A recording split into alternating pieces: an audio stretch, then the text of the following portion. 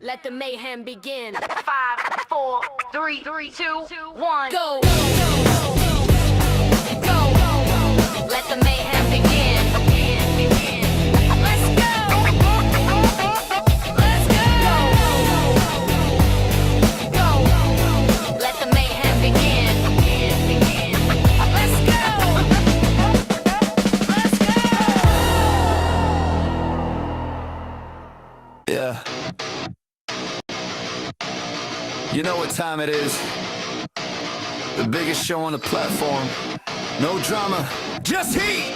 Let's go! Log in, turn it up, let the bass hit the floor. If you're looking for the best, don't look no more. Mud Music Mayhem, yeah, we run the screen. The wildest energy that you've ever seen. From the underground rap to the rock and roll. Every single genre, yeah, we got control. We don't do the beef, we don't do the fake. We just play the records till the speakers break. Worldwide sounds, yeah, we cross the line. Every single night, yeah, it's our time to shine. You pick it, we click it, we keep it alive. This is the place where the artists thrive. More music mayhem. What? The best show on YouTube. Yeah. Good times, good vibes. That's the only rule. More music mayhem. Let's go. Go. Let's go. Shout out to the check. Shout out to the crew. You know Muddy B. Millie always keeps it true. Country to the indie, metal to the pop. Once we get it jumping, man, we never gonna stop. No negative energy allowed in the zone. We built this empire right from the throne. If you're looking for the vibes, you found the home. Mud Music Mayhem, we're never alone. No drama, no, just music, yeah. No drama, no, just music, yeah. No drama, no, just music.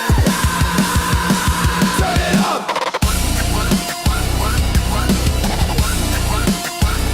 Turn it up. Mud Music Mayhem. What? The best show on YouTube. Yeah. Good time, good vibes. That's the only rule. Mud Music Mayhem. Let's go. Yeah. Best show on YouTube. Mud Music Mayhem. Let's go. Good times only.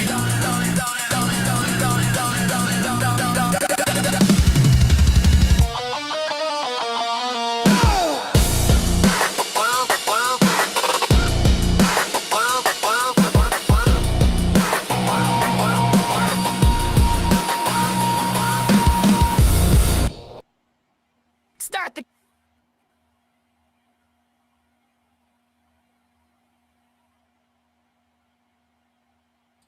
What is up? What is up, fellas? How y'all doing? What's good? What's good? What's good? What's good? B Millie, Zilla, Menace, Brutal. What up? What's up? What's up, fellas? Man, just having a blessed Sunday, man. Happy to be here. Hey, yeah. Same. All right. Well, you know we got the lady herself backstage waiting, man. So we're gonna do like we always do. B Millie, you want to say a prayer? Yeah. Let's All right, bro. Dear Heavenly Father, I thank you for this day. I thank you for this platform. I thank you for these gentlemen. And I thank you for this wonderful young lady who is joining us tonight. And I hope that you just help us keep everything positive and keep uplifting people and answer any unspoken prayers in the chat with people going through stuff with their health, including Mama Spider. Hope she's doing well. And I hope TNT gets back to 110%. And I pray that you just guide us and keep blessing us. We ask these things in your son, Jesus Christ's name. Amen. Amen. All right, let's crank it up, man. We ain't waiting no more time. I see what it is. I got an extra camera thing over there. I got to figure out how to delete that shit. But all right, so let's get her. She's backstage. Well, she was backstage. There she is. The one and only. Go ahead. Stormie Leigh. Peace, love, and elbow grease, you guys. Hi. Welcome. Roll Tide. Roll Tide. Let them know. Hey, I put it in the chat. I got my chat up here on the TV screen on the laptop. That way I can talk in the chat too, because I can't figure out how to talk down here. You got it. You professional. Hey, We get it how we live, man. I got to figure out how to move you from the bottom to the top because they tired of looking at ugly ass week to week. You know what? I need to figure it out. Let me know. Oh, you Just asking the look, wrong one. Just click, buddy, just click on her screen, like on the screen. Just click on her screen and drag her up. That's all you gotta do. Drag I'm me gonna up. replace with B Drag me Millie. up. Now Yeah, let me we'll let fly. me replace me. Oh, you gonna fly? Yeah. Put There them you Okay, two go. that'll work. together. I flew up here. Tweet, Yeah, tweet. put them two together. He be wanting that. Look at he clipping this. You should have went and got you a little mustache. Hey, I We had can give time you to the Earl grow. mustache. Come on, boy. Hey, they was giving That me hell. handlebar mustache held me down. Hey, Hey, we'll get into that one too because I like it. I like it. that's the thing that I think's amazing because I started listening to it and I'm like, damn, she done held this motherfucker down. And then, if you don't mind, would you care to share kind of the backstory that you shared in my chat? Yeah, no, facts. So the backstory is ultimately I met my ex February 19th, 2022. It was on his birthday. And I met him then. We started dating shortly after. What the world does not know after seeing my crash out on social media is the fact that we broke up. He broke up with me a few weeks before my birthday in April of 2023. He had an event. My birthday is April 26th. He had an event the weekend before and the weekend after that year. My birthday was on a Wednesday that year. A 22-year-old stayed in my bed, but he claims he did not have relations with her solely because of her age. Always denied that. This is in 2023. So flash forward, we get back together into 2023. I get off tour 2024. I'd been gone home for 2 months. July 14th of 2024, he breaks up with me, telling me there's nobody else. We're broken up for over a year. He changed the locks on me like a month after we broke up, whatever. He's still got like thousands of dollars worth of my stuff. Like the couch alone was like $4,000. Hey Earl, we finna kick your ass. We finna find out where you at and kick Man. your ass. But anyway, so September 15th, 2025, after over a year of us being broken up and him, saying I left him for another man and all this bullshit, whatever, that the whole world saw off-road and country rap lane. He calls me September 15th because I had initially had ripped jeans to release September 30th. He calls me September 15th. I'm sorry, texts me at 4:30 in the morning, September 15th. It's a Monday. Talking about, I know I'm the last person you want to hear from, but ripped jeans is it. That's the one, and all the things. I got on the phone call with him then, and the first thing he said, he asked if he could call me. I said, sure. The first thing he said when he called me was, Stormie, you're toxic as fuck, but I'm just as toxic, if not worse. And then 3 weeks to the day later, after we filmed a music video to Rip Jeans that just come out this past February 19th, because I'm petty like that, and I will say it, I really don't give a fuck. So we filmed that video either October 1st or 2nd. It was on a Wednesday. Filmed that video. I had a wreck that Sunday, October 5th. It was a pretty bad wreck. I hit my head. I was fucked up. And I felt like he didn't care. And he ended up breaking up with me. And he told me during this 3-week period from September 15th to October 6th, Monday to Monday, 3 weeks later, he told me that he dated a girl over the summer. He told me her name was Kirsten. He told me that she was 30, that she was a nurse. She had 2 kids, and she lived in Opelika. Well, Opelika. Opelika, like in Miami? No, Opelika, Alabama. Yeah, I know, Okay. But I truck out. They'll be like, "Where's Opelika at?" I'll be like, It's in Alabama. Roll Tide. All of this is in Alabama. Yeah. Okay. Oh, now you're gonna make us look bad. I'm trying to stand on it. You're gonna make us look bad. I don't give a damn. Roll Tide. I'm from Alabama. I don't. The good, the bad, and the ugly. I know. All I want to know So, is whose bed have your boots been under? oh, just wait. It gets better. Oh, So he tells me, he tells me about his girlfriend from over the summer. Well, he breaks up with me, and that Monday, and I just told him, just cool, whatever. And there was little bitty things that he said in that 3 week period, like for example, I bet it makes you jealous when girls, heart my profile and shit. But little did he know, like, I pay attention to every little thing. Just like he told me, come September 15th, when we got back together, he's sitting here talking about it's been over a year since he had sex. He broke up with me July 14th. September 15th was right at the 2 month mark. I hadn't had sex yet. What? You didn't break up with me for nobody, but yet again, you got mad because I went on the road with a dude, but yeah, you already fucking somebody. Anyways, so fucking, I see this girl. Her name's Kirsten, and she's hearting all his stuff. And I paid attention the whole 3 weeks that we were together. I let the motherfucker dig his grave, and so he That's a breaks up Bama with me, chick. and. But what he didn't know is me and Kirsten had friends in common on social media. So I hit up those friends. And when he started posting pictures of two little girls in front of a fire during that first week before they went Facebook official, I asked this girl that we had mutual friends with, I said, hey, whose kids are these? She name dropped the girl without me even saying the girl's name. Well, I started doing my research. Kirsten's from Opelika. Kirsten's got 2 kids.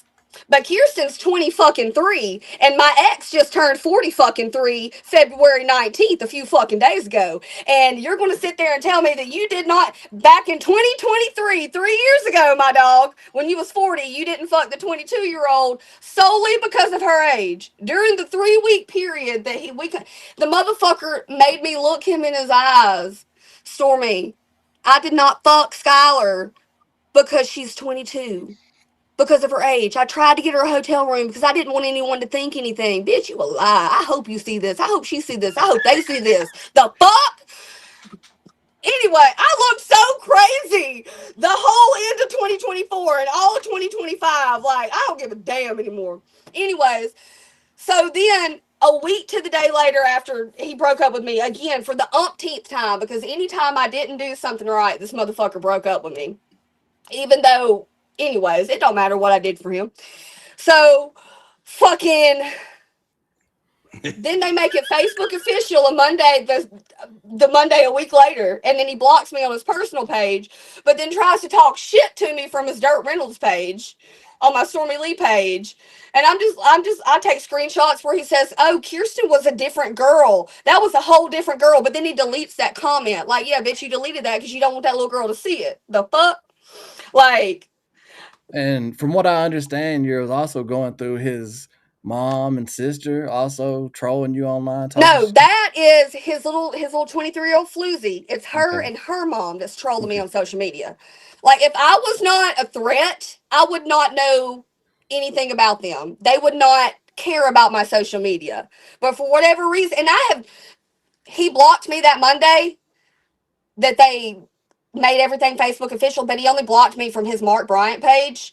I went through and blocked, like, because me and him both have multiple fucking pages. And he told me that he watched me all of 2025 and 2024 from his Dirt Reynolds page, which, granted, right before we broke up, that shit got deleted. Him and his son's pages were constantly get flagged and shit. And for whatever reason, he couldn't log into that. I could never find that page to block it. But then next thing I know, that's the page he's been watching me on for fucking a year and a half. Like, but I'm the one that's obsessed. I'm the one that's obsessed with this man, you guys. Like, the fucking floozy's mom sitting here saying that I'm obsessed because I'm posting a video that this man willingly filmed with me. Whether or not he was still seeing her daughter or not, he willingly filmed it. I hope it fucking eats it all over, man. I really hope it eats it all over. I don't give a damn no more. I mean, it's an It's amazing wild. music video. What were you supposed to do? Just throw it away? Like, Right? Like, I wasted my time and money and effort for what? Like, I wasted enough on you the past 3 years, my dog. Like, hell no. I'm going out with a bang. Like, I don't know if you ever noticed how I looked at you, but the way that I looked at you at the end of that music video is the way I looked at you until I found out for a fact that you be fucking girls half your age. So now you get to sleep in the bed that you made. man. Like, the little floozy's mama, she come on my shit at the end of January. I made a post. It was nothing in regards to my ex, like another situation that I was involved in because my life is crazy. And they thought it was about him talking about he don't even want you. He's planning his future. They're engaged. And I'm like, bitch, the fact that you're even on this page from a fake and I have to keep blocking y'all, like, they're not happy. Y'all can get the fuck on somewhere. I'm not taking them back either. Bye. I have Fuck. just a quick 2-part question. Now I'll let these fellas get to it. I'll get out of the way. But Yeah, y'all just tell me to shut up because I have a no, problem Hell with no, talking. it's about you. I hate we got to open the show with all that, but hey, it is what it is. hey, I mean, um, I don't know if y'all saw the fucking FAFO 100 interview, but fuck, nobody told me to shut the fuck up, and I went. Nah, And hey, I'm do not your blaming it on thing. anybody. I said what I said. I always say what I say. I do But want to apologize to the chat because it was banging and stuff, and then somehow it dropped and came back or whatever. So that's picking back up. But I apologize for that. It's the internet. I am but a natural brunette. nah, but you can talk all you want to up here all night. I I just had will. a couple questions that She kind of said, "I go will." hand in hand. Obviously, you've been through a lot of trauma in relationships, so maybe this will be the second part of the question. But how does that look going forward in relationships for all these guys out here that might B want to Millie, approach B Stormy Millie, Leigh? B Millie And want to know can he take but you out? but first, before you answer that, I See, did before you answer that, before you answer that, um, I did see, and I don't want to take you down a road of trauma. So if you don't want to get into this, I did see where you had somebody you were in a relationship broke 3 of your ribs, Oh, and it that's was the like, whole reason why I got into music. Yeah, we can talk about that too. We can talk about both. and, that So was first like and an foremost, epiphany moment for you to get into yeah, music. Yeah, yeah, that was my whole and like Little White and shit. And I got to fucking shake White's hand at MUDD Memorial 2025 at Taylorville, and like he gave me like the best compliment like someone could give an artist. And I was like, just so like you're the fucking reason. Like it's you that I saw that I was like, yo, I can fucking do this too. But okay, so to answer the first part of your question, I feel like, and so this is insane, and this is more the reason why I feel like this too. So when I was a freshman in high school, I had a senior in high school ask me to prom. My mom bought the prom dress, bought the shoes, had my nails done. Like she spent like $600 or $700.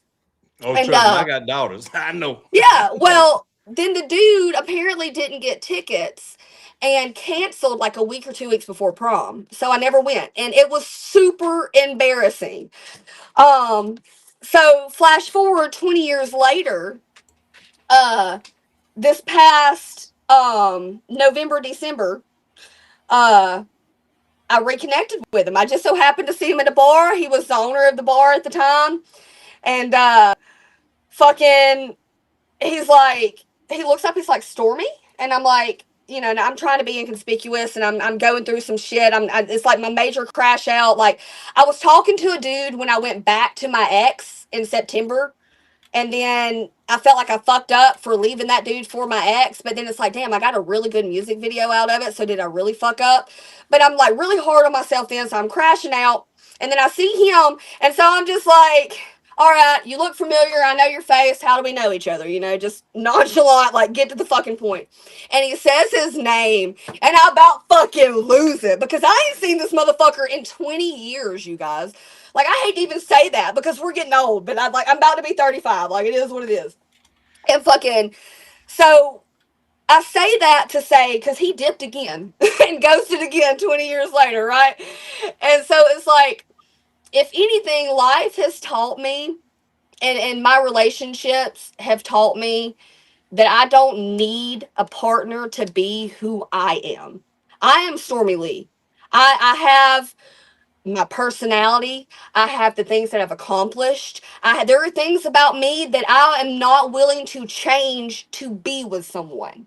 You Used shouldn't. to, as a female, you think as a female, oh, like I got to cater to my man. I got to fucking, help him build his dreams. And, no offense, because y'all are all guys, but we have shit too. And I'm not willing to sacrifice who I am to make somebody else happy. Like I'm not anymore. That Um, part. yeah, That so part. like that's the dating scene with Stormy Leigh. Like I'm not against dating anybody. Like my options are open, but I'm happy and I'm content. I know my value now. Like because like I said earlier, like if I wasn't a threat, Not just in that situation, but in a lot of situations. If I wasn't a threat, I wouldn't be such a big deal to everybody. People wouldn't be like, "Oh, Stormie, you can't do this. Stormie, you can't say this." Like, yeah, the fuck I can. Like, you can. What makes you any different? Nothing. So, and then to answer the second part of that question with the whole ribs thing, I dated a dude from 16 to 21 right before I turned 22, the January before my birthday. My birthday's in April. Long story short, he climbed 3 stories up my balcony, and in my head I'm either going to let him in, or he's going to bust the sliding glass door, or he's going to try and climb down and he's going to be dead on the ground because he fucking fell because he was drunk, trying to get down. So I let him in. We got into a huge fight. He ended up breaking my top 2 ribs off my sternum. And at the time, I was a double major in accounting and financial investments in college. I was a double major, and I thought to myself, that was my epiphany moment. I was like, bitch, you could have fucking died. Like, what do you really want to do with yourself? So I dropped the financial investment side of my degree. I do have a bachelor's in accounting. I graduated, I think it was 2014, from UAB in Birmingham, Alabama. And Go Blazers. Roll Tide. Who knew that? Who said that? Me, you know. Hey, I know. go Blazers. Yeah. Fun fact, when I was on juvenile drug court when I was 17, and I was in there, like, because they make you sit there and read this paper in order to pass through the levels and shit, and I'm like on my last level or something, I'm reading my paper, and one of the probation officers on the side said go Blazers, because I said something about wanting to go to UAB, and I was like Roll Tide, and the whole courtroom started laughing. I didn't put 2 and 2 like the UAB Blazers. I just knew I wanted to go to college there. Someone in the chat just wanted to let you know, Daisy Clips, as a matter of fact, they love your shirt. Fucking weak. And I know Daisy Clips loves my shit. Absolutely. Daisy Clips loves all our shit because we all got dissed. I swear to fucking God, man. Or what is the one that everyone tried to say was me right after that FAFO 100 interview? Johnson. Was it Johnson? Oh, you know I'm don't act like y'all don't know what I'm talking about. I know y'all know what I'm talking I about. remember seeing that shit on Facebook. Danielson. It was Yeah, Danielson. Okay. Something fucking Danielson. That shit fucking. That's the all one they were these trying to AI pass off. artists are fucking wild. Shout out. Yeah. FAFO's in the chat. What's up? What's up, dude? What's up? Yeah, That's all right with me. They can use bots to diss me any day. It just makes my name bigger. I swear to God, I make real music. I like that shit's entertainment. I like it. Yeah. Keep putting my name in it. Boo. Somebody had a question about your last name, because your real name is Stormie, but your last name is something different. My real name is Stormie Leigh Smith. But it sounds stupid as fuck to go by Stormie Smith on the stage. So I go by my first and my middle name. None of it's made up at all. At all. I don't like, from my name to my music, like, I can't make this up if I tried. Like, I really can't at this point. But that's we all can't be Zilla Gorilla, you know what I'm saying? We can't though, dog. We can't. Hey, Menace, you muted. Oh, there you go. All right. Menace had it to say. Worst mistake I ever made in my career. My stage name. Why? It was because Brandon put me on the fly, right? And goddamn, he was like, "You got to come up with a name right now because we're fixing to go ahead and publish this music." And I was like, "Well, what the fuck am I supposed to call myself?" And then there was a song playing in the background. It was Yellow Wolf something. And it said something about Zilla Gorilla Go Night Night or some shit like that. And I was like, okay, no, because his old tour manager used to be Zilla. I fucking weak, yeah. That's what it was. And I was like, well, what about Zilla Gorilla? Fuck it. You know what I'm saying? Like, and they was like, how we gonna spell it? I said, spell it with an X. That's like the worst mistake I ever made. Look, ever. I already knew the other like, Zilla before I ever met you, dude. And I always put 2 and 2 together. And then the fact that you sit here and say this now, I'm weak. This is great. Well, don't worry, because everybody likes to call me X-Illa, because that's how it's spelled. You know, we know how to sight read around here. You know, Whole time. Yeah. I'm bad about misspelling your name, Zilla. Until now, I get it right now, but I used to misspell. I ain't mad at you. I told you I made a mistake a long time ago. See, Hey, I if I could have been turn my Weston phone Mod. sideways, will I go sideways like you guys? Yeah. you'll go big screen. Okay, hold on. Like, I enjoy being the oddball out, but There it is. Yeah. what's up? Yeah. Okay. Hold on. Let me fix a little bit more. But you Um, talking about Yeah, you look alive. You I talking ain't about a seen you. hard name. I think the one who admitted it the most was Hard Target. He said because now everybody looks him up and they see the movie Hard Target. When I interviewed him, that's what he said. He said, I really should have studied the name better, you know? Yeah. I mean, that's Okay, still y'all kind can of hate me. gangster, I though, don't you know what like I'm it like saying? this because I can't Yeah, see yeah. all of y'all.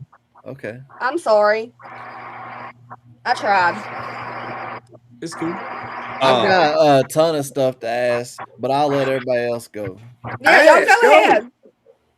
Well, I heard that Jelly gave you some advice about 10,000 hours in mastering your craft. Something like that.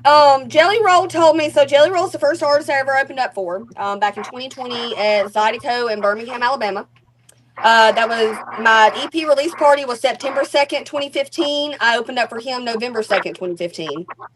And I opened up for him from That's my 2015 to birthday. 2018. And when I went to Nashville, he told me then, he says, Stormie, if you want to be an independent artist, it's going to take about 10 years before people even start to notice who you are. And I'd be damned. It was, I put, I put BBL out August of 2022. By 2023, it had 1 million streams, and that was my first song to hit 1 million Hey. streams. And that was right up there. I decided in 2013 I wanted to make music, so that's right at the 10-year mark. I don't know. It's wild. It's very wild and surreal. Like a lot of artists that I grew up, like, cause I didn't grow up listening to Jelly Roll. I grew up listening to like Little White. Honestly, like I remember being 13 years old, saying, "Hey, I'm gonna smoke a blunt with that motherfucker one day." Hey, And Hey, same yeah, thing. Same thing here. Like I was in high school listening to Lil White, and then he became the homie. I was with him on his 10-year anniversary and his 20-year anniversary. that's Yeah, I mean dope. when he yeah, dropped out, I was an adult by the time I started listening to Jelly Roll. when he Yeah, I dropped was out in from my. there, I was 22. perfect. I just. It was August of 2013 when I decided to make music. I just turned 22, and I saw Little White at Cafe Forenza, and he was promoting the first No Filter album with Jelly Roll, but Jelly wasn't there. It was just Little White and his people, and he felt some type of way because people didn't want to hear the new stuff with Jelly Roll, but nobody knew he had new stuff. Like everybody wanted to hear his old stuff, Yeah. And but I just remember, I'm like, damn, like I can do that. And that's how I got put on Jelly Roll. And then hell, 2 years later, like his tour manager at the time contacted me to open up. Like I didn't even contact them. They contacted me and was like, yo, like, can you sell tickets? And I'm like, yeah, I can fucking sell tickets. And I sold tickets. And for the next 3 years, I was opening up for Jelly Roll every time he come to Birmingham. That's He awesome. comes to Coleman, or he came to Coleman a couple of times with that new thing they do outdoors. God, what's it called, man? Rock the South. Rock the South. Yeah, in Coleman, Alabama. Yeah, he come there a couple of times. Kid Rock and everybody. Yeah. I know. Well, I tell Had a you bunch of what, people I there. ain't famous and I ain't Jelly Roll, but Stormie Lee's known me my whole little music career. I'll tell you that have. much. She knows my wife. She's done met my kids, all kind of shit. Speaking of, I'm glad you're on here. So my I'm friend's proud of you, daughter Stormie. called me on Snapchat the other day, and like she just started psycho calling me, and so I eventually answered. Like I was busy, but I answered. I was like, "Yo, girl, like what's up?" She was sitting with your daughter, talking about, "Do you know Zilla?" And I'm like, "What?" And she's like, "I'm his daughter," and I'm like, "What?" And then they hang up, and I'm like, "What?" That's crazy, ain't it? Small Uh, world, I man. love it, Small dude. I world. love it. It's such a small world. I mean, Someone you were saying Hey. something about Little White too, and No, I was just saying when he dropped Doubt Me Now, bro, like the music on that album was perfect for that time frame. Like people were Yeah. bumping that shit everywhere, dude. Thanks. Yeah, that's one of his biggest songs, in my opinion. I mean, I don't know number I wise and like the shit, but second album too, and they redacted it for a little while, and then I think Yeah, they just now finally re-released famous. it. Was it finally famous? I Yeah, think. Yeah. Yeah, I was bumping that shit all around the neighborhood, man. I thought that was the coolest shit ever. It made me feel gangster, dude. It was You real know hard what to I'm find those people for Facts. quite a while. Facts. Like you can be a gangster at 13. What? You Fucking can bump a little subdivision. white. What? We were Little speaking on white 3-6, man. That's like, and all the other kids, you know, the minorities, they be, oh, that's 3-6. Yeah, that's 3-6, right? Made us all proud, man. Yeah. Somebody in the chat that is a major AI artist who did great is Tennessee Reaper, and he said he would love to hear you on a Memphis beat. I love that we got an AI artist up in here, man. This is dope. Yeah, shout out to the But that's chat, man. easy. Y'all All you rocking gotta it. do Y'all is go rocking it rip over some of her vocals and throw it in your Suno and goddamn build a beat behind it. And Dude, that shit's no, fire, they she'll did my stamp that voice. shit. I recognize multiple voices in some of this AI shit here recently. Like AI is getting good, like down to the fucking. It didn't just sound like me. It sounded like another female artist that I've done songs with, and not the one that I toured with. And that shit's fucking funny. That shit's fucking. I'm here for it though, man. I know what I do, and I know what I'm actually a We ain't part got no of. choice. Hell, it's here. Facts. Yeah. Facts. I'm down for it. So We I'm just gonna keep ask. doing what we doing. That's all.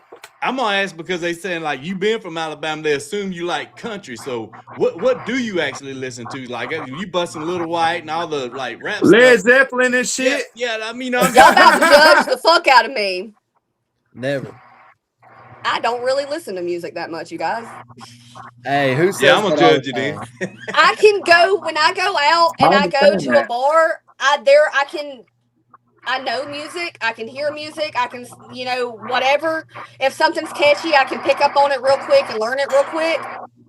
But I can also make a 12-hour car ride sitting in silence in my head and be perfectly fine. And I have learned that that's my peace.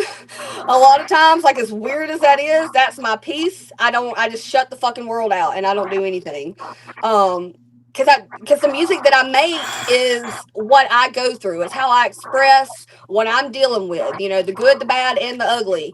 And yeah, but I do like to, because people say that, they get influence from other artists and stuff like that. So, I mean, I try to listen to stuff, but I don't know how to describe it. I don't know, like if I'm trying to look up a type of song, I don't know how to fucking type that shit in. So I don't really listen to music. You're in the moment. You're in the moment, like whatever's happening at that moment, kind of deal. Yeah. Like But if I I hear a bet you beat if or some damn something. Patsy Cline or some goddamn Dolly Parton come on, you start singing though. I mean, yeah, like I know Patsy Cline and Dolly Parton songs. But I mean, like growing up and stuff, I remember singing a lot of Reba McEntire, Shania Twain, the Dixie Chicks, the 90s country girls and shit. But I listened to fucking Kid Rock and, fucking I'm finna say Eminem you're a and Lil rock and White roller and too, ain't 3-6 and, Yeah. of course everybody listened to Snoop Dogg. Fucking he was mainstream, just like, everybody listened to all the mainstream shit. Let's be real. We all listened to that. Like it was Still pushed in do. our What you faces. mean? Still do. Yeah, like that shit's pushed in our faces.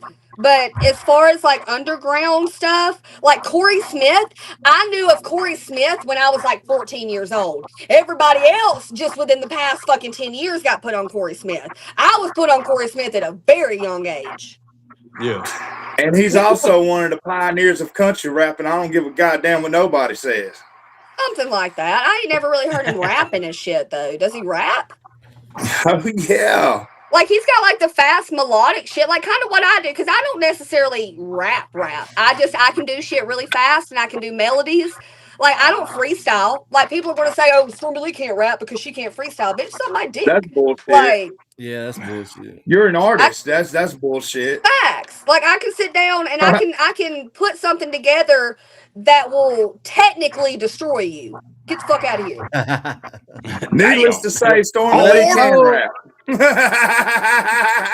You mute, It's not man. how you want me to, damn it. I don't do anything No, how people want me to. That's my problem. Freestyling, that's a whole different subgenre. That is facts. You will stomp off in a heartbeat. Zilla you guys knows say? this. you Zilla guys knows say, man? this. I've seen it. And they'd be like, "Oh no!" I'll be like, "Yep, there she go." I'm cool till I'm not cool. Just don't fucking disrespect Yeah. me and don't act weird, man. That's all it Fact. is. Fact. That's all it fucking is. And like me being a female, it's hard, because That's what dudes I was try fixing to you a ask you. lot. Huh? That's exactly what I was going to ask you. How What? is that now that you got a lot of good appearance? You know what I'm saying? Good. It's easier Following. now How than is it that? used Is to it worse? be. It's easier now than it used to be in the sense of the people who have been doing this long enough, recognize, hey, Stormie's been in this over a decade now. Like, this is her fucking job. Like, we're going to take her seriously. But I've also learned how to navigate with women and wives. As to where used to, I'm doing my own thing. Like, I'm not out here to get your fucking man, but I'm not going to sit here and overly accommodate you either. Now, I'm not going to overly accommodate you, but I'm going to purposely make you, hey, I'm Stormie Leigh. I'm going to shake your hand. I'm going to look you in your eyes. I'm going to introduce myself. We're going to have conversations. I want to get to know you too. Like, this isn't if you ever feel like you need to ask me questions, blah, blah, blah. But if it gets to certain situations, and Zilla, you'll know what I'm talking about. If it gets to certain situations, as to where, say, like you're an artist and I'm paying you to open up for me, and your wife wants to speak up, and no, your wife can sit the fuck down because I'm paying you. I'm not paying your wife. All Like a respect to your boss. wife, Like a boss. but I'm not paying your wife. And it's just it's a learning process. You got to learn as you go. Like, I've made a lot of mistakes in this shit. I still make mistakes in this shit. I go on fucking rants, but I mean what the fuck I say. Like, I've always meant what I've said. Like, and I think that's why I've been able to do, everything the way that I do it, is because I fucking back up what I say.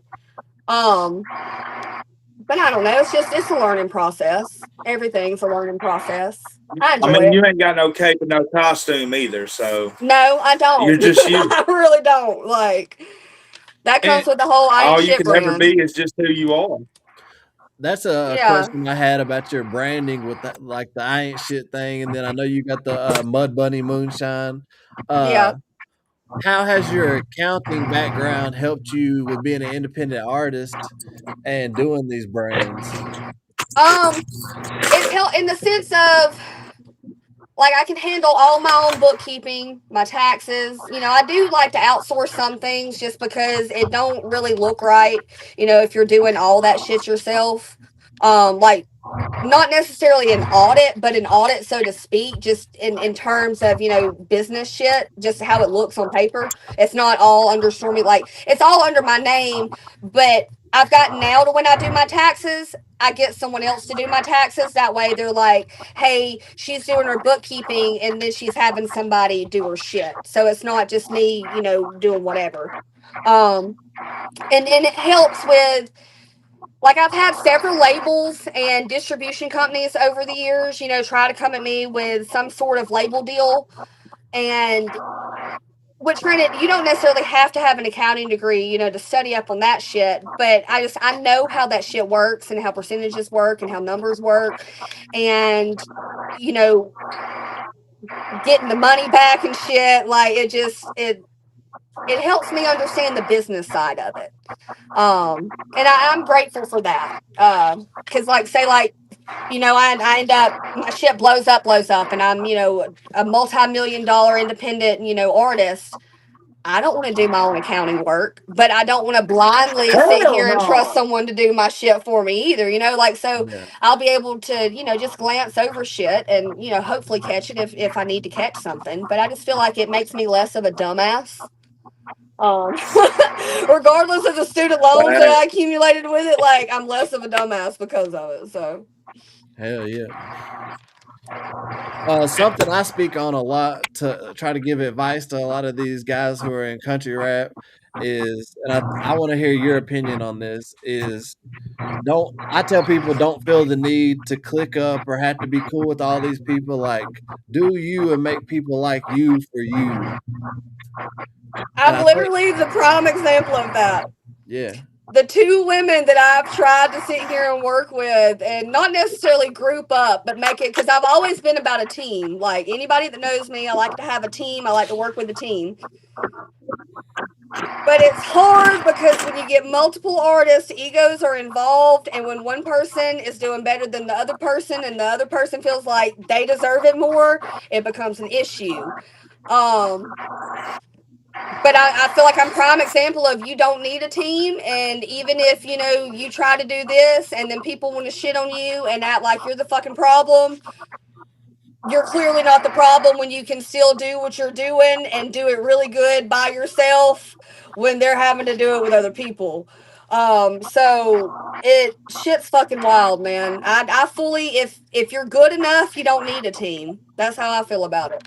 Like, and that kind of goes into like my relationship life. What I was saying, like I don't need a partner. Like I need people, solid people in my corner that I'm working with. Absolutely. But as far as like someone in the music thing, like, no, like I can figure the shit out myself. Like I write my own shit. Have I wrote with people before? Absolutely.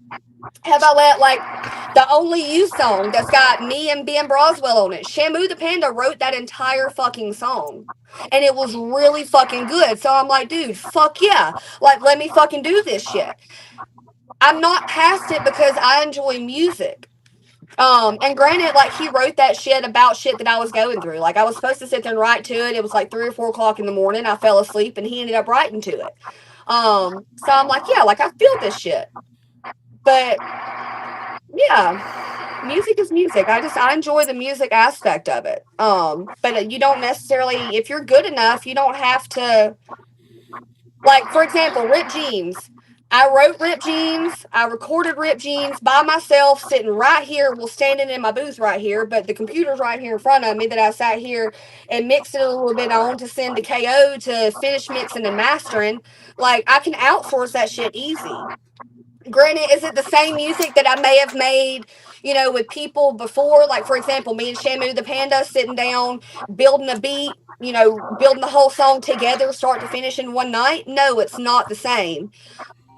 But I feel like my point has been proven that I can do this. Like, I no offense to anybody else, but I can do this. I am who the fuck I am for a reason. So what's the process like? Go ahead, Menace. I was going to say your last project. I know we interviewed over this, the Thunder Rolls. Yes. How did that end up?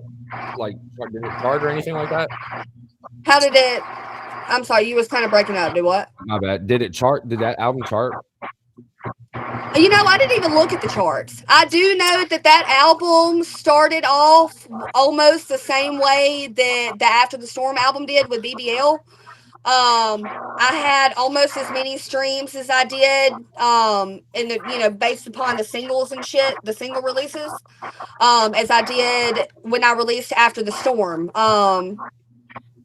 But I haven't even, I don't pay attention to the charts and stuff. Like, and I guess I should. Maybe that's where, like I fuck up as an artist, because if I paid attention to that shit and I actually tried to get charted, I'm sure my shit would be pushed in the fucking playlist a lot more.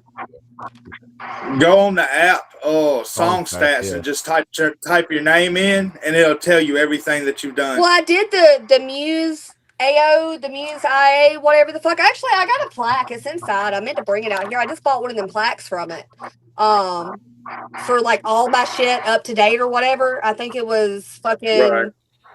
It was either 15 or 17 million. I mean, it's not much at all, but for me to be completely independent. Hey, that's a lot. Don't downplay that. Well, good job. The way, thank you. I appreciate it. Thank you. Yeah. The way I look at it is, it's that much with no money behind me. I don't pay for promotion. I don't have a label pushing me to shit. And I feel like there's a big difference, I feel like because of my numbers organically compared to other artists that I know that have these distribution label or these distribution companies and these labels pushing them, if I had that type of backing, I would do their numbers, if not more. Straight the fuck up. But I want to get on that level without having to fucking, jip my shit like that. Like, fuck that. Yeah. Oh, and you also make your own merch too. You press your own merch. I make everything. I got a DTF printer right here. I've always made my own merch. I did outsource some of the screen prints and stuff there for a little while, just because when I was in Georgia and shit a lot, I can't, carry my screen print and shit back and forth. But I've always made my own merch. I got a DTF printer now. I've got t-shirts, tank tops, long sleeve, crop tops. I got shorts. I got pants, hats, of course, koozies, of course, bags. I got all kinds of shit. Yeah. She got them booty shorts. I do. I got multiple kinds them of ripped shorts. jeans. She got them ripped jeans. I ain't selling those yet, but I definitely got them. Let me tell you. I don't know. Yeah, we need to look into that. That would be a thing. You know what I'm saying? I do want to get a clothing line. I do want to work on a clothing line, straight up. I've figured out the way a lot of people do it, but it kind of sucks because you outsource it from overseas shit, and I don't know, man. I don't know what I'm comfortable with, what I'm not comfortable with. But I also know, business is business, so I got to figure out how Stormie Leigh is going to do her business in that aspect. You'll figure it out. You made it this far. Facts. Hey, look at Menace. Look at Menace. He went and got his. Look. I ain't shit, gang. I ain't shit. Hey. I was about to say, I'm about to bring up I'm already sitting here franchising out my fucking Mud Bunny shit. So what's up? Hey, yeah. hell yeah. There you go. Like I post. I don't know what this question means exactly, but somebody in the chat said, "Hey, Stormie, have you ever thought about freeing Jussie?" Freeing Jussie? Jussie. Jussie. Freeing Jesse? I guess that's what they mean. They got Jussie. What does that mean? I don't know. I don't know. I was waiting on some weird shit to happen. I think it's here. Yeah. Another question was, would you ever collab with Hozier or Just Trey? Hozier hit me up back when me and Mark first got together in 2022. He hit me up either in 2022 or 2023. And I'm not against working with anybody. Like, I will say that. Like, I have my opinions about everybody, just like I'm sure they have their opinions about me. But I don't hate anybody in this fucking shit. But I will say Hozier hit me up to do something. I forgot. I'll have to go back to the fucking things. It never worked out, obviously. But I know it was around the time BBL was out because he made a post and he was bitching about a girl, talking about why are girls always something about hoes or thoughts or something. Oh. And I said something along the lines of they can when they speak bad bitch language. So, what's the process like if an artist does want to reach out to you and to try to collab? Reach out to Stormie Leigh LLC at gmail.com. That is StormieLeigh at gmail.com. I'll put it in the chat right here. That is my email. And it's really weird sending that out now because people try to just message me in my email now, like, "Hi, how are you doing? Is this really Stormie Leigh?" And it's like, "Oh God, here we go with this." Hey, so I need details. I need a beat. I need details. Don't just be nonchalant as fuck because I'm not even going to pay any attention. Yeah, you damn sure don't answer Instagram. I know that shit. Hey, I don't answer anybody. Like, it's not. Nah, I'm playing. And honestly, after the fucking interview with FAFA 100, I'm like, damn, like, Stormie, you went and granted, everything I said on the interview, I have said over the past fucking 5 years at one point in time. Every fucking thing I did. But I have not sat there and told my story start to finish and just been like, fuck the world ever. But I said what I said. Like, I feel how I feel. I don't care. Yeah, let it out. Everybody else is entitled to their opinions. Why am I not? Like, I don't fucking hate anybody. I think it matters really too, though. I think it matters too that you're very transparent with the people that listen to you. You know what I mean? I try to be transparent as fuck. Like, and that's part of why, like, I'm just now starting to do interviews again. One, because of all the fucking personal shit with my ex. And I know, like, I'll put all that shit on blast. Everybody saw it at the end of 2024 and all of 2025. I put all my personal business out there because I am, like you said, I'm a transparent person. That's just who I am. That's how I am. Shit happens easier that way. Like, you don't have to remember shit. We're all on the same page. Like, the fuck. So yeah, I'm just me. I'm just Stormie Leigh, you guys. And ahead. I'm gonna say this is you represent a lot of women too. You know, like this is a male dominated lane or whatever. You know, so you being you, it's a lot of women, man. They're gonna get behind you and be like, you speak up for us. You know what I mean? And they do. And that's part of the reason why I have spoken up the way I did. The end of 2024, I was crying like a little bitch. 2025, I started just speaking on experiences and things that happen. You know, granted, everyone, and I say everyone, certain people's going to be like, oh, you need to let it go, or, you know, you're obsessed. And it's like, at what point do I realize, like, hey, Stormie, you have built this platform for people. You are an artist. You make music to get yourself out there. What little bit you do have, people relate to you. You're speaking in ways that people feel like they can't speak. And granted, and it don't mean that I'm not like so there's a saying that I've always, and I tell myself all the time, speak the truth even if your voice shakes. And there have been multiple times throughout my life I've been nervous as fuck and scared as fuck, and you just have to keep talking and you have to keep going. But you can feel people's energy, you know, it's like people don't want you to fucking feel how you feel or say what you say. It's fucking wild, man. So yeah, just I don't know. It's a process. All of it's That a fucking process. that Everything you I do is a process. that you saying you were an artist part that reminds me of a story in North Carolina. That's actually where I got this shirt from. That was a fun time. Was it at the Soul of the South? Yeah, yeah. Yeah. Yeah. That fucking granted, I was only there that Friday, but I can sit here and say that, and a lot of people will probably hate it because of who I'm about to name drop, but mine and Upchurch's merch line were the only merch lines that whole fucking all that Friday, and we wrapped around the whole motherfucking back end of the thing. Hey, Like I sold out of merch and sold the South. Like that shit was lit. I heard the homie told me that his girl had got some of your Mud Bunny stuff at a solo side. Yeah, I had And my buddy stuff there. a question I had was Stormy at Night. Can you tell us about that? Stormie all night. Yeah. Okay, so when I first started doing music, you know, I saw Little White, and I'm like, Stormie, how do you want to, you know, what do you want to do with yourself? And I chose music. You know, do what you love. You never work a day in your life, but at least you enjoy what you do, right? And so I chose music, but I didn't know how to get into it. And this is 2013. Well, then I saw online this dude, Robbie Rags, God rest his soul, he's dead now. Robbie Rags with Rag Radio posted a thing on Facebook wanting to pay a girl to come pass out flyers at his radio station event.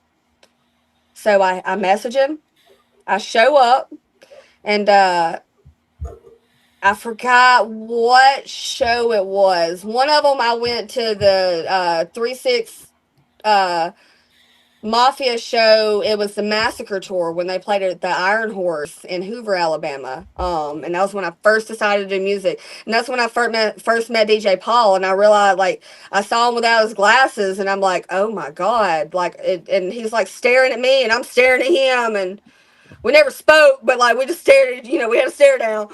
And but anyways, and so I met Robbie there. I actually met him at Iron Horse. I think the 3-6 show was the second show, but he paid me $80 that night to pass out flyers. And bless his heart, that's the only money that man ever paid me to do anything for him. And I ended up fucking hosting his radio show with him. At first I had the Stormie All Night. It was a radio show on Rag Radio, and it was a nightly radio show. Then, because I wanted to do music and I'm trying to network and I'm trying to figure shit out, I created Dope Music Radio. I remember fucking being...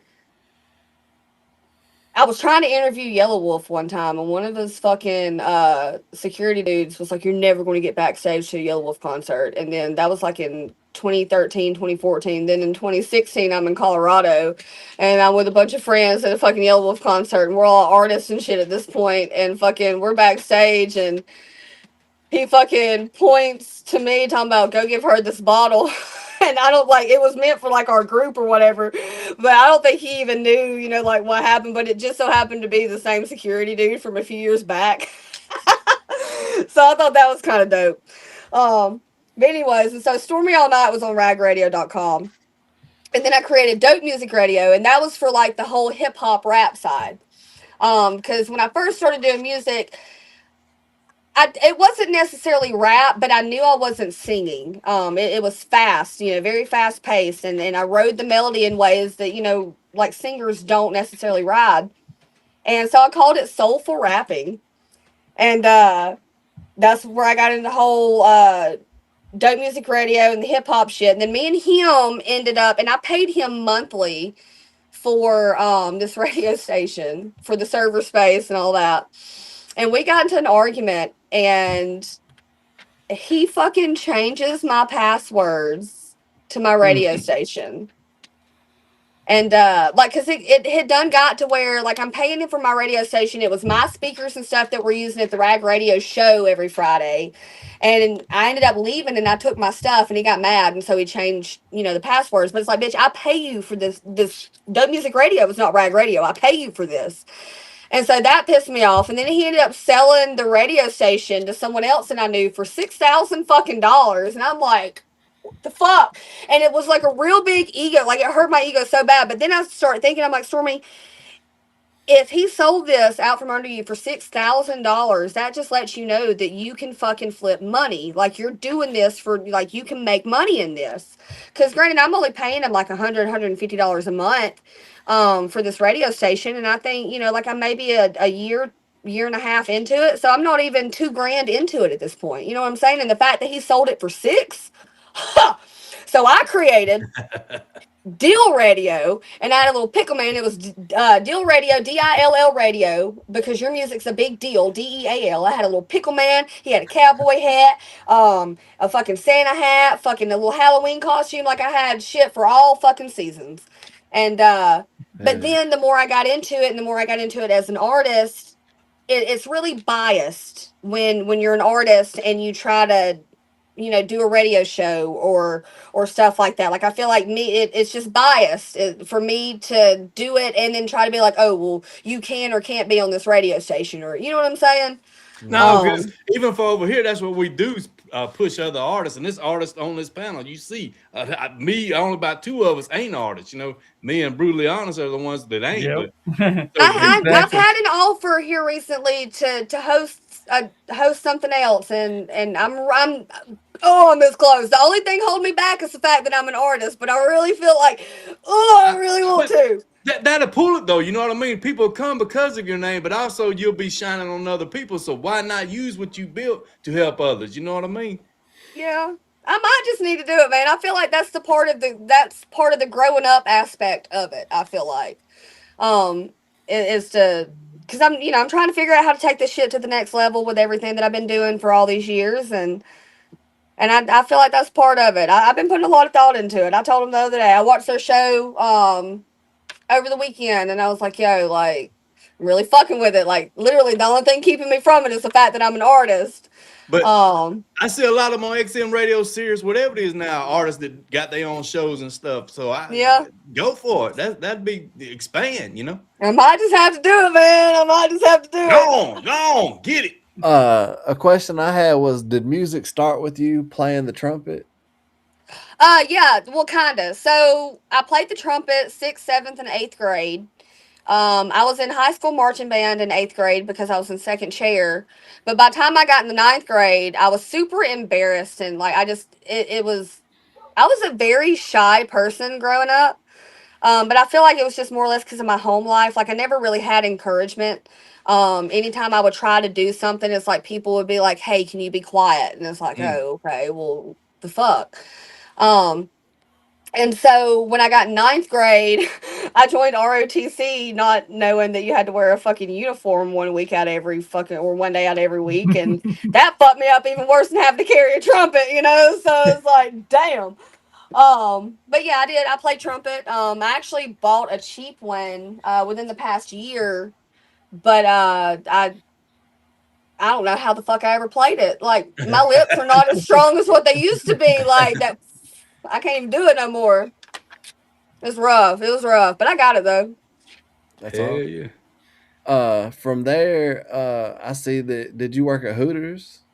I did. I was in the restaurant industry for 13 years. That's what you call. I Restaurant saw you industry. called it the restaurant industry. The restaurant industry between Hooters, Tilt-A-Kilt, and Twin Peaks. I spent 13 years of my life. Yes.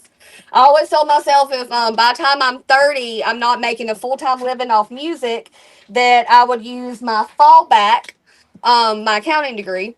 And 3 weeks before I turned 31, I was still technically 30. 3 weeks before I turned 31, I quit my day job, trying to figure shit out or whatever.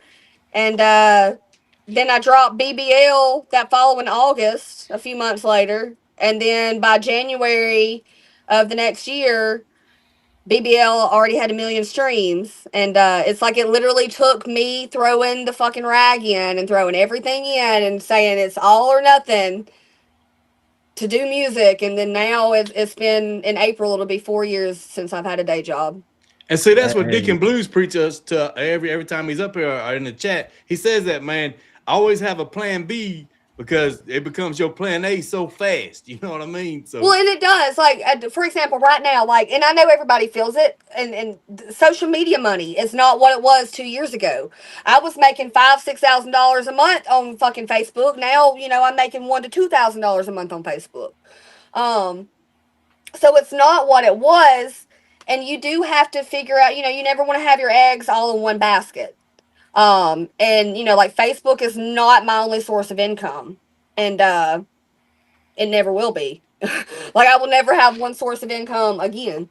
I don't give a fuck. and that's it. You got to have it together because anything can happen. You know what I mean? And we don't. It We wish can. we wish the best for everybody, of course. But Well, you, and you you just won't. never know. You want like liquid assets. You want assets that you can convert to, liquid cash very easily. I feel like, especially in today's social environment, the way, I really don't want to touch on it too much because I ain't trying to get us in trouble. But we all know what's going on in the world right now. Yeah. Oh, yeah. So yeah. Someone in the chat asked, "Where did the I ain't shit come from?" So the I ain't shit come from. I have a song. It's called "Lord Forgive Me, I Ain't Shit," and so here we go. Oh, look, Minnie's showing his shirt. Yeah, Minnie's showing his shirt off when Yeah. you said it. Here we go. So in 2020, Johnny Black put me on a phone call with Bravo Gator, and this was right Shout after out to Savannah. Bravo. Shout out, sure.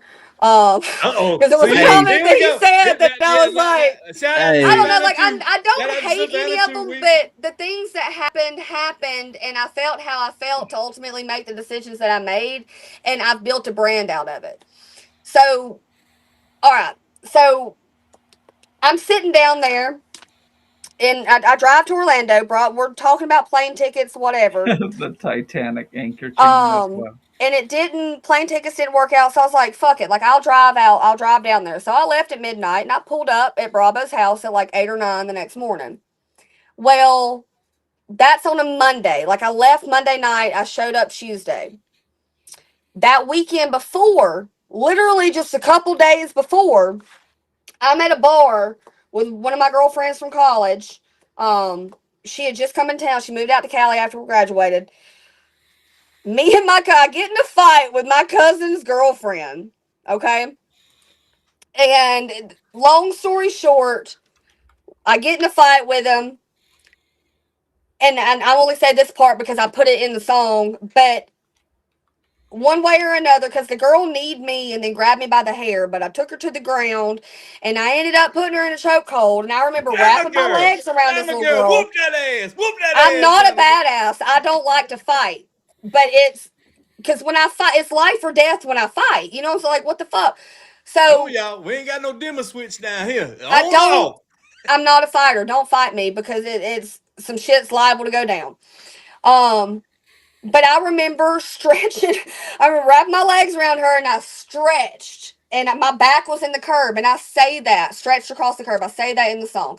Anyways, I get in a fight with my cousin's girlfriend.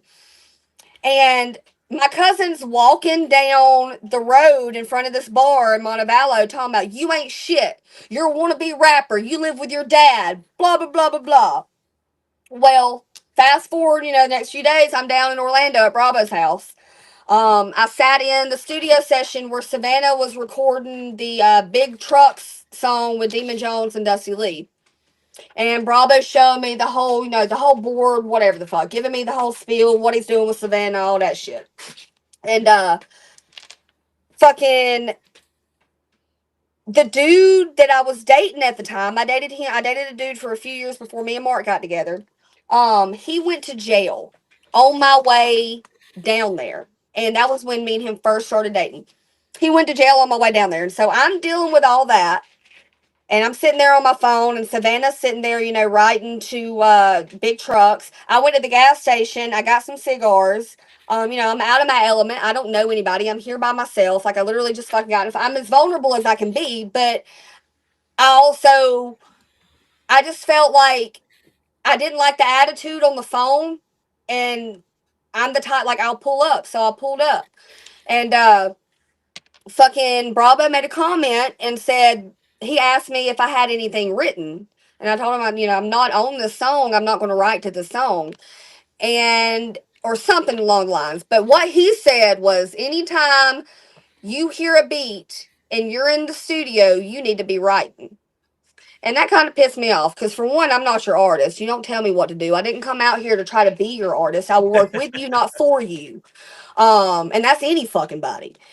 But so that kind of rubbed me the wrong way. And I find a beat, and I'm just doing my own thing. Like, I don't want to be a part of any of her shit, her songs. I don't like his fucking attitude. Like, Savannah even made a comment. We were talking about, my boyfriend Savannah said something about maybe you should date better men. And that's always stuck with me. And I'm like, yeah, like I take my shout out back then. I'm I ain't know it was yeah, but I'm not. I don't have hate towards, like, they did what they did. They've made their shit successful. But I've also paid attention to the way everything's played out over the years too. And at the end of the day, I'm Stormie Leigh, and I got to do what's best for Stormie Leigh. I don't give a fuck about anybody's drama. I don't get, like, you want to play that card, I can play that card too. That we can do that. Like, but I ain't nobody's bitch. And fucking. So I found a beat, and I'm kind of doing my own thing, and I start writing to this beat, and I write the whole, I want to be rapper, baby, I ain't shit, I'm living with my dad. Like, the first verse, I'm a little bitty girl with a big old mouth. If you're looking for me, come on to the dirty south. I be in the backwoods, and there ain't no doubt that if you keep on talking shit, that you get choked out. Talking about the bitch that I stretched across the curb. And I literally sat there, and I say, stretched across the curb, yeah, my dad'd be proud. So that's all about that shit. And then we get into, and I write the I ain't shit, the hook to it, which is literally what my cousin said going down the road. And that's all I really got, up until I got back to the whatchamacallit. Some of it's just drama and shit playing into the shit and fucking the way, everybody else was doing. And I sat there and I saw, hey, this is what y'all are doing to fucking Katie Noel. So, hi, I'm Stormie Leigh. Fuck you. And I kind of put my 2 cents into shit. And it wasn't necessarily, like, I ain't shit was never a Savannah diss. It was more or less towards anybody that sits here and tries to tell story. Like, Bravo told me I needed to dye my hair green, delete all my social media, and start fresh as an artist. That rubbed me the wrong way. So it's like, I say certain things in this shit, that can be taken however towards whoever. So, and I feel like I'm glad I did it that way, because that's, everybody else says that shit too. But at the same time, it's like, if you feel some type of way about this, clearly you feel that way about yourself, because I'm not sitting here talking shit about you. If I want to actually say something about you, anybody that knows me knows, hey, I will say it to your face, whether we're in person, whether we're on a fucking camera, whether I call your fucking phone. Like, I don't give a fuck. Like, that's why I've hung up on people. Like, we're not fucking doing this. Fuck you, bye. Click the fuck up. And then, like, my third verse on there, I say, kiss your hubby on the mouth, and tell me how my panties taste. Woo. And the dude that I was dating, and it's so funny because in my head, when I was down there, I called And granted, you know, like nobody, like, how could I ever prove this? You know what I'm saying? But I knew just because the things that was said and how they was acting. I knew when I went down there August 2020, Bravo and Savannah was fucking. I knew it. I called it out, and then everything happened the way it happened, and then like just like, and I don't hate y'all. I'm sure y'all will see this one too and try and make more fucking fake shit and do whatever. Like I don't care. Tag me this time, but fucking, I don't know. Shit's wild. So the They don't dude that like went us to in it. jail. Did what? They don't like us in Well, it. You cool. Keep going. I can Well, tell I mean, you. they like I've been told by multiple promoters over the past several years that it has come out of Savannah and Bravo's mouth, or at least their managers or tour manager, whatever the fuck, that Stormie Leigh is not to open for Savannah Dexter. So I feel like that just in itself speaks volume of, you know, what they think I'm capable of. Like I ain't even. I She's don't Well, come. scared I'm of not a you. trust fund baby. Like the well, fuck. well, well, from what I understand, they ain't together no more anyway. So probably you can't. Well, I mean, and that's my whole point to where Savannah's sitting there talking about, well, maybe you should date better men. Like, maybe you should have married a better man, girl. The fuck? Yeah. Like, I And don't that's what hate I. you, but, like, I mean, I see all the drama that everybody tries to pin. And Yeah. not just me and her, me and Shelby, me and Kelsey, fucking me and, you know, the other, even the Sierra, the rapper girl. And I don't even know that girl, never met her. But, you know, people try to start drama between all of us. Like, and it's just stupid. But in regards to the kiss me on the mouth before how the panty say shit. So the dude that I dated, and this is what's funny because everybody always thought that was a Savannah disc because Savannah and Bravo ended up getting together and shit. And when I met them, Melly was living up, or Savannah was living upstairs, and Bravo and Melly were still married. Well, fucking, fucking, the dude that I dated had a wife. When me and him got together, they were not living together. She had another boyfriend living with her. He lived down close to me. They never once lived together. However, the motherfucker would go see his dogs. And it's so funny because I've seen fucking like memes on fucking social media of shit like this. And I'm like, damn, I really was that dumb bitch, whatnot. But he would go see his dogs and like, and I was always so mad. And I always thought that they had relations and shit. And honestly, like looking back, I don't think they did, but I'm a fucking crazy bitch. And Damn, you my making imagination Alabama. is my You worst making enemy. Alabama damn Jerry Springer story so bad. I swear to Like, God, I got plenty of, dude. I'm from Alabama. I got that's all what the I'm saying. stories I'm like, except for damn. I'm not incest, and I don't know anybody in my family that's incest. Hell no. That shit, we can Hell keep that in no. fucking in the mountains of West Virginia. I don't give a fuck. Hey, there you go. But fucking so he had a wife, and that's where like I was mad about that shit. And so I say, you know, kiss your hubby on the mouth and tell me how my panties stays. Like that's where that shit come from. But the way that everything played out over the next couple years, and fucking, you know, Bravo and Savannah end up getting together. Like it's like the universe knew. You know what I'm saying? Like, there's been a lot of things in this shit over that I've seen, you know, over the past few years with drama and shit and moves that people have made, or specifically that I have made, that could have been taken a completely different way, but I had no idea that other things were being released or they were being called certain things or fucking that's why like I fully believe everything happens for a reason and the universe fucking works in wild ass ways, and I'm meant to be like there's a reason why I've been, you know, the good, bad, and ugly side of all these people is like I'm meant to be here. You can't fucking tell me I'm not. Quit trying to say, you know, whatever. Like I'm in this bitch. So, and I was going to ask that because, like, we do a lot of reactions and stuff, and watching men diss each other and stuff, you making it sound like even the female artists got issues because you named a bunch, you know what I mean? They come at you. So, is it the No, same? me and Shelby K fell out. Shelby K ended up signing to Savannah Dexter. In my opinion, she shelved herself. Because you don't go sign to someone that you have talked shit about for the past 2 years. Like the whole time I knew Shelby, it was always Savannah this, Savannah that. And I'm telling her, like, girl, fuck Savannah. Like, why is she even like, why do you even give a fuck? And the way everything played out, I could see Shelby sitting here telling Savannah, oh, Stormy said fuck you. Hold up. Tell her the context of why I said fuck you. Like, excuse me? And fucking, and like, and even with the Kelsey thing, like me, and I'm not even really sure what the deal was with me. Me and Kelsey fell out when I initially went to that studio session in Nashville.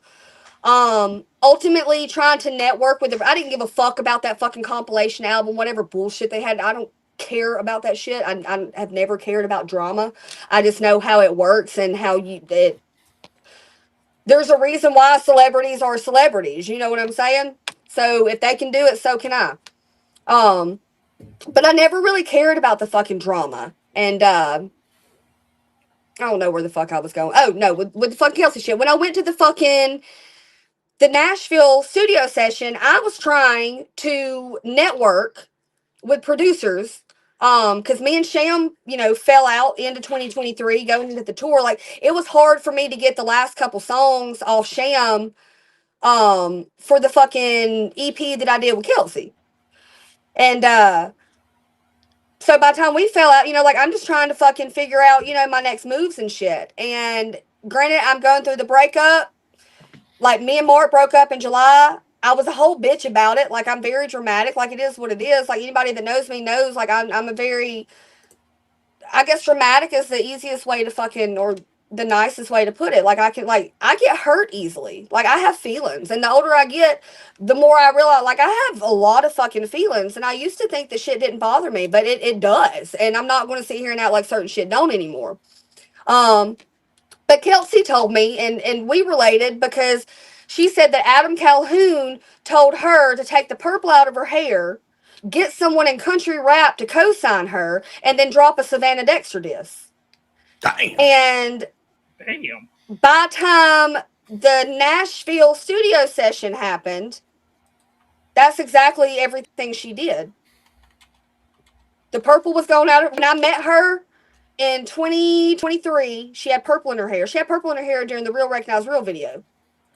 And by the time we went on tour in in April of the following year, and I'm just a dumb, I didn't I got played. It is what it is. Like, it's just business, but I got played.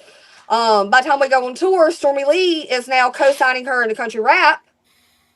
And then by the end of 2024, she drops a Savannah Dexter diss, which is right around the time that we fell out, with the Nashville shit. But then she's going to act like, because we've had words since then, and she's going to sit there and act like fucking we didn't fall out because of the Nashville shit. Talking about, she's trying to say they're all snakes and I'm trying to protect you and blah, blah. So I brought up what she said, about the purple hair and all that shit. I was like, girl, we related because of that. I was like, it is what it is, but that's literally, you did everything that man told you to do. I said, I never put green in my hair. I never deleted all my social media. I never did anything that that fucking Bravo tried to tell me. And you gonna sit here and talk shit about Adam, but yet you did everything that man told you to do. Why'd you even talk shit about him then? And to be fair, Justin Time hit me up recently. Apparently, she was fucking sitting there talking shit on one of his things, talking shit about Justin. And Justin comes in my inbox talking about, I just got to ask, like, what's the deal? So I told him all that shit too. What's up? Like, I'm done with the fuckery. I'm done with the bullshit. I don't care. I don't hate anybody in this shit. Whoever I have blessed with a fucking song, you're welcome. Like, it is what it is at this You were point. only in Nashville for like 2 days, I'm pretty sure, right? Because I was down there when you were down there. It was only like 2 days that you were down there, or maybe even 1 day, right? Where? The Nashville project. 1 day. I pulled up the same day Katie Noel did. Katie Noel was not the only female to pull up solo dolo. Stormie Leigh was too, but nobody's going to say anything about Stormie Leigh pulling up because Stormie Leigh is not a platinum selling artist. No, I heard about you pulling up because I missed you by about 2 days, but Shaka came back and I was told about you. Well, I was there the last couple days. No, take that back. I was there 2 days. But I felt, I ain't even going to front. I had another artist say a slick comment, kind of like what Bravo said, and I didn't appreciate it. I get that was y'all studio session that y'all paid for, but you need to also understand that and pay attention that when I walked through the building to your studio session, I could not go anywhere in that building without someone coming up trying to talk to me. How am I supposed to write? I can't listen to a beat unless I'm in there in the studio shit. And then they're not even playing the beat to my likings. Nobody, you know what I'm saying? So it's just like, I'm here. What else do you fucking want? I heard there was some artists, girlfriends there that were huge Stormy Leigh fans, and I could only imagine that would sidetrack you while trying to. I got side, but I'm not complaining because that's what I do. And anybody that knows me and has ever met me knows, like, I will converse with you. That's why I'm different than these motherfuckers, because I'll be real as fuck with anybody. I don't care. And it just, I got sidetracked a lot. But I mean, I'm not necessarily talking against it, but it's just like, I feel like certain people, like, at what point are you going to realize that I'm on your level? Like, I don't, like, let me put $50,000 in promotion behind my shit, and I guarantee you I'll get just as many streams, if not more, than what some of these motherfuckers get. But I don't. I have never paid for promotion for my shit. Every stream, every view I've ever had is organic. Like, I've never even paid for a Facebook ad. I feel like if I pay for a Facebook ad, it's going to fuck my monetization up. Fuck that. And anytime that you start paying for that stuff and they recognize it, it does. They go, well, more. They want you to keep doing it. If you don't keep doing it, then they don't put you in the algorithm the same. Exactly. Facts. And I think that's why my shit fell off, because, hell, a couple years ago, 50 to 100 million views. Now I'm good to get fucking 20 million views a month. What? Like, I'd have videos that have fucking, a single video alone will have 20, 30 million views. Now I'm good to fucking, get a couple million. Unless you do, and it's wild. Like, people feed into fucking drama, and that shit gets old. Nobody wants to sit there. Yep. And I'm the worst, because, and I say I feed into it. I have a problem with trying to set the record straight, when I just need to shut the fuck up and let people think what they think, because people are going to think what they think anyways. But then I think to myself, at least they know where you stand when you say, you stand 10 toes that's where down. I was about to get to. Then I think to myself, you know what, Stormie, you're not the average person. You're a fucking artist. You're the one out here making music. You're the one that they listen to. You're the one that they want to hear your thoughts and your opinions and shit. And what I say to one person, that, oh, well, Stormie Leigh was being rude and just talking shit about this person. Another person can be like, oh, Stormie Leigh brought a lot of light and insight to a situation that I thought was completely different. Are they behind you and never said it? You know what I mean? They thinking it, but didn't never say it, That too. You the mouth of the South, girl. Something like that. I'm just me, man. Like, I'm Stormie Leigh. I don't know what I am anymore other than fucking I am me. I'm more me than I have been in a long time. I will tell you that. It's the best way to be. It feels good to be back, you guys. Yeah. And then that's why I say again is you don't understand the women you represent, that you speak in your mind and you don't hold back and no holds barred kind of thing. But it's women that they still ain't got that opportunity. You know what I mean? They're like, man, now they're gonna watch this and be like, you know what, motherfucker, you said this shit. I got something to tell your ass, Right? Like, and if anything, and I hate it because it will end up being drama. But that's how all these other fucking big ass artists fucking, you know what I'm saying? Like, we just got to learn on this side of shit. We got to learn how to carry ourselves a certain way. That's really all there is to it, because mainstream artists do the exact same shit. Oh yeah, they just don't make it public. They got publicists. Look at Ella Langley, Megan Maroney, fucking Zach Bryant, fucking trying to beat what's his face's ass, jumping over the fence, fucking Gavin Adcock, fucking Morgan Wallen throwing shit out the window. Those viewers are good. Those viewers are good, but the problem is those viewers are only like, they're momentarily. They're not long-term viewers. You know what I mean? Like, they're there for the bullshit real quick, and then they're not listening. Yeah, a couple weeks later, it's back to. You know what I mean? Yep. But because they're there for the bullshit, that's where people get numbers and streams and all that shit, and then people's data is based upon that. Like, because everything's so fast now. Like, they're using daily data. Like, how much reach can you get on a day? And if you feed into the drama and feed into bullshit, you're going to get way much more reach than you would, just trying to sit here and push your own shit without certain aspects of marketing. And I say it's marketing. That's all it is fucking marketing. Rage bait, That's marketing. I don't care what anybody says. That's marketing. Yeah. And that's really good marketing. Who knows how to market you though than yourself, better than yourself. You do. Exactly. Exactly. At this point, I just feel like I need an investor. Like I need to be able, like if I want to sit here and, drop $10,000 on a music video because of the location and certain things that I've got in the music video without having, to try to finesse of like who I know and shit like that. Like that would be ideal. Because you can only do so much with your own shit. And then, we all got bills and shit to pay. But at the same time, even outside of an investor, if you look at it a smarter way, if I can sit here and continue to market, and I ain't even going front, like since I put Ripped Jeans out, I really feel like Ripped Jeans, I don't want to jinx it, but I think Ripped Jeans can do really good. And if I can continue to, market it on promo as far as social media and shit, because I do already have a platform now, and I can create challenges and I can create certain things with my fan base. That's the way to blow it up without having, certain monetary backings, that the average person wouldn't have. And I personally feel like stuff like that's a lot more respectable too, which is, I guess, why I have the attitude that I have, because social media is what blew my shit up to begin with. Yeah. And I'm like, gonna not blow it up. Like, I'm not huge, but I'm people gonna tell know you who what I Rip am. Jeans is gonna do.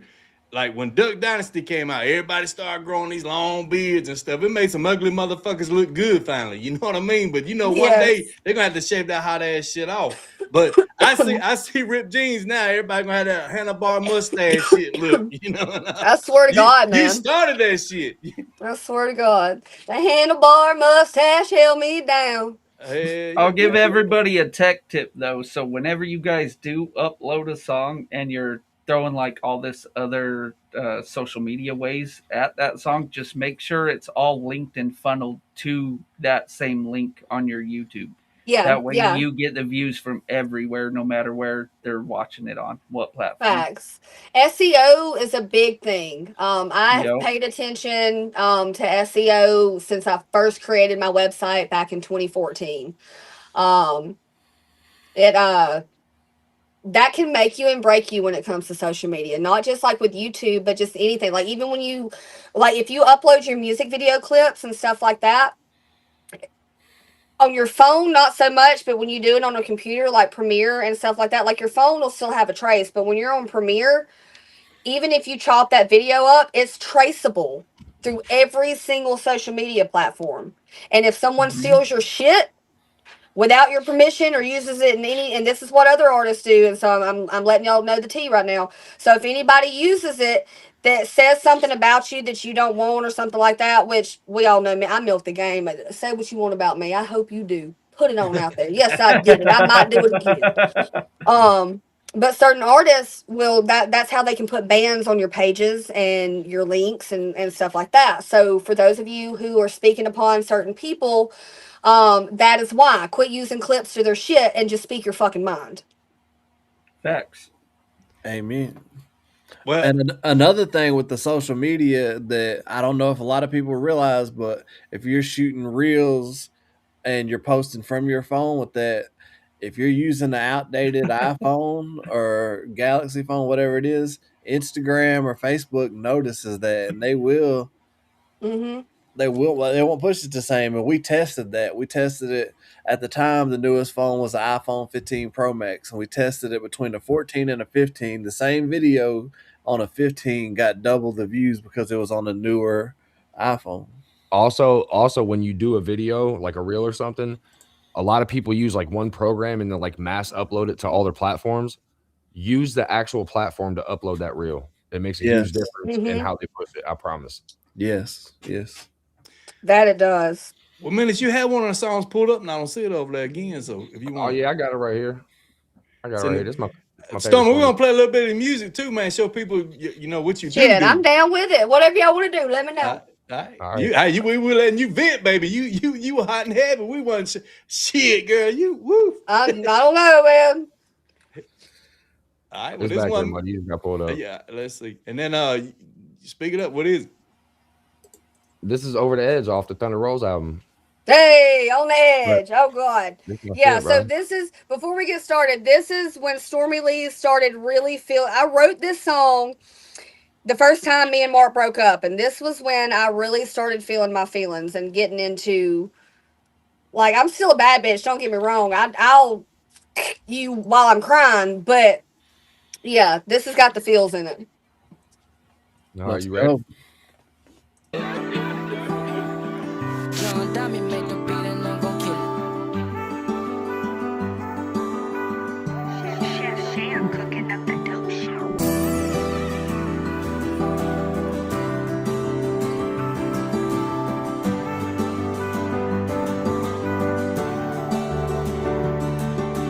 Hurry up, I'm getting close. I'm on the edge. Don't let me go. No, no. Take my hand and get a grip. If you can help it, don't let me slip. No, don't let me go. I don't really think I just talk too much. Got a lot of feelings that you won't discuss. I never even blinked or tried to call your bluff. Why do you keep testing me? Telling me everything I wanna hear, but then you take off and you disappear. Cut me to the core using all my fears. Why you always take my peace? You don't even gotta say shit. I read the room, I got patience. Walk away, cause I can't save this now.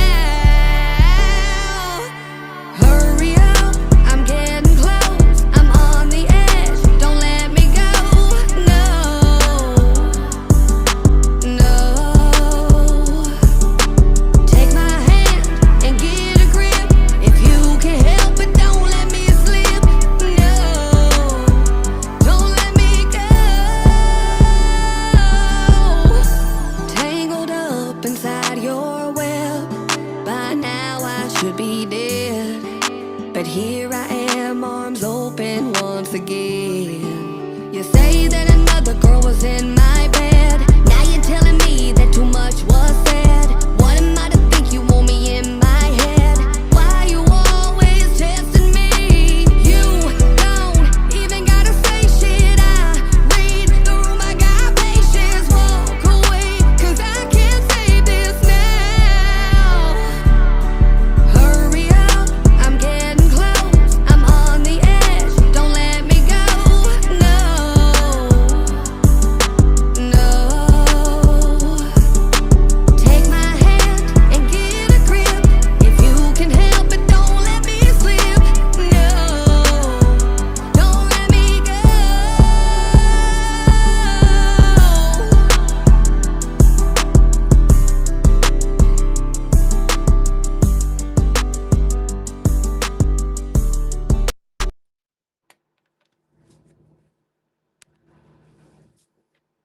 Yeah.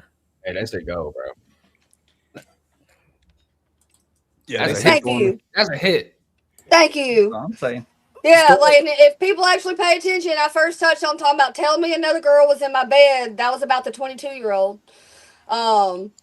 Yeah, man. Like, I tell everything in my music. Y'all just go listen. Like everything, the good, the bad, and the ugly. Hey, that's how people connect. I feel like, it's a story track of your life, and everybody out here, whether we realize it or not, have been through a lot of the same shit that we had. Yeah, and that's what I was saying, Yeah. man. That a lot of us, like, we ain't artists. We listen to music and be like, that's how I feel. That's what's going on in my life too. We relate to it. So once again, I say, man, you represent a lot of women too that speak that. Because guys, we testosterone. We be like, this shit, the hell, I ain't worried about it, And then later Yeah. on, you don't know what you got till it's gone, Yeah, but it's a different perspective from women. Like, it's a whole different side of shit. Which, like, I'm not. And it's so funny when I was at the Nashville session. Okay, I'm not gay. I don't like girls like that. Pause. I mean, I worked in the restaurant industry. Let me tell you, I have experimented in my life. But I know what I do and what I don't like, and I'm not this. And so when I was in Nashville, one of the girls, and she was, really pretty, but me, like, I always try to talk to the females and shit, and all the other women were in the and I'm rolling a blunt because, you know, I'm just trying to fucking cope or whatever. I'm still going through this breakup and shit, and I'm just, you know, and I'm just trying to figure shit out, and I'm calling Kelsey, and I'm crying, and I'm being a little bitch, you know, just about everything. And all I needed was someone to fucking talk to, man. That's all I needed the past fucking couple years. Like, I didn't know what I was doing in my life. Anyways, and I asked this girl if she wanted to hit my blunt, come out with on the porch and hit my blunt. And the next thing I know, everybody's asking me if I'm lesbian. And I'm like, what?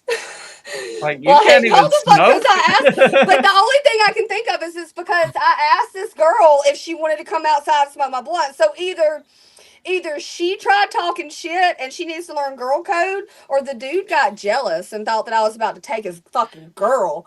Like, one of them happened. I don't know, but I know one of them happened. It went one way or the Hey, other. I saw those pants that you were wearing in Nashville, so it's hard telling. Hey, TJ asked a question. Wait, someone said that. Wait, what now? TJ wants to know if you still live in the same area as him and Zilla. No, I'm in Alabama. Well, they're in Alabama. Well, I know they're close to Alabama. I know TJ's in. Yeah, no, I'm right in the middle of the state of Alabama. I'm about 2.5 hours from out there. Yeah, she's like 40 minutes away from me. But she's got a home here too, and she knows it. Yeah. No, I know, man. I ain't. To be honest, I have no care to drive through Auburn, Alabama. For the rest of my life. I do. The hell with that. I got a big car right through that shit. No, I'll take the long way around, man. But at the same time, I want everybody in Auburn, Alabama to know who the fuck I am too. And I know they do. I know they do. What the hell ain't B Millie? He said something about the pants you were wearing in the Nashville thing made it confusing if you were or weren't. So I was. And then he ducked off screen. Where'd you go? Hold up. No, and I asked you a question. There you are. No, and I asked you a question. I'm echoing. I don't care. So because my pants was too big, I'm gay. Because my pants was too big, I'm gay. If I remember right, you were wearing. Some white You weren't wearing. You weren't wearing. Hold on, we echoing too much. What was I wearing? White spandex? I had to go back and look through the pictures. Never mind. I was not wearing white spandex at all. Okay, but he messing maybe the girl was gay. He messing up his chance, ain't it? He messing up his damn trying to be disrespectful, so I was just retracting my question. You're not just. I'm just talking shit. I ain't mad, dog. I really ain't mad at all. Yeah. But I didn't wear white spandex. Bro, y'all wildin', bro. I forgot what I wore. I know I wore jeans, and I wore my because I was still fat then. Like, I gained, dude, between when me and Mark got back together the end of 2023, from the end of 2023 till hell, like, I'm just now back down to 120. Like, I went from like 110 to 150. Like, I gained more weight during this last relationship than I did when my ex died. Like, and that fucked me. Like, when my ex, the dude that broke my ribs, when he died 5 years later, and the only thing he had on his person was a wallet-sized picture of me in my high school cap and gown with my name on the back. And he was identified from, like, old Facebook pictures at the time. And that shit fucked me up mentally. Like, still to this day, like, I had a whole full circle moment. Dude, the last time that my ex ever called me, like, cause after he broke my ribs, like, I didn't have anything to do with him. But he would just randomly call me and shit. And I answered one time. I was in Knoxville. And, it was 2017. I think it was April or March of 2017. And he calls me and I said, hello. He goes, where are you at? Down in Miami with the ballers? And I'm just like, no, don't worry about where I'm at. Take care of yourself. What are you doing? Blah, blah. And then I went to Miami a few weeks ago, and one of my girlfriends got boobs. And then a girl that I know from social media hit me up initially in December about doing a radio interview. She's got a show on FM radio down there in Miami. And she wanted to bring me on the show. And then the next day after my friend asked me if I'd come to Miami to take care of her during her surgery, my friend Tammy hit me up, and Tammy's like, yo, so if, you're ever in this part of Florida, like, let me know. And then literally the hotel that we were staying in was an hour from her place, down there. We were all around Miami and shit. And I ended up getting to do a radio interview down there. And it didn't dawn on me until me and my friend Chelsea, the girl that I went down there with, were sitting in her car, just chilling, whatever. Like, cause she was more comfortable in her car after her surgeries than from laying in the bed or whatever. And then it just all kind of dawned on me, and like it was. I got really emotional. I started crying. I got chill bumps, and it's just like a full circle moment. Yeah. Because that was my first time to Miami, and we went to so through Tammy, I got to meet a lot of really powerful and influential people. Um, and I got to have shooting lessons from a U.S. Second Amendment attorney. I thought that was really cool. Like I didn't need lessons, but I'm like, it's not every day that someone like you, like I'll just show me what you want me to do. And then the first time I pulled the trigger, he's like, you know what you're doing, never mind. And I'm like, roll tide. And Yeah. Roll Tide. right, and like we're at this fat ass house out on the point in Fort Lauderdale, and it was super awesome. It was a great experience. And yeah, and I had Russell with I keep some of Russell's ashes with me. Like he stays in my bag. He's down here with me now. He's got to experience all these things and stuff throughout the years. And yeah, so my So, first time and his first time ever in Miami, we were in a fucking $40 million house at the point of Fort Lauderdale. So damn. Hey. So that this last time you went down there to Miami, because I got to ask a question on that one, because you had posted the girl you was with, her husband took a flatbed down there to pick her car up so that yeah, yeah, that's the man. That's the man. My ex needs to take lessons. I hope he does that for his new little 23-year-old that he's proposed to. If he don't, girl, he don't love you. Um, but yeah, her mom come on my social media a few weeks ago talking about he don't care about you. They're planning their future. They're engaged. Like, okay, I've got all y'all blocked, and I keep having to block you. Why do you keep coming back? I don't care. Go be happy. You're supposed to be happy. Go be happy. Um. Anyways, yeah. rant over. So with that being said, when you're back now, you taking over and stuff, you're back, Stormie Leigh. What's in the future? Because I know you got shows coming up and stuff like that you posted. I do. I've got a few shows. I've only announced two of them so far. One of them is in Missouri. One of them's in Wisconsin. Shout out Thug Nasty Off Road Events and Thug Nasty Off Road. Shout out Big Buck Beezy. They all made those few shows happen and stuff. I've got a few more that I'll be announcing throughout the year or whatever. They're closer towards the end of the year. And I'll still be doing some stuff with so last year I hosted all the Southern Bounty Series events at the mud parks. Their bounty holes and stuff. I hosted them. I'll be back with them at Heydays this year and at Sabine in the fall. And as far as music and stuff, I'm working on another album. I know I've got 6 songs wrote. But I've completely wrote. I've got more than that started, but I've got 6 songs completely written. One song I was going to try to release it on Valentine's Day, but I never did. I'm starting to get into a softer side of me. If anyone's heard it on my socials, it's called Stepping Stones. And the funny thing about it is it's actually about the dude from 20 years ago. Cause I'm like, damn, maybe this is life, showing that, even they'll come back even after that long, and then he fucking dipped, and it's like, whoop, nope. So that's another song but it's a really, really good song, and so that's another. But it song could be that I it could got. be something for somebody else. You know what I mean? That's Facts, what I was telling D facts, Millie earlier, man. Drop them and let the world decide. Don't facts. your best song could be the one you didn't like. And honestly, and I think that's how it's working out, just because of the way that my relationship worked out with the song with Rip Jeans. It's a really, really good song. It's a really, really good Yeah, B Millie, video, start lining it up. I can't get in a private chat, so I got you. yeah. and it's really, really good, and it's a side that people haven't really seen.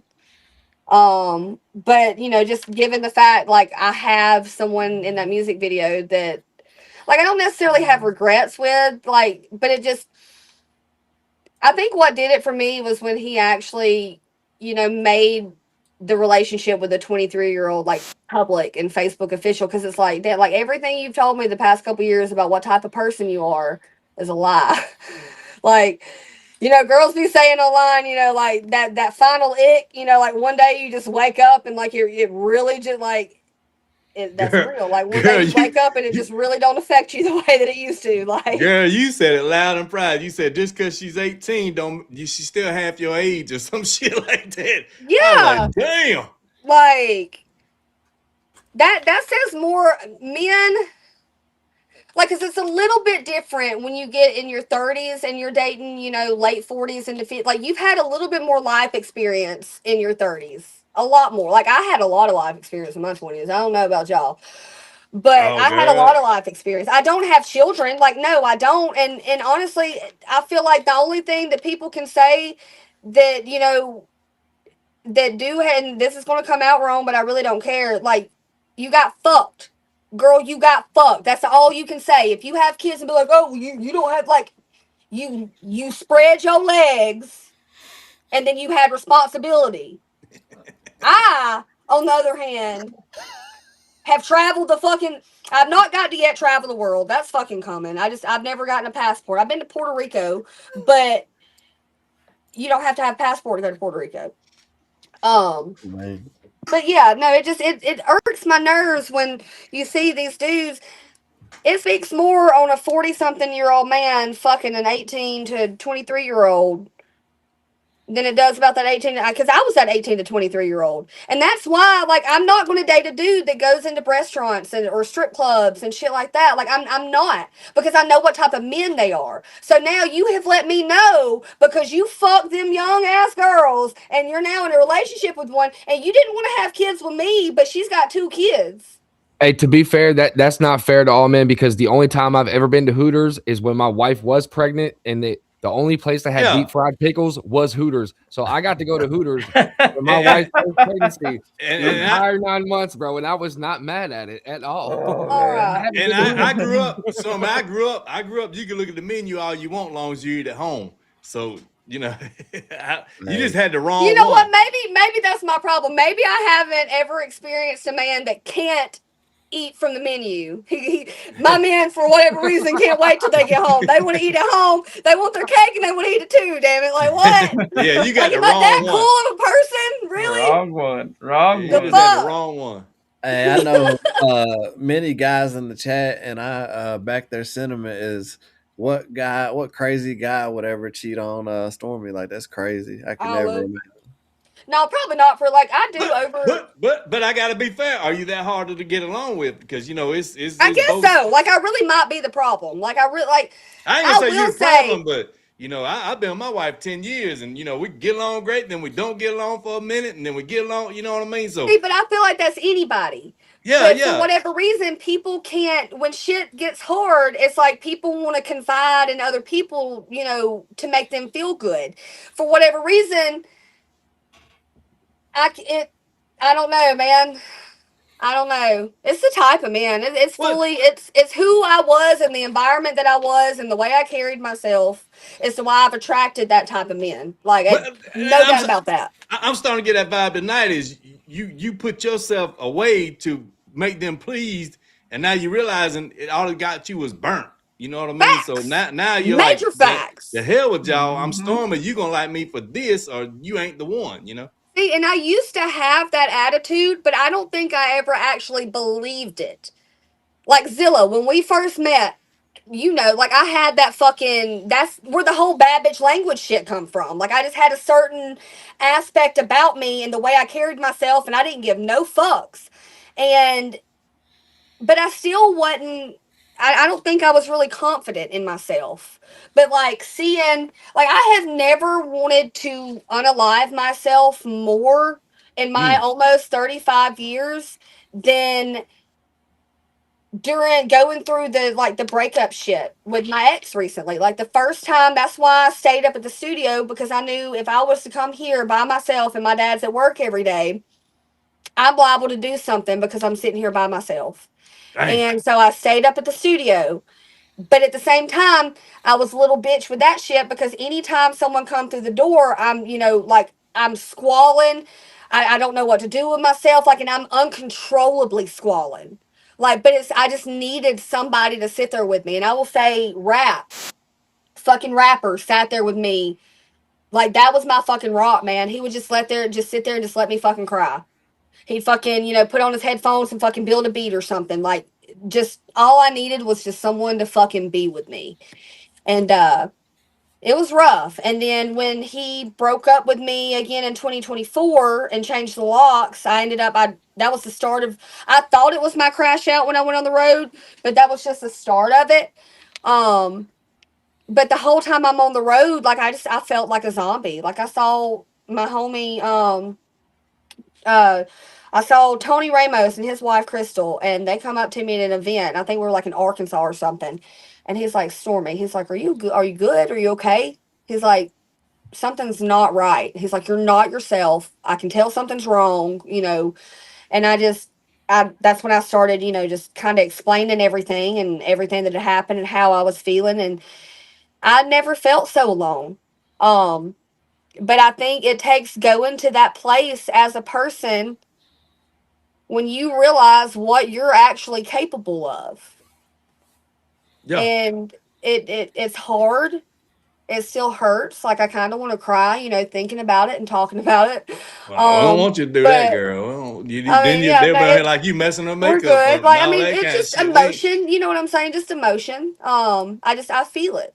I feel it in my chest. It just Well, my shit thing, was my thing hard for would a while. be, to me, it sounds like you don't let a lot of people who care about you in because you've been through so much that you got the kind of people around you like, hey, Stormy, let me introduce you to this. Or hey, Stormy, they want to talk to you about this, and being yanked instead of being loved. You know what I mean? Hmm. And you got people here now that do.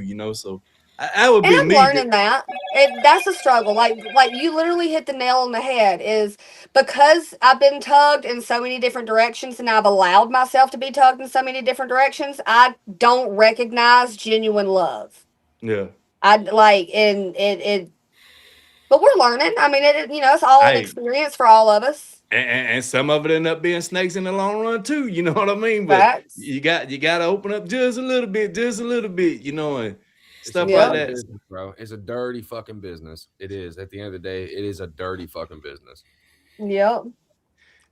And with that being said, I'm gonna ask this because we've been talking the business side of everything all the time. What do you do outside for fun? Because I know you ride the shit out of 4-wheeler. I seen you come out of mud holes, walk them out. I'd be like, y'all better get the chain, dog. Not so much like because my ex he has the mud park there in Auburn, Alabama.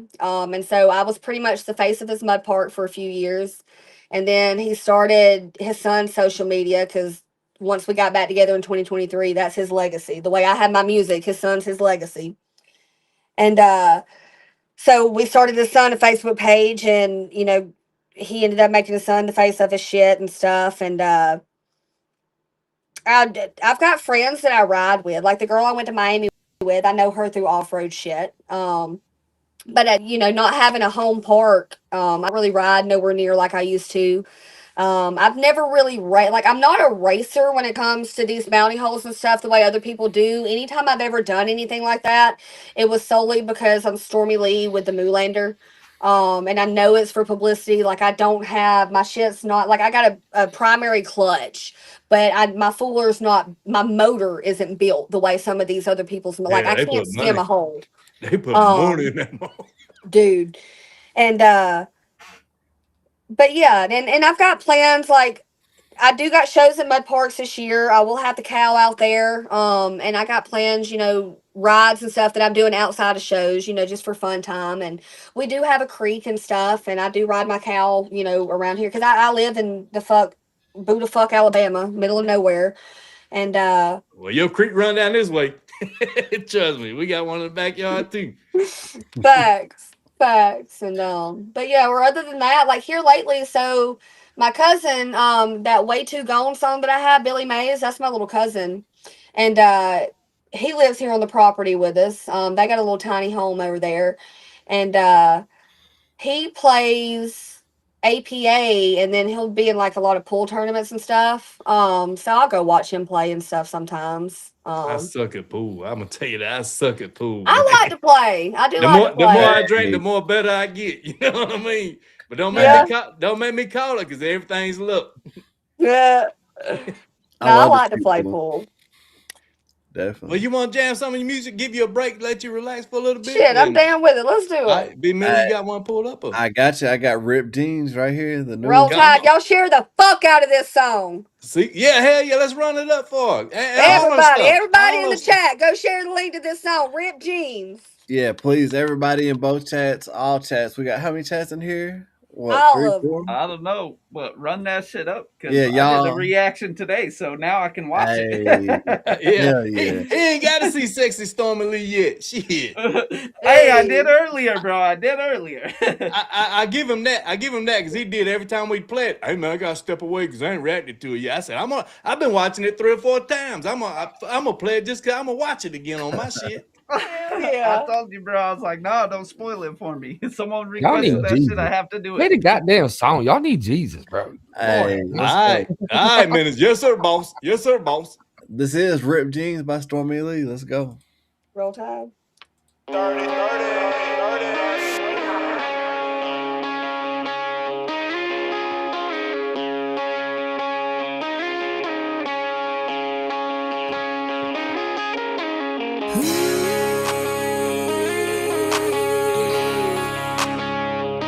It's gonna be alright.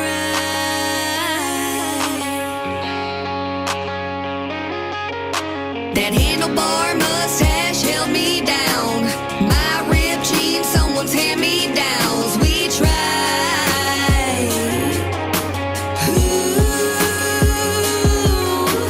Never stop loving you when I die. Both a little crazy, but at least we tried. We tried.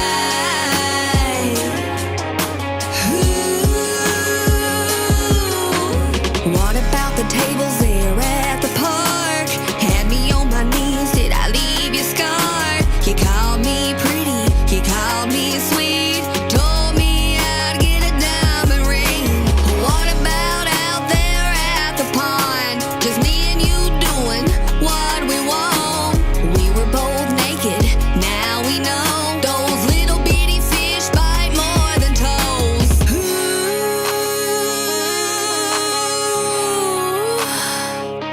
It's gonna be alright.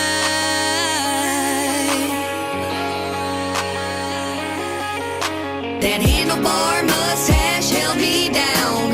My ripped jeans, someone's hand-me-downs. We tried.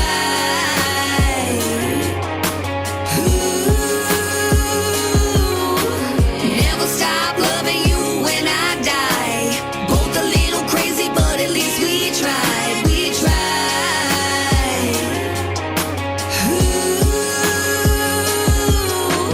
Lessons learned, bridges burned, and guess it's time to let it go. I've been known to run away, but it's time that I faced it all. I was begging, pleading just to stop the bleeding. I didn't know I had the gauze. While you were crying, lying, felt like you was dying. We didn't know we had it all.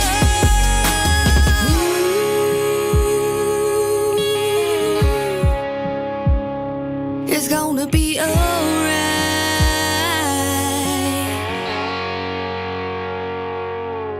That handlebar mustache held me down. My ripped jeans, someone's hand-me-downs. We tried. It's gonna be alright. Never stop loving you when I die. Both a little crazy, but at least we tried. We tried.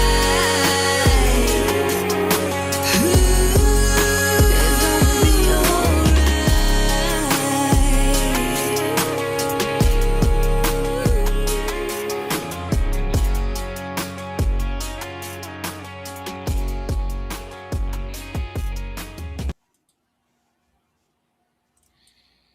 Yeah, it's a bapper.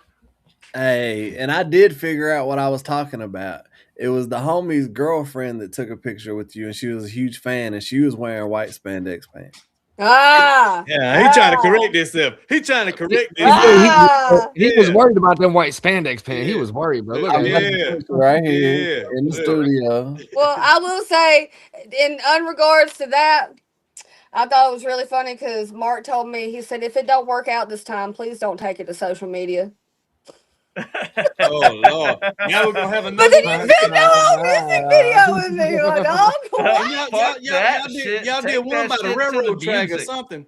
Y'all did Now one that's with my about cousin Belay. Billy, but I call him Belay. Okay. I just knew it was you was promoting it or whatever. I was like, man, hell yeah, I can't wait to try. And I'll be honest, I ain't really reacted to none of your music. I just been a fan because, like I told you, I knew you way back in the Mike Bama days and all that kind of stuff. So I was like, so I'm guilty. I'm guilty. You know what I mean? But I ain't did a reaction in a long time, so I could cover myself. But you damn right, I'm gonna blow it up for you. Yeah. That's how I became a listener of yours, was through Muddy, just really pushing your music. Yeah, I told him, I said, man, Alabama artists need to be out there, man. And I tell Menace all the time, I'm like, man, y'all need to take it. I'm like, man, y'all advantage of these. Y'all want to know something crazy? I did my first ever show performance with Stormie and Cujo Goody and a couple other folks. Yeah, what is that video? Was that in What is Legends? that video? Was that in Legends? Yes, Big Poe, I Cujo didn't know Goody. that was your Remember? first show. That was your That first was show. my first ever fucking. My hand was like this. Major, my hand still gets like that, dog. What are you talking about? I'll be up there shaking like a That's motherfucker. just a fun fact. I just thought about that. That shit just popped up in my mind. That's crazy. Hey Zilla, what is that song you did with her? What is that song you did with her? Because she's in the video. she's in the video. Yeah, I was in the She was Hoopty all in the video. video. Hoopty drip. I'm shaking my Stormie Leigh head. and all I'm my shaking my videos. head. Somebody's Every echoing. video I ever can't done, hear. Stormie Leigh been in it. It's We had a whole fucking team going on at one time, man. Like, the drum dummy shit was It was very working fucking out real. Like, until if it shit wouldn't didn't. have fell out the way that it fell out with everybody, we would be a force to be reckoned with. Somebody echoing. Yeah. It's And I feel like it's I don't because nobody he's got can his just hear. speakers next to the mic. Hold on. Nice. Yeah, it's got to be over there. Fix it. Hello? It's Zilla. I figured it out already. I think it's Zilla because every time it echoed. But I was asking what's the song because I want to play it because Yeah, I've got Zilla's page pulled up right now. What music video is it? Hoopty drip. Hoopty Drip. Yeah, let's listen to that shit. DJ I never Freak heard of bust a Zilla, bottle so on I his want to head. hear That his shit was music. dope. That's how small this world is. Zilla was up here first started this with us. It was him and Grism. Shout out to him and Grism, man. Had a show where they were literally interviewing underground artists, man. They had people on their jobs coming up to talk about their music. You know what I mean? So shout out to they really dug deep, you know. And so Zilla and Grism came up and we started doing this together. And then they took Grism's channel. We still fighting that shit. We're gonna get my boy back. But I think I got it right here. My bad, buddy. and then so Zilla, we was playing his music because when we got him up on the channel for the first time, of course we want to represent him and show the love. So we started playing his music, and when the video, I said, "Oh, that's Stormie right there. I know that's my girl right there. I know." Yeah. And then there's the next video, and there's Stormie right there, and then there's the next video. There's Stormie right there.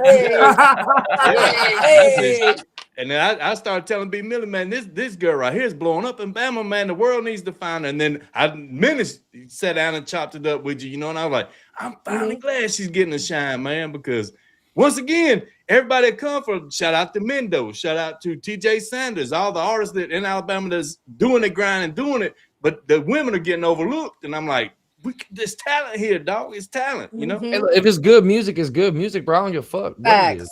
Good That music. part. Yeah. Same. All right, so Millie, you got to pull up. We're jam this. Shit, I love this video. I love this video. Hey, I would love to been in this video. Y'all partying y'all's ass off. We had a time, man. We had a excited. time. I've never seen it. I've never heard of Zilla, so I'm hella excited. Oh, Zilla, the killer gorilla. This is a dope song, dope video. Like the aesthetic. Y'all gonna see. We gonna see. Let's get it.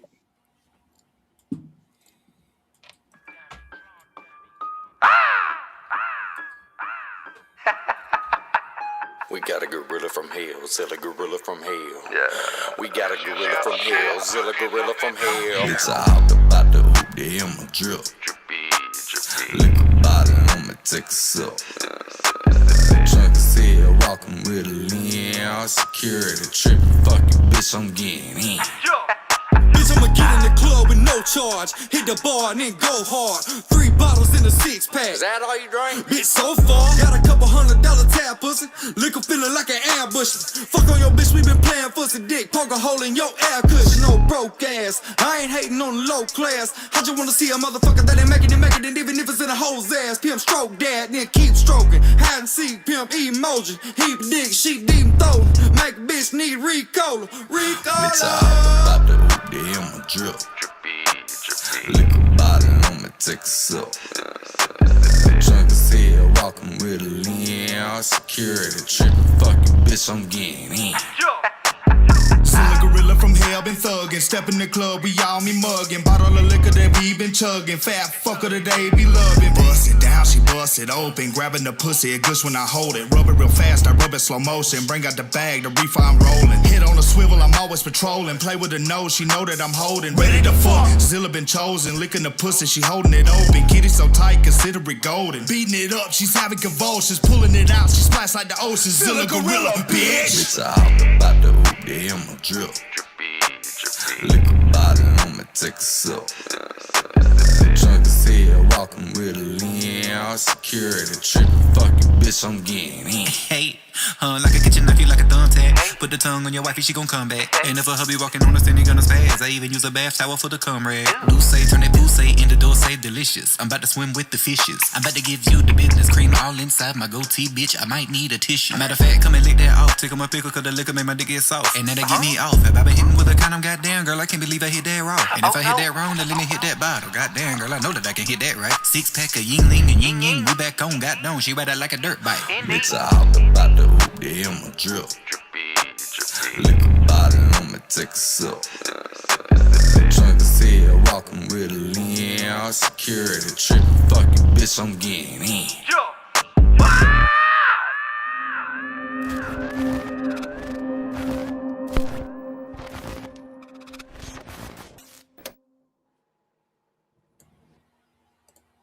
Man, that's Dude, can y'all hear me now? I forgot all about Re-Up fucking filming that. I saw Re-Up in the video tell us about like, oh shit, the whole everybody's fucking there. That brings back so many fucking memories, man. It was. I just did a show down there night before Friday night. Hell yeah. They had a reunion. They had a Sound Factory reunion. And I went in that motherfucker and shut that bitch down. Nah, that song goes.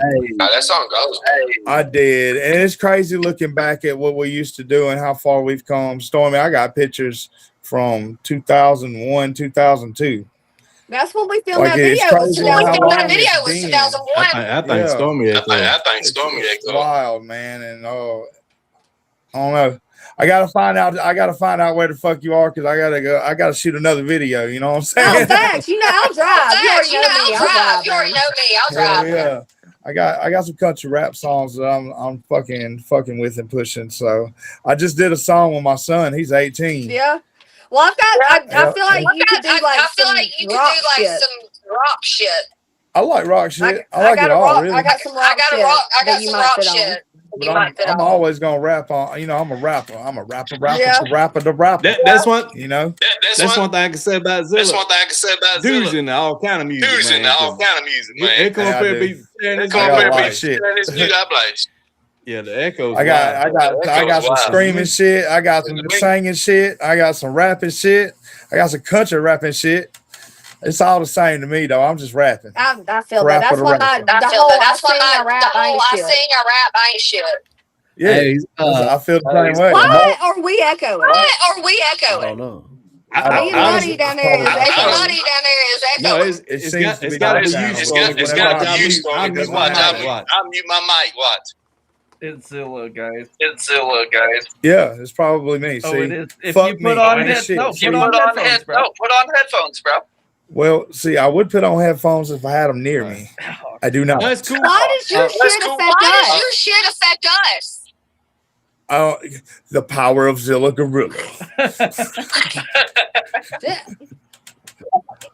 that much of a fuck up. It goes all the way national through the goddamn Wi-Fi and everything. Hey, it don't fuck anybody else's shit up. Don't fuck anybody else's shit up. I mean, it don't fuck your shit up, but it fucks everybody else's shit up. But it fucks everybody else's shit up. Well, fuck. No, So it's cool. the Hey, whole- it's the gonna deal whole with it. microphone thing. They're gonna have to deal with it, man, because he's part of the team. You know what I mean? And we ain't knocking nobody for the technical difficulty shit. You know what I mean? It happens. We just want to have to be quiet. I got really talk. good with Grism knowing how to mute, so I'll be muted most of the time. No, man, you part of it, dog. No, yeah, bro. Just when you talk, I'll shut the fuck up. Roll Tide. It's only when someone talks back to him. Hey, Okay, go so check Vols. this out. I just turned my mic off and on, and now I'm not doing it. No, it's not. It's whenever somebody talks back to Zilla, you can hear it come back through the feed Yeah, somehow. It's fine. through. That's because don't nobody talk to Zilla. You know what I'm saying? we love you, Zilla. Like, We love you, Zilla. Hate a blocker. Hate a blocker. No. Shit. Hey, Roll You guys ever Tide. heard of Charlie Sloth? That's what it sounds like. like you said, they gonna hear it time and time and time again. Shit, we down for it. But so my thing, like y'all being Alabama artists, man, why don't y'all do shows here? You know, I know y'all got to travel where the crowd is and stuff like that, man. But you know, Alabama got fans. Stormie, no, I come. Set it up. I mean, I'll be performing out at Top Trails and stuff. I really ain't done. If I'm completely honest and transparent, I feel like I had a really good thing going on with Sham being a DJ and Audiogasm doing the guitar and shit. And if I ain't doing it like that, like it don't really interest me to do a show. I want to do that again. I want me a DJ and I want a guitarist and a band type shit. Calling all bands. If you take serious inquiries only, like I don't think it would hurt for you to have a drum set either. No, a drummer. no. A drummer would be great. Facts. Drums, guitar. You need a drummer, you need a DJ, and you need a lead guitar. Hey, I happen to know somebody. Hustle Man's got a whole band. Oh, what? I'm sorry. Just got the mute. All right, What you say? Hustle Man's got a whole band that he's been doing shows with lately. It would be dope to have a Stormie and Shaka show. Wait, who? Shaka Hustle Man. Oh, Hustle Man. Yep. I feel like I met him. You met him in Nashville. Yeah. The look on her face says it all. I hope that I'm gonna mute my mic on this one. I love Shaka now. Hold on. That's all I'm trying to, I don't know if I've ever interacted with him. I don't know anything about him. Like he said, hold on. Stormie's got attention. Stormie's got something to say. I really don't. I don't know. Like I'm trying to, I feel like I know what he looks like, but I also don't know if I know what he looks like, but I know that I met him because he introduced himself in Nashville. But I ain't trying to take someone else's band either. Well, like I want my own band. You know, taking his band, maybe y'all could do a show where, you know, the band plays both y'all sets.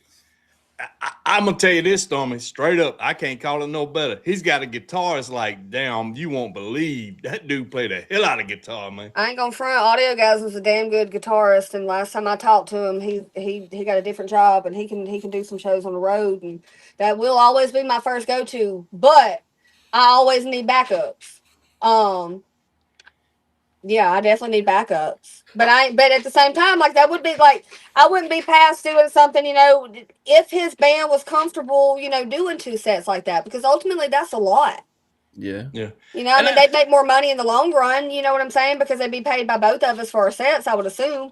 But yeah.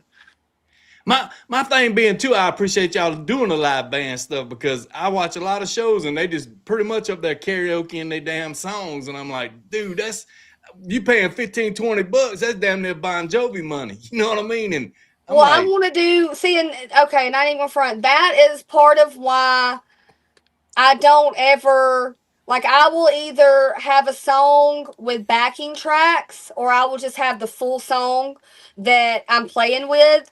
because until you have a full band, you're never going to get that sound the way you want it unless you're playing your actual song. And I really don't give a fuck Right. what anyone has to say, But because if you're a good enough singer and the sound person knows what they're doing, they can sit your vocals on top of that song and you can hear every little thing that I do in that microphone. Every little thing that I do. 1000%, And if bro. you sound like Yep. you're that right there is the key to where you'll know if an artist is really like how much they manipulate their voice, because I know I sound like my tracks. Yes, there's times, I may have drank too much and I'm a little bit hoarse and all this shit, but I'm still hitting every fucking note. I don't care what you say. There's other artists that I personally think don't sound anything like their music, and I'm not knocking it because a sound is a sound. yeah, Like if it sounds good, it sounds really good. But I do personally want to get to where it's literally just me with a band behind me. I want to be able to do, some real shit. I want to take it to levels, that I've never taken it to before. So yeah. It I does got bring a a much couple more of personal questions. feel for it too, as well. When you have that live band. Mm-hmm. Right. yeah. For real. Sure. Brutally had a question. Go ahead, bro. Yeah, I got a couple of them. So I'm going to ask one for JC in the chat. They said, Stormie, who is your dream collab? Mm, I don't know. It don't take that long. Muddy ain't no rapper, so you can't do it with me. That's what I'm I saying. don't I'm not an know. Like, option. I don't know. Cause she don't I want to lose don't. no Do I business. have to? Because do I That's have a to smart have answer. one? That's a smart ass No. answer. I mean, 'Cause you then don't you have don't to mess up answer. I anything. mean, the Well, crowd I mean, was it's just not that I wondering. don't want to answer. It's that my answer is I don't have one. I mean, maybe one day I will, but I don't really. Just say you and Reba on a track. Just something. Okay, sure. Me and Reba on a track. I don't know. Or Like I really Shania. liked. I liked Or Fancy growing up. Shania. Like, but I'm not. I don't know. Yeah. All right. And So then you pretty much my saying, man, personal if question. people send you in your email or whatever, and you're like, dog, I'm feeling this, yeah, let's do it, kind of thing. Instead That's literally the only way you're ever going to get a Stormy feature. of People ask me all the time, yo, what's it going to take to get a feature? They haven't sent me, a beat or nothing, and it's like I'm not even going to respond to that. Like people who do send me beats at least, or in a concept, or something already, on the beat, I'll at least listen to it. But if I'm not fucking with it, I'm not fucking with it. yeah. Because I can't. If I have to put too much thought into it, like it's not worth my time. And that goes likewise. Like it could be an underground artist trying to come up and use your name as clout to do it, or somebody major that you just ain't feeling and say, hey, look, that ain't my vibe. Yeah, See, like I don't really care who it is. Like I've never really cared about the who or the what of like I have never been one to go get a feature from somebody because I feel like it's going to progress my career. Me as an artist, I want to be recognized because of what I do as an artist, not because I got a feature with someone and then my shit gets recognized. I want to be badass enough that people's like, yo, who the fuck is this bitch? So Yeah. it's a fine line, and I don't mean any disrespect to anybody, and maybe that's why a lot of people, don't want to work with me, because I'm not past working with people. Like I would love to do shows with everybody, but all these, these groups of people that's doing shows are all putting music out together and stuff like that, and I'm not past, because clearly I've did it, for years, but at what point do I get to be like, hey, like my shit's actually popping off, like I'm trying to do this, like you can come with me, but this is what I'm doing. And I don't mean any disrespect to anybody, but I just feel like I've tried to do a lot of stuff, and I've always kind of like my personal, relationships. Like I've always put everybody else's needs and wants over, like I try to fit everybody into it other than saying, hey, you can do this by yourself. You don't need anybody. Yeah.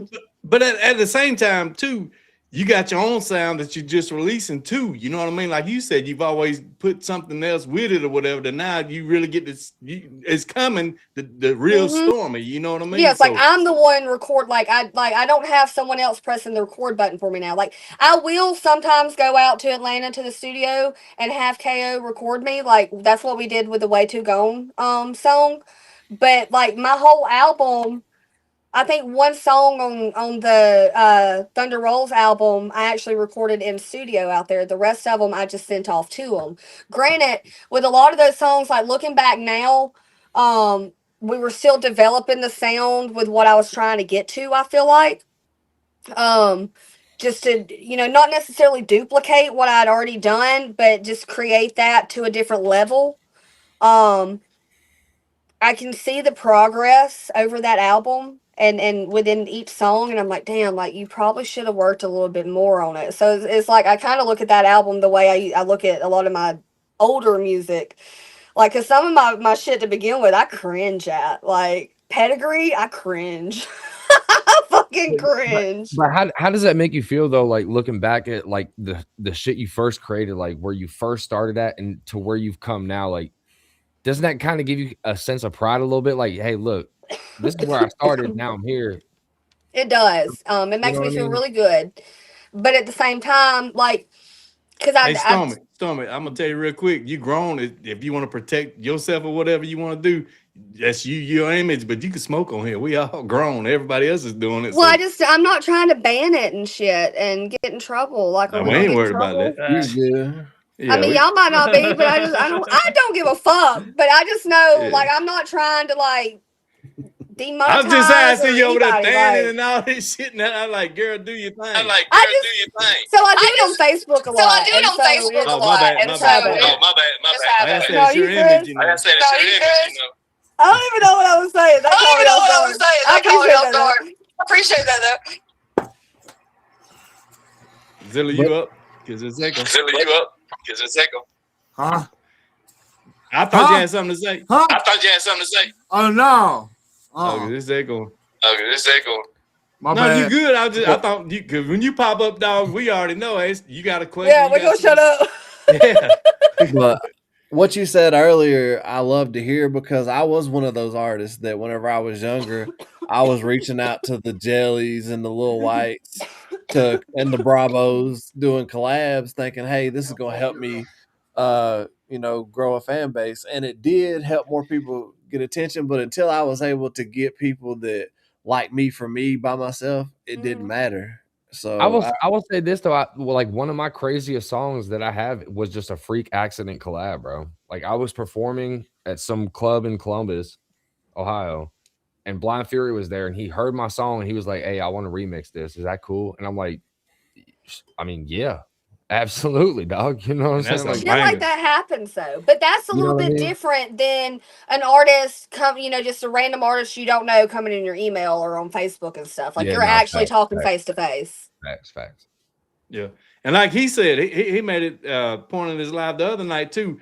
I forgot who you said, man. It's not you still here, so you can answer. But he grew up listening to this guy and finally got to be on a track with him and hang out with Lil White. Yeah, Lil and White. hang out with him and now they're when friends. Lil White You know, dropped, bro. Everybody was bumping Lil White when he dropped. When Doubt Me Now dropped, that was like the game changing evolution in rap, and just it almost in the same sense to where like when Eminem came out, bro, and he changed the way rap was. Lil White did the same shit, bro. He really did. I feel like I'm not going to argue with that. I feel like Eminem did it on a mainstream level. Lil White did it on an independent level. Like I can agree with that. I can't fight that. I'm going back in my hole. Legit. So with that being said, Stormie, who have you worked with who starstruck you? You know, like wow, man, I'm in here with. The only time I've ever been starstruck. When Struggle was over there in the crowd recording your ass the other day. Yeah, I seen that shit. What? Struggle and his team was over there in the crowd watching your ass perform, recording you. I seen that shit. Yeah, that's 2023. That was 2023. Lackfest 2023. That shit was dope as fuck. Yeah, well, I wasn't really. So, I wasn't. I kind of got a little. I was nervous, I guess, on stage once I realized Struggle was walking up. Like you can even hear it in my voice and shit. And but at the same time, like I'm sitting there, I remember thinking to myself, like Stormie, like you really fucking do this. Like the fact that this man just walked up here and he walked up front and center. That bottle that he fucking kept putting up at me, like he ended up making me fucking take a shot. Like I even tried to turn it down. I'm like, Struggle, I don't drink tequila, man. Like it, and he didn't say nothing. He just didn't say nothing. And I'm like, well, Was it Struggle, Patron? can you hand your bottle of tequila? You don't say no. Was it Patron? No, it was maybe Because I watched that song, bitch, drank Casamigos. like 3 fucking big ass bottles of Tron like this when he performed one little set. It was like 20 minutes. That motherfucker was chugging goddamn Patron. And then, you know what I'm saying? The bottles like that. No, it was a big bottle. I think It was a big bottle. I was like, this motherfucker's wow. Totally sweet dude, though, man. Real good people, man. But if you catch Struggle Jennings' attention, the point I was trying to make is if you catch his attention, you're really doing something because most of the time you walk around drunk. Yeah. I don't know. Like it was cool. So like during that, his guitarist, which was also his tour manager, I don't know if he still is, but I knew that he was the tour manager then, or at least that's what I was told. He come up to the merch booth and shook my hand and told me good set or whatever. And my dumb ass, I still to this day feel like I was cocky as fuck when I said it, but I was like, thank you, man. I've been doing this a really long time now. But that was like right at my 10-year mark, and I didn't mean it like I'm not, just perfect or, like a fucking, I don't know. I just felt like it was really arrogant to say, looking back at it. I take it as you realize who you are. Your name's worth something just like everybody else's. So I respect that. I guess so, yeah. I respect that. Yeah. And but the only time I ever got starstruck, and this is y'all are about to laugh because they wasn't even, I feel like this person was where I am now, and then compared to where they're at, which I don't know if I'd necessarily, but I've never been in those situations or those shoes, so I don't necessarily know. But anyways, the only time I've ever been starstruck was when I went to Nashville the first time I met Jelly Roll, the end of 2015. It was either December of 2015 or January of 2016. I can't remember, but I remember it was cold. And it was right after I opened up for him December 2nd, 2015. And yeah, I was just, and I don't want to say starstruck, but I was nervous. Like I go out here, I'm by myself. Granted, the dude that asked me to go out there, one of the main problems that I've dealt with as a female in this shit. I kept telling him I'd get my own hotel room. He's like, no, like I'll get it, blah blah. And I'm like, well, I'll go in half with you. And he's like, no, I got air miles, whatever the fuck. And I'm like, okay. The motherfucker ends up getting like a 1-bed suite, and it's like, what the fuck? And so I'm, laying in the bed and I'm all on my right side and I'm, at the fucking edge or whatever, thinking to myself, like, Stormie, what the fuck have you gotten yourself into? And then the motherfucker, like, he's rubbing on my shoulders and shit. And I told him straight up, I said, look, that feels good. I said, you can rub my shoulders if you want to. I said, but I ain't fucking you. And literally the next day, he could not act like I could leave fast enough. Like, you could just, like, whole demeanor changed. And it was just fucking, I don't know, man. I've dealt with so much shit. I've dealt with so much shit. Now that brings up another point.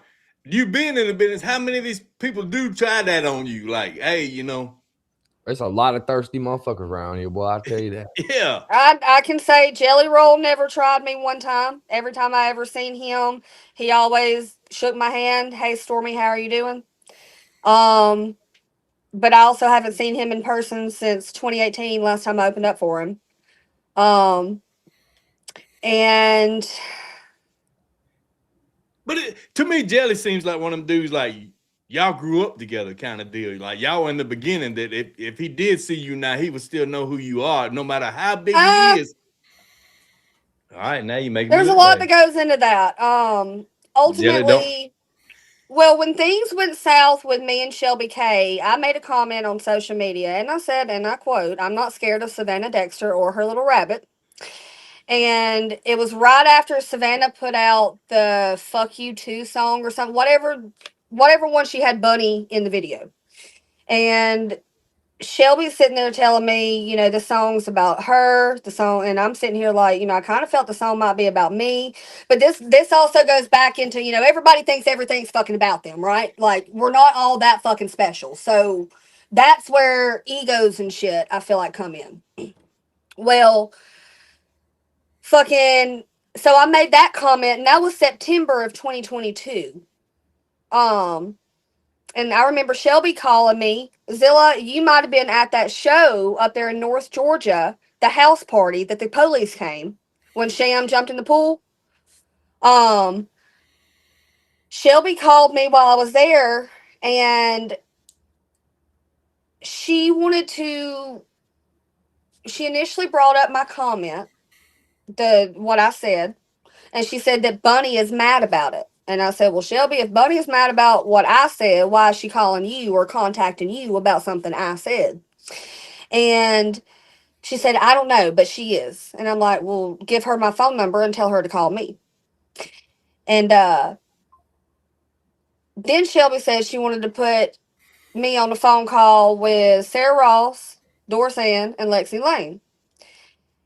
And she says, but Sarah's probably not going to be on the conference call because she doesn't like drama. And I tell her, I say, Shelby, I don't like drama. You know this. I don't want drama either. You know, why am I being pulled into it? And Shelby starts huffing and puffing because it's not going her way. And I hung the phone up on her because I'm not going to deal with it. I'm at a show. I told her I have 20 minutes to talk. I answered because you're my homie.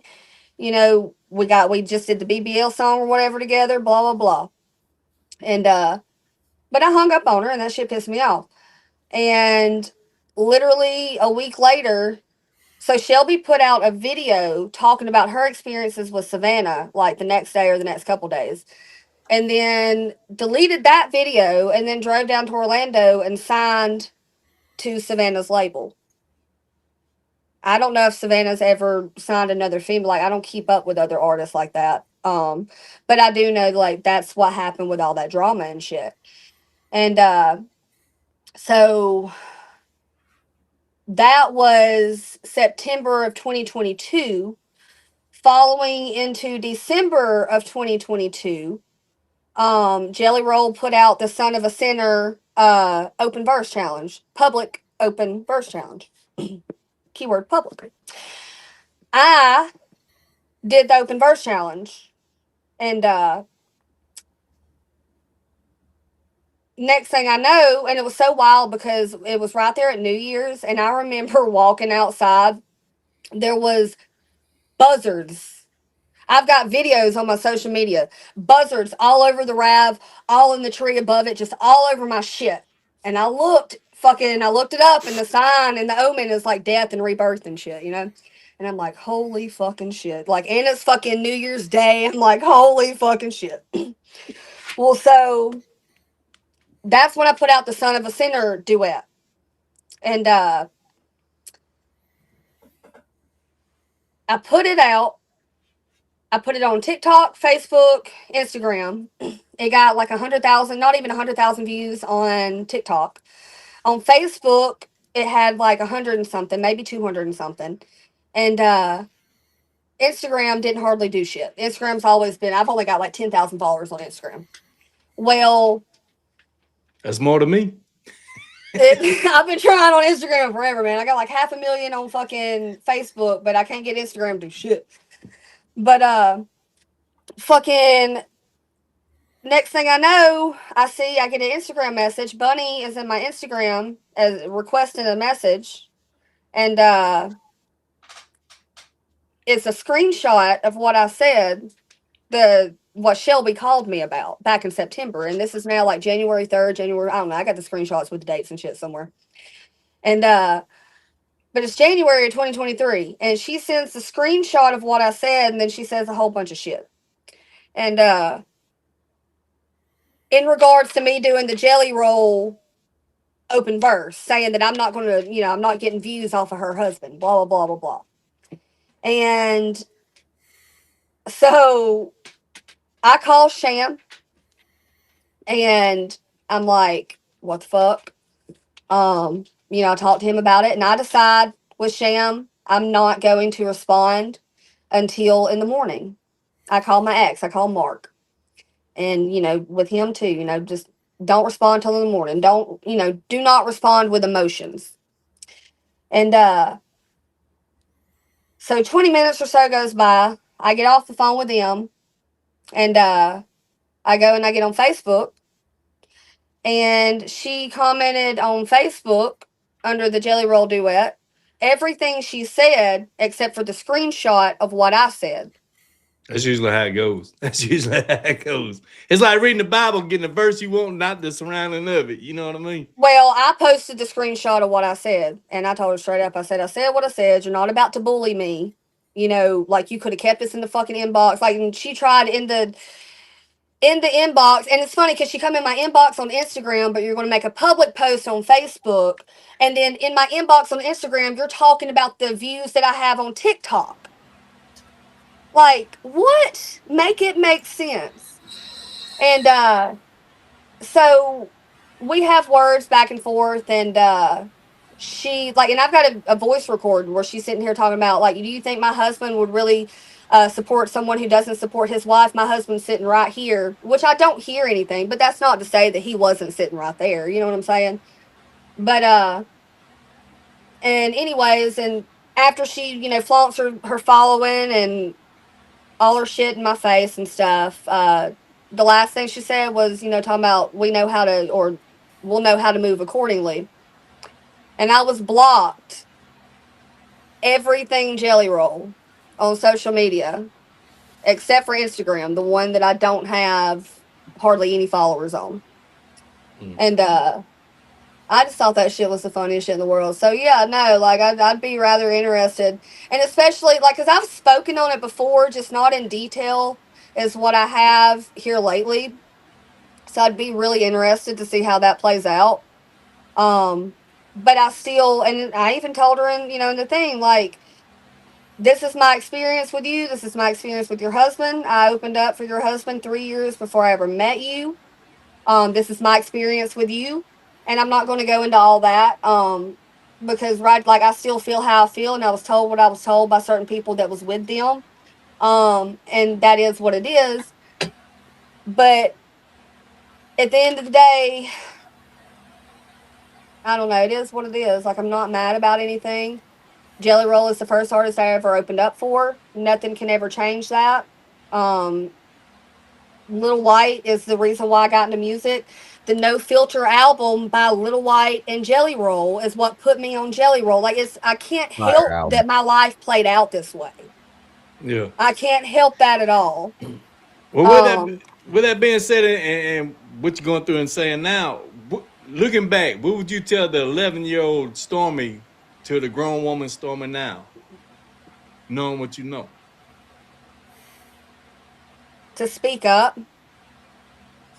To speak up, because there's a lot of, and I feel like, I'm going to get emotional. Okay, so I've been through a lot of really fucked up situations as a young little girl that young little girls should not go through ever in their lives, not even grown women, and I didn't speak up about it. And when I did, it was too late. For example, I had a male figure in my life that did some really messed up stuff to me when I was like 5 or 6, with his wife in the bed with us. Granted, she was asleep. And I kept that a secret for, hell, half my life at the time. Like, I was probably 5 or 6 when it happened. I was every bit of 15, maybe 16 when he killed himself, and I come out with what had happened as a child. And there's multiple experiences in my life, and I hate to, say it, more of them are fucked up experiences like that as a kid, that I never spoke up about.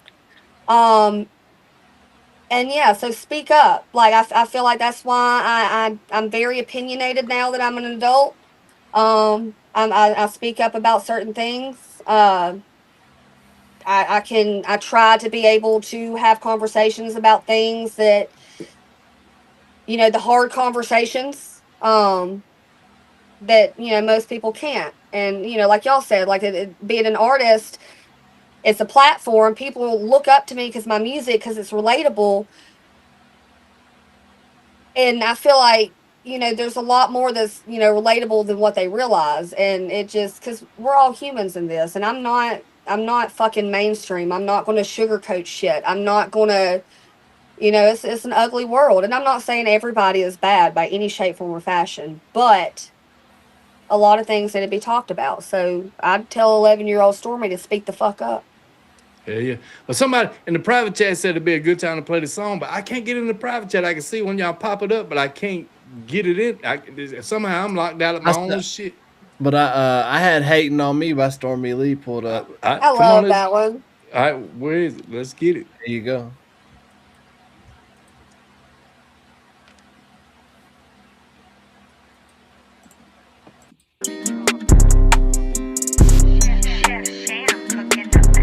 Might be a little girl, yeah, I'm 5'3", but there's one damn thing you ain't better than me.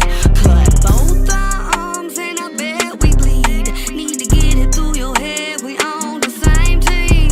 You be mad, so you be trolling, I be grinding, I be focused. Switching lanes, go with the motion. Haters hell, so keep it rolling. Bitch, I'm a coward, why you want the beef? Ain't worried about you, I don't talk about my cheese. Sit like a queen while you sit with a sheep. Come on in the backwoods, try to find me. Why they hating on me, yeah. Oh, they hating on me, yeah.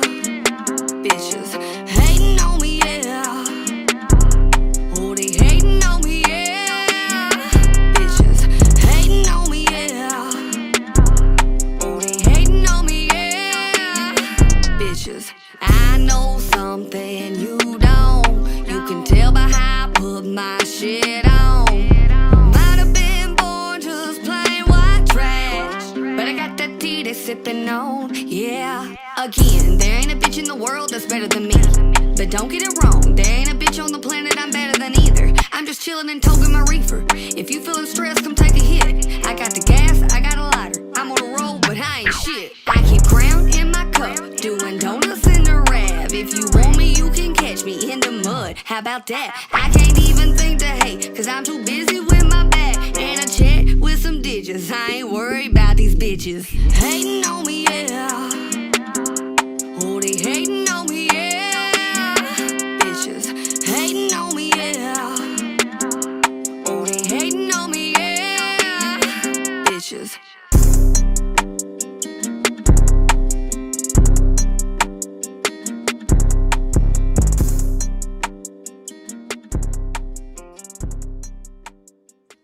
Bitches. Let's go. Fucking hating on me, Roll bitch. Tide. And that started off, when all the open verse challenges and shit were going on. Sham actually posted that beat up on TikTok asking, like, who can do something to this? And I did. And fucking it started off with just like an open verse challenge to it. Then I was like, dude, like, just fucking, like, give me the whole beat. Let me fucking do a song to it. And that's what we come up with. And so I'm gonna say this: I feel like this whole interview or hangout kind of thing is cool, but it kind of like, damn, I didn't mean for you to leave. My bad. Scared her away. There you go. It's always funny spot, bro. No, my cousin's calling. Hold on. Don't say that again because he's probably about to call back. It's annoying. I gotta go on Facebook and tell him to leave me the fuck alone. Quit calling me. Oh yeah. Sorry. Hold on. I don't want him to fuck it up. Hey, look, we'll play Yeah, another like, song. no, I can't. I'm in a fucking, leave me alone. Hold on, wait. I'm so We'll sorry. play another song while you do it because I got one pulled up. It's you with Okay, don't forget what you were gonna ask. All right, I'm cool. I ain't gonna ask. I was gonna say, but it's you and Kelsey Lynn, man. This is Dance with the Devil. Roll Tide. I really like this one, Hey. man. Go ahead. I'm just, never mind. I'll see what y'all think and then I'll speak. Let's play the song. Hey, I'm married with children, but I'm gonna go ahead and tell you, God damn. Almost like, Good thing I'm married too, right? What are you weird, bro? Play the song, bro. Come on, let's go.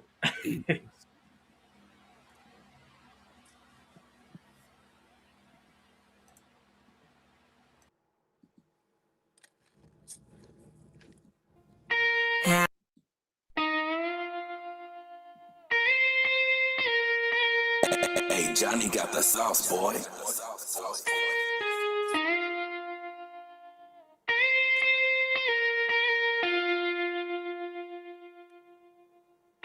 I've been dancing with the devil, got that man around my arm. Friends think I changed, I'm just tired of being numb. I ain't claim to be insane, pull the facts, will get you some. Wanna ride the wave, get it out the mud.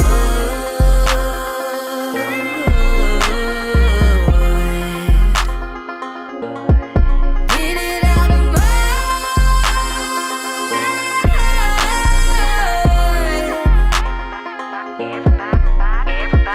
Everybody hates everybody. Well, I'm the body you can hate the most. Cause everybody knows everybody now sees this shit from coast to coast. Plot me like a ho-ho, you's a savage. Come on, let me show you who's really the bad bitch. Walk around tall cause you thought you had it. One more time, give it up for the baddest. Some of y'all mad that I learned how to milk it. When I'm on a mic, I only spit real shit. Did it on my own since Lego block build it. Got 'em bumping heads cause a motherfucker feel it. And I cannot be told. Walk around talking shit, but they can tell who sold. I've been dancing with the devil, got that man around my arm. Friends think I changed, I'm just tired of being numb. I ain't claim to be insane, pull the facts, will get you some. Wanna ride the wave, get it out the mud.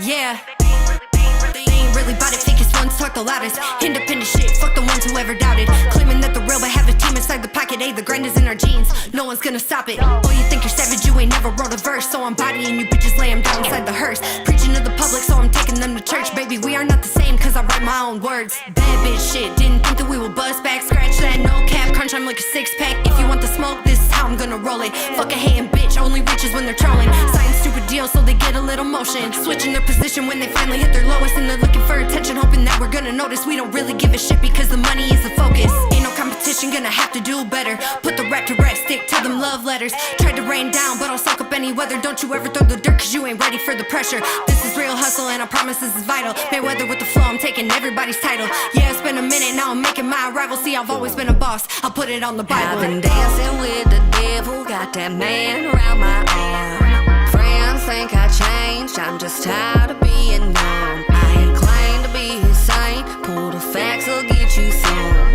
Wanna ride the wave, get it out the mud.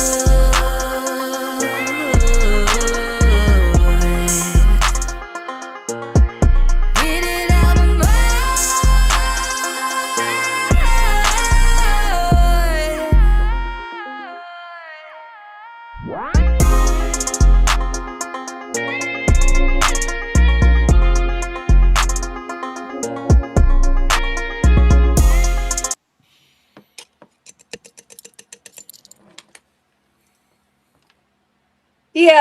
Yeah, that video was not supposed to be anything like that.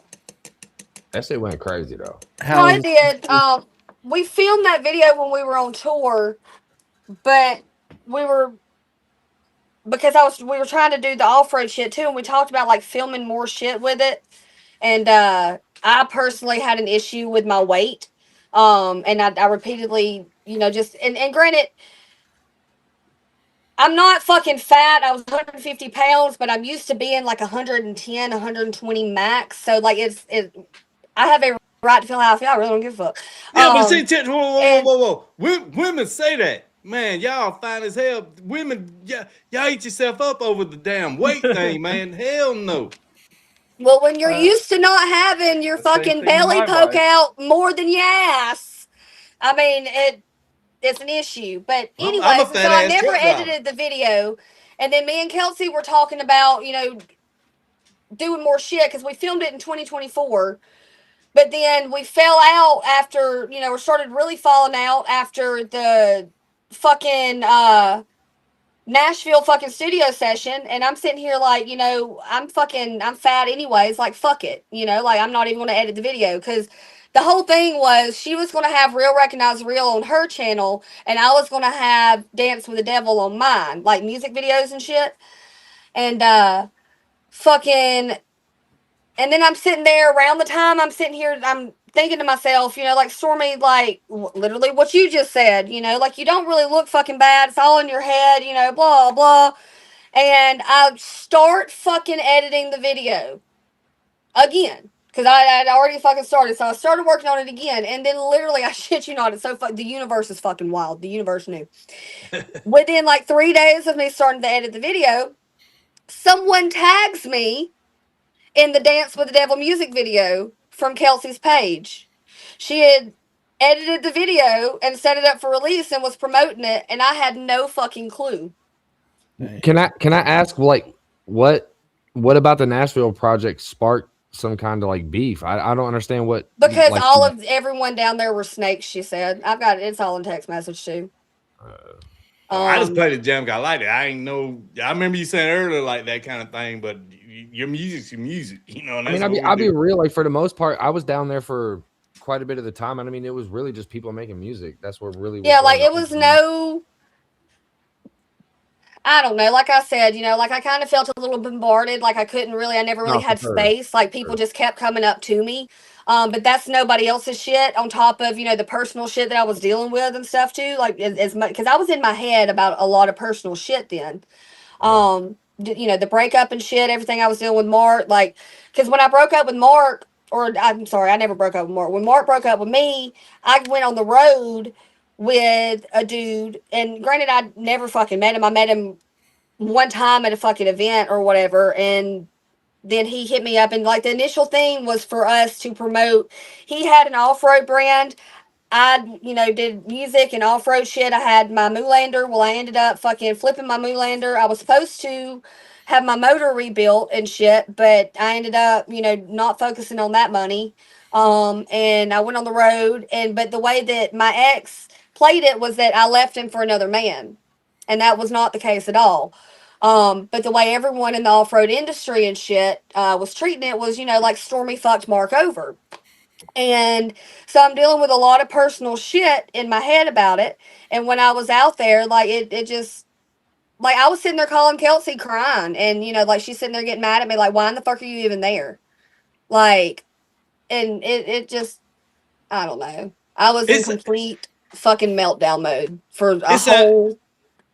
It sounds to me like going to the beach for a 7-day vacation. You get sunburned the first day and you ain't worth a shit the rest of the day. That's what the Nashville trip sounds to me like. You, I mean, I'll be honest. Like I met Stormie. That was the second time.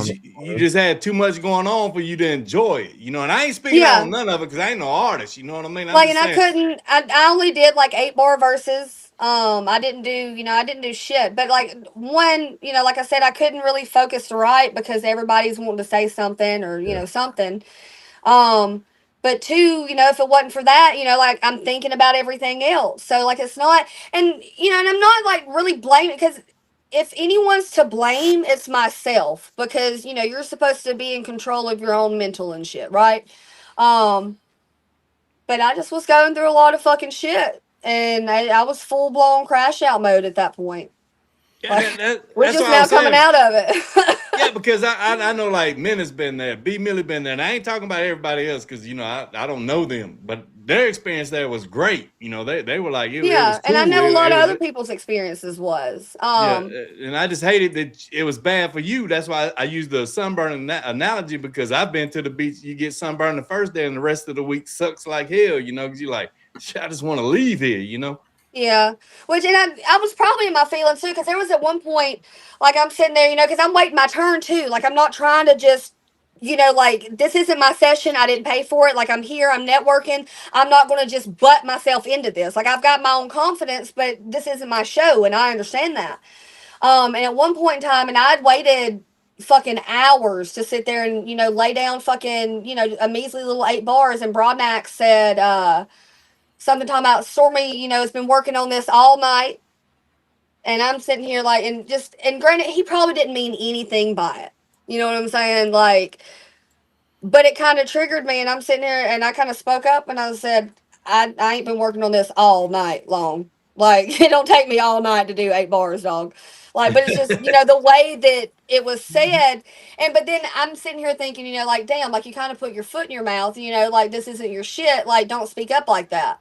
I kind of feel like Broadnex did that out of love though, because like That's what I I'm don't know. saying. Like, he probably didn't mean that at all like that. But because I was so in my head, that's how I took it. Just with everything that I had going on personally, and really, it's just all of it's fucking personal shit.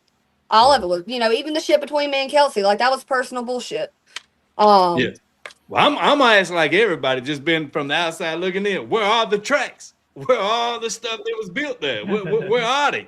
This is what I'll say from my experience was I was there as somebody really there with an artist I was managing. I wasn't even planning on getting on songs, but then Adam told me, hey, jump on a song. But there were so many people around, I had to go up to an upstairs room by myself to even write my verse. And then I come down, so I didn't many even know there people. was an upstairs room. Nobody showed me that shit. I will say this, dude. Like the one thing I will say positive about that session is everybody was literally invited. Like you could literally pull up. You were invited.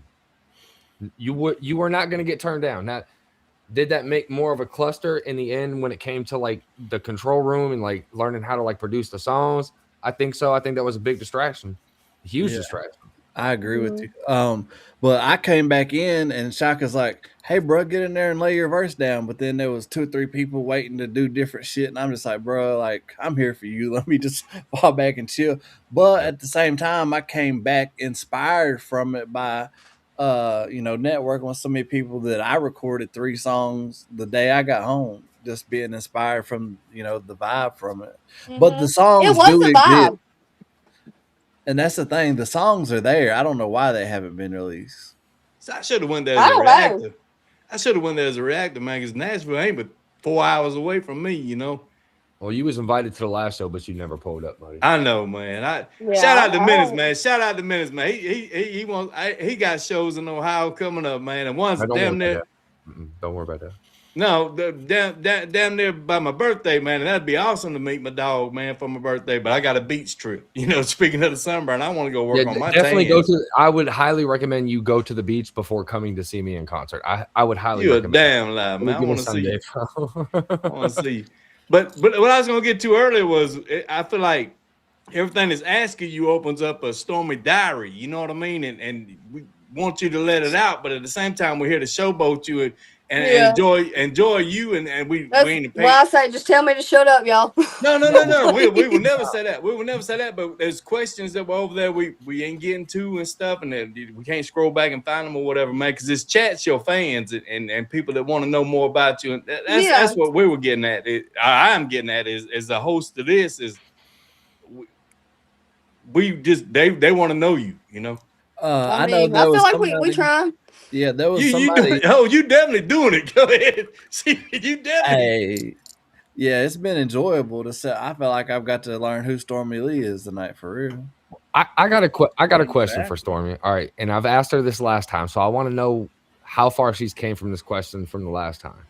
What is your biggest flaw in your creation process, and what are you actively doing to correct it? My biggest flaw in my creation process. I now think, and this okay, so I don't remember what I answered the first time, and I don't care at this point. So hey, straight up. I feel like now my biggest flaw is, and it's something I feel like I've had it for a long time without realizing it, but, and I don't want to say it.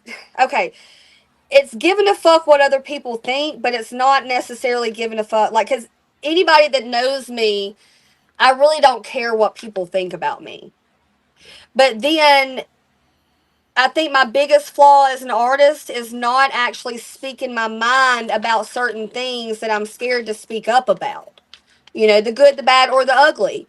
And I think there's ways that you can do it, and have class about it, and still be, a piece of shit. I ain't shit, right? So it, whoever's laughing, I don't know who's laughing. That's Um, me.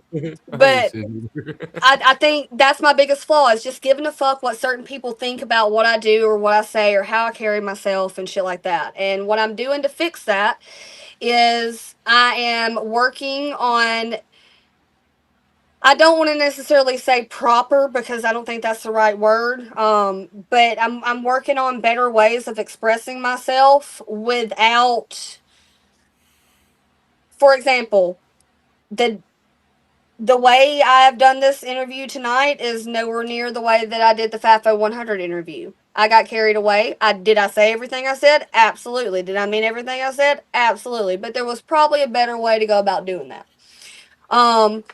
So I'm actively This ain't no realize, interview. This ain't no interview. This a hangout. We all yeah, hanging out. well, I mean that was a hangout too, I guess, but I went more like there's a lot more back and forth between us on this than there was on that one. So I spoke for damn near 3 hours, literally everything that come to my mind. And maybe that's a bad thing. Maybe it's a good thing. I don't know.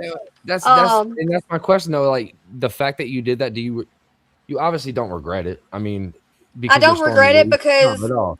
But do you think? why? I'm sorry, go. No. Do you think? Okay, you obviously said okay, there was a better way to address it, but do you think the way you addressed it was like 100% the way you felt about the situation? Facts. You see what I'm saying? Facts.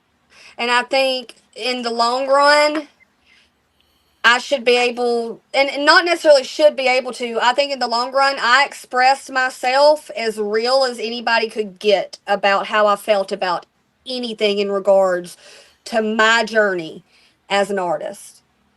Um, but yeah, I think I probably could, like, I guess, been more structured with it. Um, but yeah, no, like I don't regret it. I don't regret it at all. I'm gonna say Um, this just by listening. It sounds to me like you're trying to protect the image, but your mind and heart are two different things right now. It's like you thinking like for the people, but your heart's saying I need to do this now, kind of thing. You just need to break loose and just be you, you know? and that's what I'm figuring out. Yeah, like it I don't know, like I don't really know how to explain it. Like I've never been like this. Like I'm the oldest I've ever been. I've had the most experience that I've ever had. I'm not who I used to be. I don't give a fuck what I'm not. I don't think anything like I used to. Like I cringe at the thought of the way that I've thought about situations before, if that makes sense. You're getting Um, older. You're getting older. You know what I I mean? guess that's what it is. Like I'm figuring You're out who growing I up. am. You're In your growing up. 20s, when you're a kid, you do what your parents tell you to, blah, blah. Or if you're a teenager, you're like me. As soon as you get a car, you leave, you get the fuck out, whatever. Um, and then once you get on your own, it's like you do everything you can to go against where you come from, right? And now in my 30s, like I'm learning, like it's okay to have certain pieces of me. It's okay to light a match, sometimes and start a fire because at the end of the day, you can't just sweep everything under a rug because if it gets swept under a rug, there's eventually going to be a big lump there and people are going to start tripping over it. So, you have to treat life like that. And you have to, like, I don't know, man. And I feel like a lot of it's mental too. I watched You gotta love MTP camp. They over there. It said, to be fair, we all the oldest we've ever been. I mean, yeah, but like, I mean, Do that. Stormy Leigh ain't never been about to be 35, motherfuckers. What's up? I can always say Um, I can always say in this, I've been y'all's age, I've never been mine. I say that all the time. So How old is everybody on the channel, on the boy, panel right I'm I'm now? gonna have to 33 no, plus forever. no. I'm gonna tell you this, Bruder. You new to this. You don't ever ask a woman that shit. I'm gonna go ahead and tell you. You don't ever ask She a woman already that said shit. her age, so No, it's I all like to be good. able to say She 33 already said plus. her age and her Yeah. birthday. It's easy math, No, I bro. don't give a It's fuck. I was easy born math. April 26, 1991. I'm about to Hey, be shout 35 out to years the air, old. shout out to the Aries crew for real. No, I'm a Taurus. The fuck? Pisces I'm a over here. Taurus. I'm a bull. See, that's my problem. I'm hard-headed as fuck. Yeah, we talked about this. We talked about this on the interview. Yeah, you are just right past the date of being an Aries. You Yeah. are Taurus. Yeah. Yeah, I'm Taurus, man. Taurus gang, gang, gang. Whatever. But Y'all didn't want to answer. I'm the question. 29 until I I turn don't 50. know. None of y'all. I mean, did. look, I'm The female's the only one that answered the question. What? I'm 127 ancient years old. Fuck yes. I'm gonna tell you what my papa told me, and that's what I'm gonna tell you what my papa told me, and that's Start what I'm counting gonna start down. doing now. I hope you get to one before you die. I hope you get to one before you die. But no, I'm 38. I'm No. a Scorpio. I'm a Scorpio as well, and I'm 30. I'm 40 years old. I'm 38 and I'm a Pisces. I'm a Pisces. I like long walks on the beach, and I like really cold drinks. There's nothing better in this world than an ice cold Dr. Pepper. Roll Tide. It used to be. It used to be. Lieutenant Dan, ice cream. So it's like asking the question of starstruck or whatever. Out of all your jams, what is your favorite one? I ain't gonna front. I really like ripped jeans now. Like, and I hate. It's really bittersweet. Like, I hate that everything happened the way that it did with me and Mark. Like, I really do. Like, I really thought that. Like, I love that man. I will always love him. I will always have love for him. Well, that's understandable, you know. Shit, you and me. A lot of people throw love in the first couple, just to be in bed or whatever, But, if you really mean it, then it lasts, Yeah, it's I will forever have love for him, but it will never be the same love that I once had, which is why it's really bittersweet. Which is why I think that song, one, is my favorite. I like the melody on it, like outside of the sentimental shit. And it, because it's a really good letting go, like releasing song. Just let the fuck go. Other than that, I love the melody. Like, and I also played a little at the beginning of it where I say, he called me pretty, he called me sweet, told me I'd get a diamond ring. Like, that's a little play off of fuck, it's an older fucking country song. I forgot, like the band Perry or something. Yeah, that's it. Yeah, and his little play off of that, and just I tried to be really fun, and like the tables and the fish and shit, like those are all true stories. Like where I sat down on the table, like I was on my knees there, and then we were skinny dipping in the pond one time, and a fish about took off my left nipple, like my whole fucking he said nipple. they don't nibble it at all. No, like they about took that whole thing off, dog. It was intense. Like it was bleeding. Like it was bleeding. What? I gotta get off here if I get in trouble. No, I apologize. I'm sorry. I really don't mean it. But anyways, and so I tried to be fun with the song. Nipples. You got some hard ass nipples for a fish to bite it though. No, you don't have to. Oh my God, sit down. Bloody. But no, and it's really, I really like and the harmonies in them.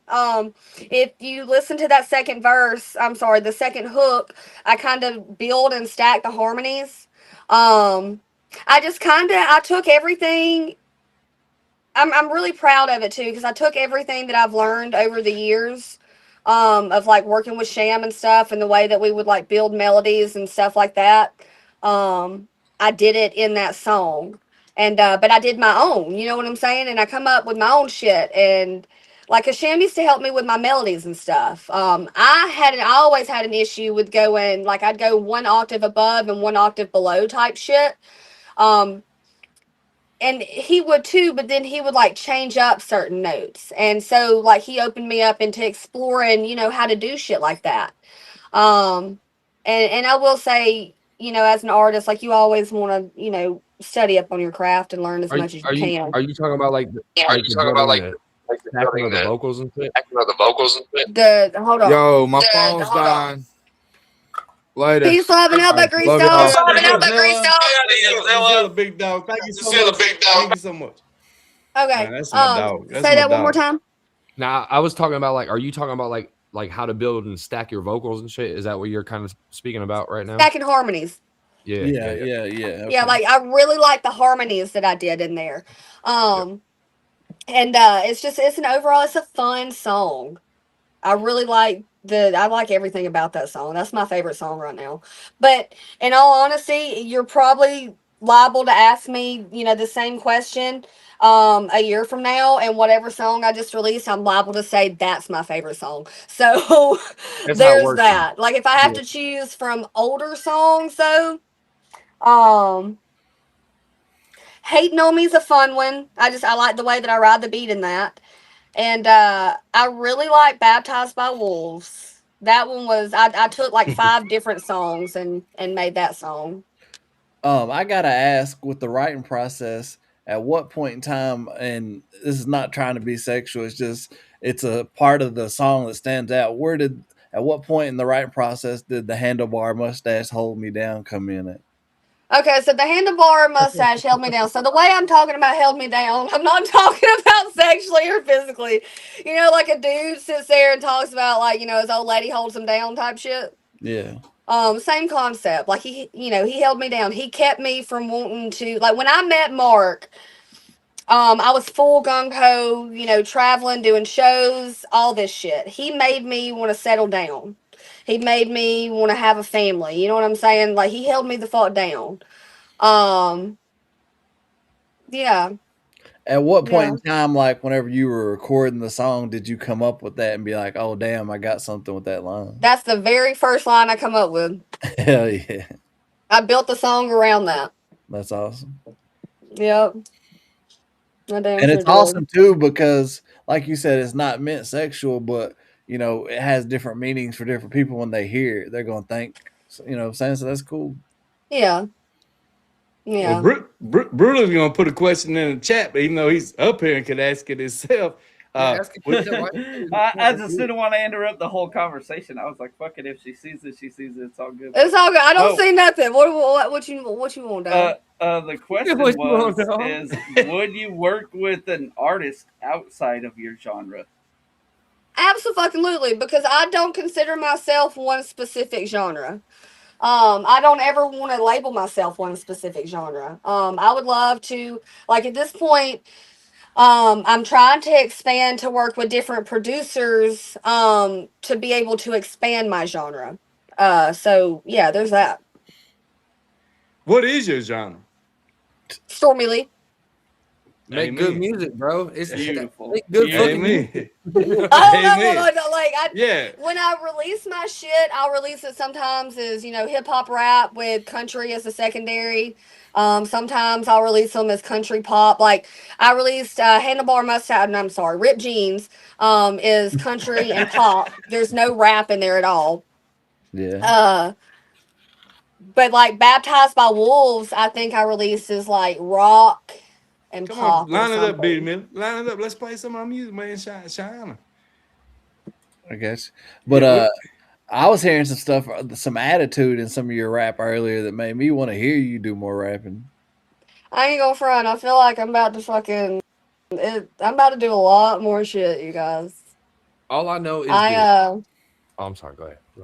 well, no, I was just gonna say I feel like in regards to the whole held me down thing, like I feel like I kind of slacked off.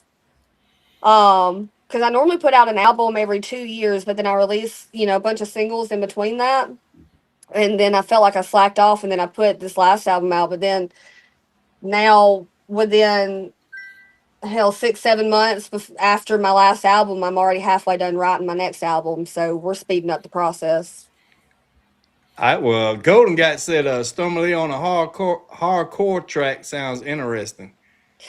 I did hardcore, a compilation thing with some people in California, something circus thing, and I'm doing like laughing clown shit, and I say something, and it's kind of screamo, but it's not really. I would love to learn how to like really do some fucking screamo shit. Stormie done went to the fucking grocery store and got them Fagos, bro. She done got them Fagos. Hey, let me shout out my boy Grism then, because he's making horror movies and stuff, and he's telling artists, man, they need music for their movies and stuff, man. So shout out to Grism, man. That's what I'm saying. I got short films and all that shit too on my channel. Yeah, your song "All My Life." Is there any story behind that? Yeah, that's another one that I wrote because of Mark Bryant. Hey, and shout out to Tony fucking Tuber, man. A dad again, man. Shout out Big Bro. I seen you in the chat, big dog. We see you over there. Yeah, I don't, my TV don't went off. Yeah, no, so All My Life, that's another one that I wrote heartbroken over Mr. Handlebar Mustache. And but it turned out to be a really good song. There's a couple things. I tried to, I think it's Aretha Franklin, or no, who is it? The song "I Will Always Love You." Who is that? It's not Aretha Franklin. That's Whitney Houston. Whitney Houston. Yeah. At the end of that song, I kind of like, that's the vibe that I went when the I never meant to hurt you. That's kind of where I went with that. But it didn't influence the whole song at all. Like, a lot of people are like, say that I sound like whatever little rap track like that. And now that I look at it, there are a few songs that sound really similar, but I had none of those songs in mind. Like, I heard the beat and that's what come to me. You want to get into it? Yeah, fucking right. Yeah. All right, let's go. This is Stormie Leigh, "All My Life." Roll Tide. Hey, y'all hit that like button, share this shit out, man. I love that roll. Sure. I love that Roll Tide at the end of everything too, Stormie. Man, fuck that Roll Tide. That's why I wore the Penn State hoodie tonight. I wore the Penn State hoodie. Minutes, we'll see you tomorrow.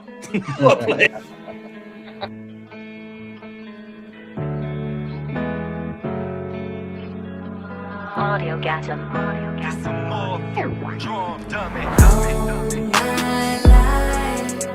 I was waiting for someone like you to hold me tight.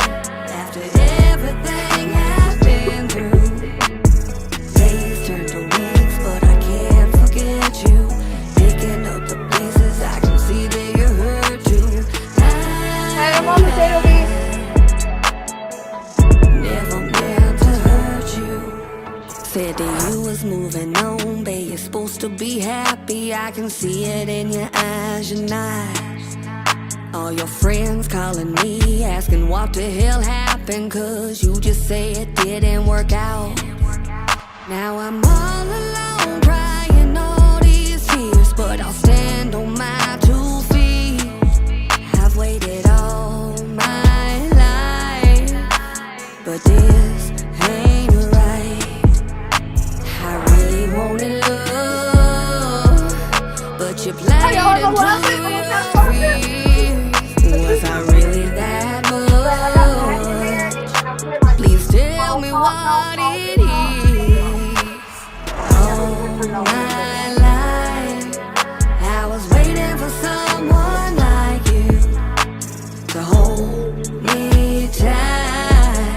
After everything I've been through, days turn to weeks, but I can't forget you. Picking up the pieces, I can see that you hurt too. Never meant to hurt you. Okay, that's cool. I had a round one from New Mexico. In my But it's dreams, not I see you. Everything's alright. But when I wake up, I need you. 'Cause the memories keep flooding back in my mind. You're all I see. Since you left me lay down by myself, baby, I ain't been back to sleep. I really wanted love, but you played into your fear.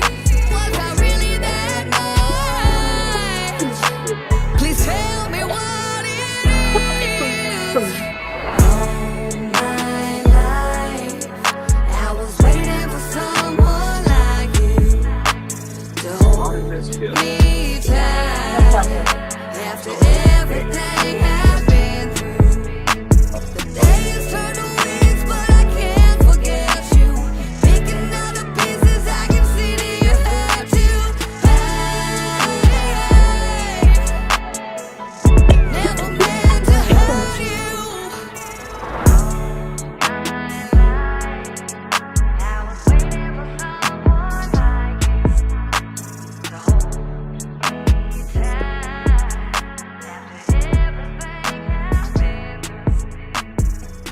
bop, bro. Thank you. It's a bop. That was a bop.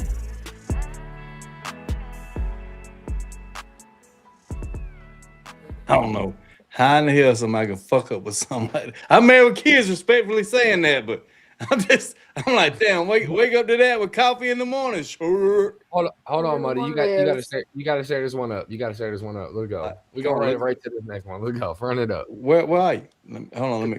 Oh wait, no. I do want to say first. Someone said a lot of vocal training. I took voice lessons. I only took voice lessons like in my early 20s, so y'all can go ahead. I thought they were talking about something else. And Golden, I know earlier y'all asking like a jam with Corey. Is it Corey Spires or I want to get the Corey right? That way I answered. No.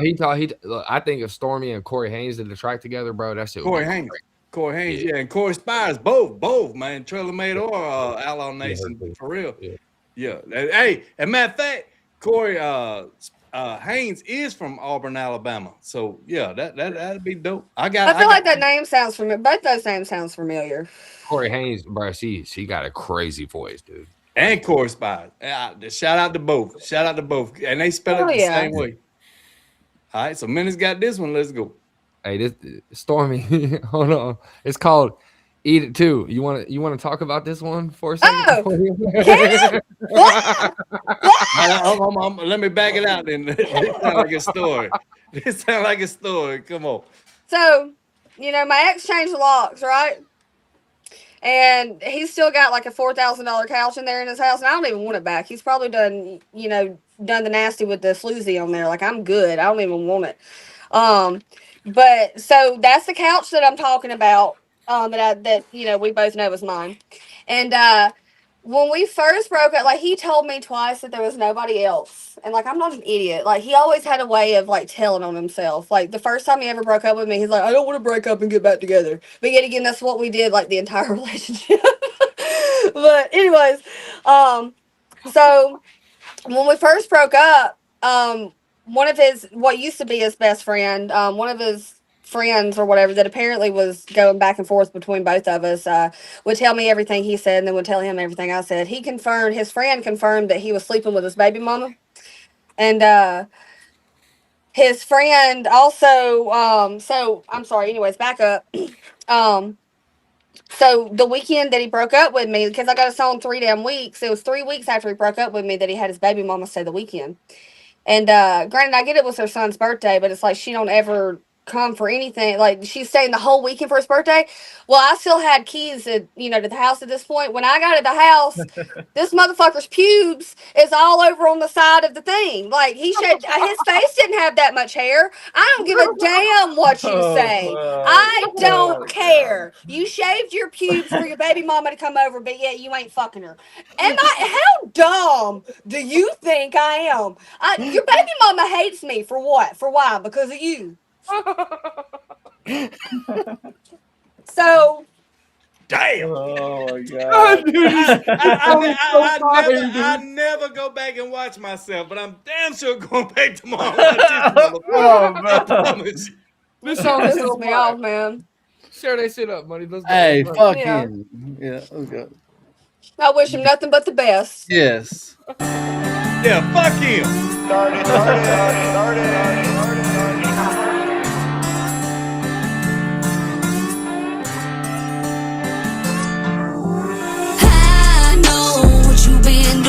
Boy, it ain't been walking the line. I know that it's shame on me, 'cause this time you fooled me twice. I know what you been doing, boy, you ain't been walking the line. I know that it's shame on me, 'cause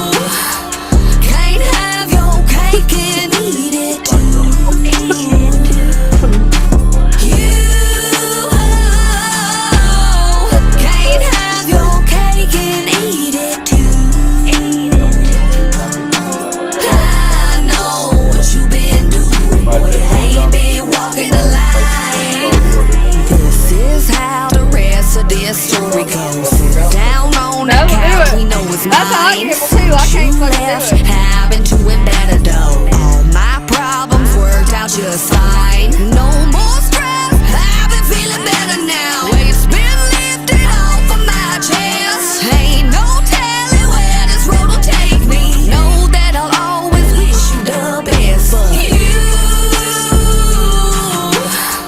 can't have your cake and eat it too.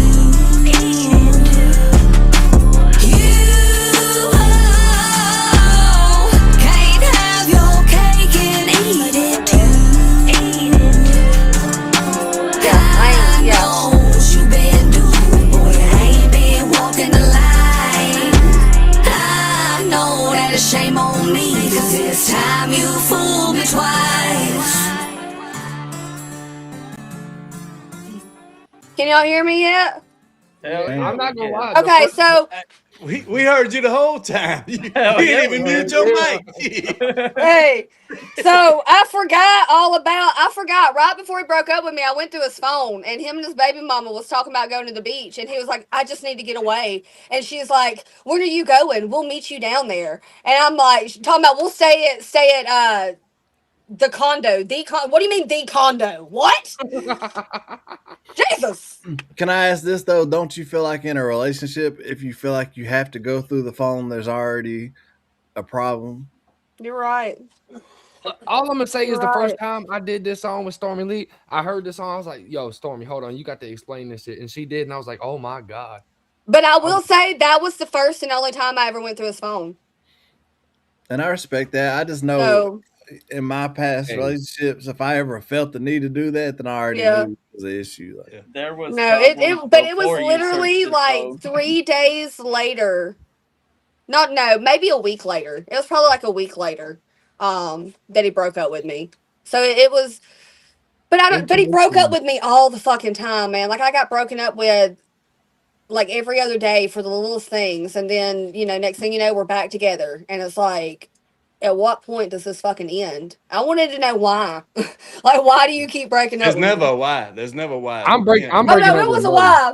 I'm tired of Hey, But this shit. but I gotta say this real quick, man. I told you the women gonna get behind you. Check this out. Nanny said, do a Dixie Chicks Earl remix for Handlebar Mustache. Oh my god! And the women behind it, Carly Oh, loving it, that's Carly nice. loving it. I'm So with that'll it be a too. hit. That's my That'll be a wife's hit. favorite So- fucking Dixie That'll be a Chick hit. song. Look, Stormie. They already got new merch. Men ain't shit. Men ain't hey, There no, you go. because No, my we already shit's shit. I ain't shit. Yeah. Fuck I him. I'm just trying to be okay. I don't want to be the shit. I'm just trying to be okay. And K-Dub say, oh my. This is ridiculous. Susan Bad. said she definitely needs more recognition. We're working on it. We're working on it. That's what we Y'all do. must not know who Stormie Leigh is, bro. I seen a motherfucker tell her she ain't an artist, and what happened next was not real fun to watch, but it was like Stormie was like in her bag, like bitch, want a bet? You know exactly what I'm talking. She know exactly what I'm talking about. Oh, Cankle man. Oh god. I don't know, man. I just I know what I do and I know what I don't do. I'm just me, 100%. The good, the bad, and the ugly, you guys. I want to tell you, you are the, not on my channel because I've interviewed like Corey Hines and stuff, but you're the first artist we're doing together, female wise, and I'm like, dog, for it to be you and being from Bama, and it shows them women in Alabama ain't weak. We ain't this shit y'all see on the My Discovery daddy ain't Channel. raised no bitch.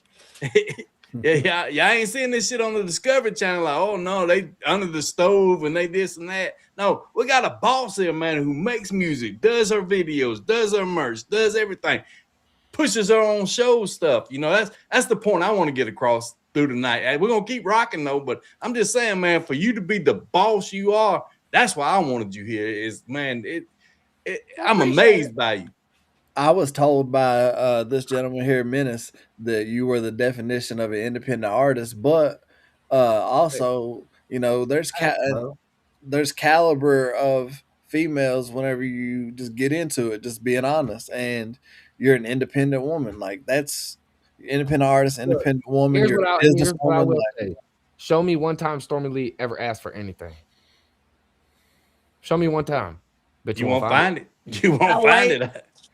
I'll wait. fucking wait. I'll wait. The We've been definition waiting of here an all independent artist. fucking day. And the But fact is, you know, and so if I'll say anything though, that's probably a problem for me, is I don't ask for help. But So I can see that. that, you know, it's a not blessing and a necessarily curse. a problem. I wouldn't say it's a problem. I would say it would be a curse though, because you're kind of shorting yourself of opportunities that you definitely deserve. Facts. For sure. Facts. Hey, y'all should run another Stormie song, bro. I'm working these knobs over here, trying to keep up with the chat. And all Working that these sort of love. pause, my boy. Pause. You ain't working Stormie, what? what song do you want to hear of yours? I don't know. Says it all, motherfucker. I ain't got time to explain it. It says it all. I don't know. Hold on, let me go to YouTube. No, that's not a too old one. Like Stack said, it ain't about the Play journey. Baptized by Wolves. It's about the journey, not the destination. What's she say? Play Baptized by Wolves. Okay. Or Dirty South, or I Yeah. want Way to play. Too Gone. I want to Y'all can play do the Dirty- Way Too Gone one too. Okay, Let's play the hell out your songs. Come on, let's jam. Run them up, bro. let's go. Yeah, We'll Big play Miller, two you back good to at that. back. Play them all. Play every album, everything. Let's blast it. Here we go. Minutes, Way I'm gonna Too- check Way your Too Gone. check your Come text on. during this shit, you mother. Oh man.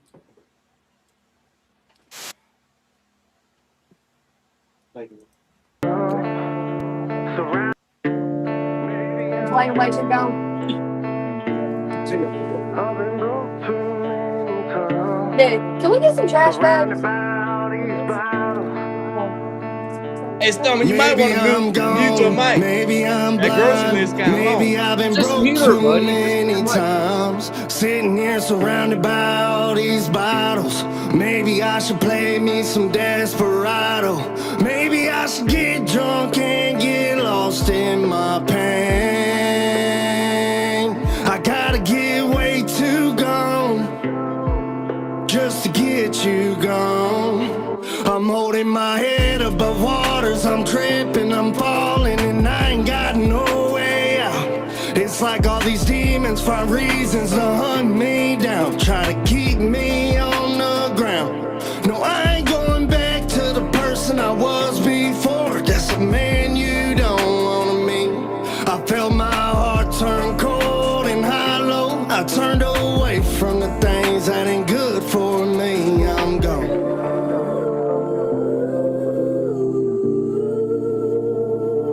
Maybe I'm gone, maybe I'm blind, maybe my heart holds on to lies. Sitting here thinking about all these problems. Maybe I should find a man who wants to solve them.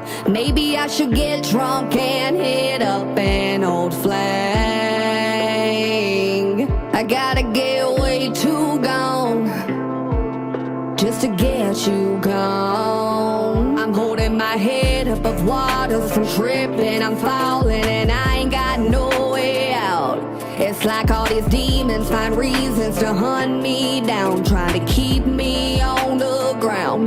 No, I ain't going back to the person I was before, or a man you don't wanna meet. I felt my heart turn cold and hollow. I turned away from the things that ain't good for me. I'm gone. Yeah, I'm gone. 2 sheets to the wind. How do you keep on when things don't go your way? It's easier said than done when you're on the run and all you wanna do is hit the brakes.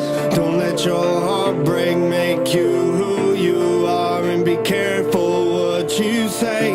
I've been on my own for some time now, and I think it's time to escape. I'm holding my head above waters, I'm tripping, I'm falling, and I ain't got no way out. It's like all these demons find reasons to hunt me down, trying to keep me on the ground. No, I ain't going back to the person I was before. That's a man you don't wanna meet. I felt my heart turn cold and hollow. I turned away from the things that ain't good for me. I'm gone.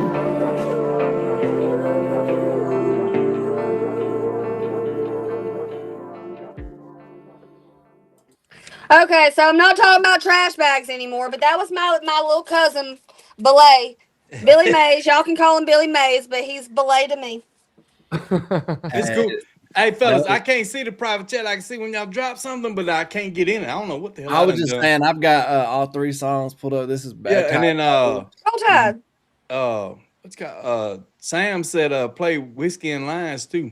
That's a good video. Y'all can play that one too. That's really good. We filmed that out at Average Joe's actually. We gonna jam your jams too. We love to hear you talk for real, for real. We ain't trying to be rude, but And it's about- I'm you're not being rude at all. Like, play that shit, dog. we love it. Hey, audio, this gas. Wrong dummy, that's the campaign. When I throw my phone, baby, you gon' play along. Come on, big boy, let me see how long you think you can take when I put it in your face. Watching me shake my ass for days. Yeah. Whoa. Bet you ain't never seen a country girl do it like this. No, no. I got what you want. I got what you need. Come on, big boy, you know you going home with me. I can hear the thunder, and I can feel the heat. You ain't gotta say it, cause we both know that I'm sticky as sweet.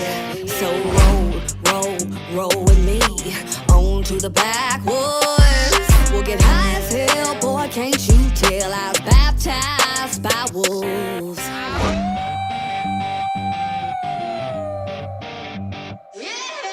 Deep in the woods I go home, I'm an animal. Yeah. Whoa. Come on, let me take you to the backwoods. Saddle up, let's go, let's go. You got what I want, you got what I need. Come on, you big boy, you know you're going home with me. I can hear the thunder, I can feel the heat. You ain't gotta say it, cause we both know that I'm sticky as sweet. Yeah. Roll with me on to the backwoods. We'll get high as hell, boy, can't you tell I was baptized by wolves. When I throw my bone, baby, you gon' play along. Come on, big boy, let me see how long. He said he could take it when I put it in his face. Now there ain't a single piece of furniture safe. Yeah. Whoa. Bet you ain't never seen a country girl do it like this. No, no.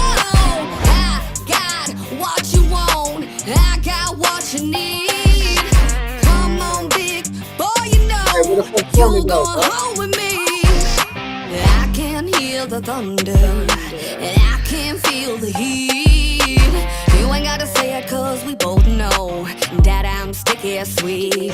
So roll with me on to the backwoods. We'll get high as hell, boy, can't you tell I was baptized by wolves.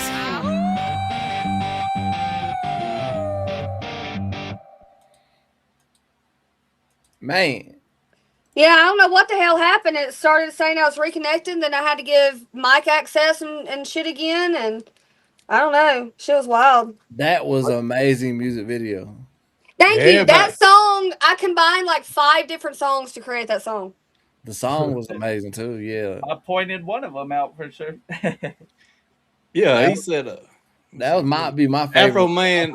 Yeah, Afro Man spin was. Next up we got Stormie Leigh, Dirty South. Absolutely. Let's do it. Come on.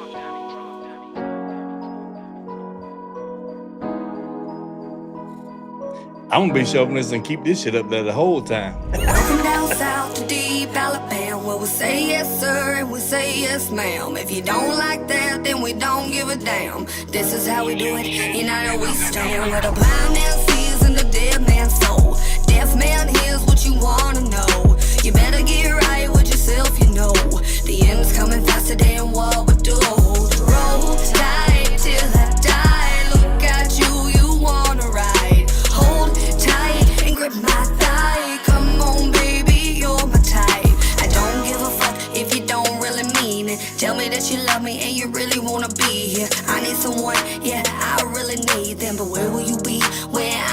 I gotta shout this out because they just said in chat, wish Stormy would tour Australia. She's fucking kick ass. Dude, that's gonna be the first place I go outside the U.S. Australia, I'm going. That's coming from Stuart James. Stuart James, your fan over there. So make I sure swear to you God, shout I'll him be out. out there one day, dog. I'll be in the land down under. Shout out to Stuart. Shout out to Stuart. Hey, Come on, I had to do that. Let's go. let's go. Really need ya.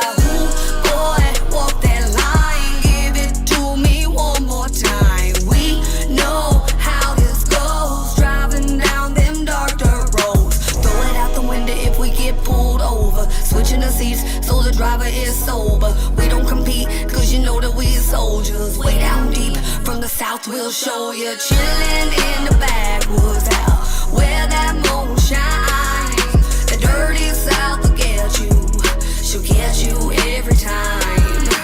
Chilling in the backwoods, just living on borrowed time. The dirty south will get you. She'll get you every time.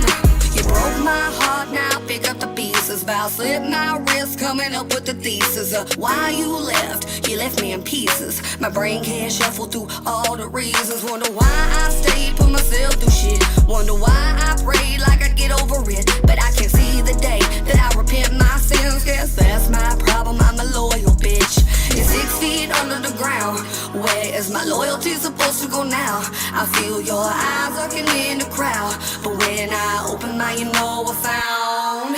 I pick myself up, gotta do it on my own. Till the wheels fall off before I go back home. With Shelby, Alabama written on my gravestone. Baddest little bitch, she did it on her own. That's my story and I'm sticking to it. If you wanna act up, boy, we can get stupid. Contain my heart, I'ma run away. I don't give a fuck, I got shit to say. Chilling in the backwoods out where that moon shines. The dirty south will get you. She'll get you every time. Chilling in the backwoods, just living on borrowed time. The dirty south will get you. She'll get you every time. Shoo. Hey, bro, I shared a link up. Down for the dirty south. Man. That's my problem. I'm a loyal bitch. See, Stormy, you sparking women who shout out to the MTP squad, who are the realest women I've ever seen in my life. But I told you what you talking, you're gonna have women behind you. That's a real one right there saying that. Look, it's all about the ladies and the babies, bro. Hey. The ladies and the babies. I ain't gonna say the babies. I ain't gonna say the babies. That's 18 years of raising shit. The fuck? It's all about the ladies and the babies, bro. Look, I'll protect somebody else's kids. I don't give a fuck. Yeah, It's I got you. Protect all kids, man. Protect all kids. Hey, man, I do have to hit timeout though because you did speak on some unaliving type stuff. There was a warning that popped up before I played it that said that it contained that type of material. And because I'm sorry, go ahead. If you could elaborate, because I've dealt with that in my family a lot, like so. Yeah, well, I've dealt with a lot of deaths, and I say a lot of deaths. I don't know, like the deaths that I had impacted me. Besides your grandparents and stuff like that, my cousin unalived himself when I was probably 11 or 12, maybe 13. I think it was around the time that I played hockey because I was at the skating rink for an all-night skate thing. And my dad called to tell me, what was going on. And then the first car that I ever got was an 89 IROC, and it was my cousin's old car that he unalived himself in. And the cool thing about that car, it was an automatic, but I swear to God, around 9 o'clock every night, if you went around 55 miles an hour, you did not have to have your foot on the gas, and there was no fucking cruise control on that bitch whatsoever. Like, it was dope as fuck. So that happened, and then flash forward, I had grandparents died at an early age, and I only say this because I think it's weird. My dad's mom passed away, and I was in the bed asleep, and she passed away in my vicinity. Like, I was right there beside her. And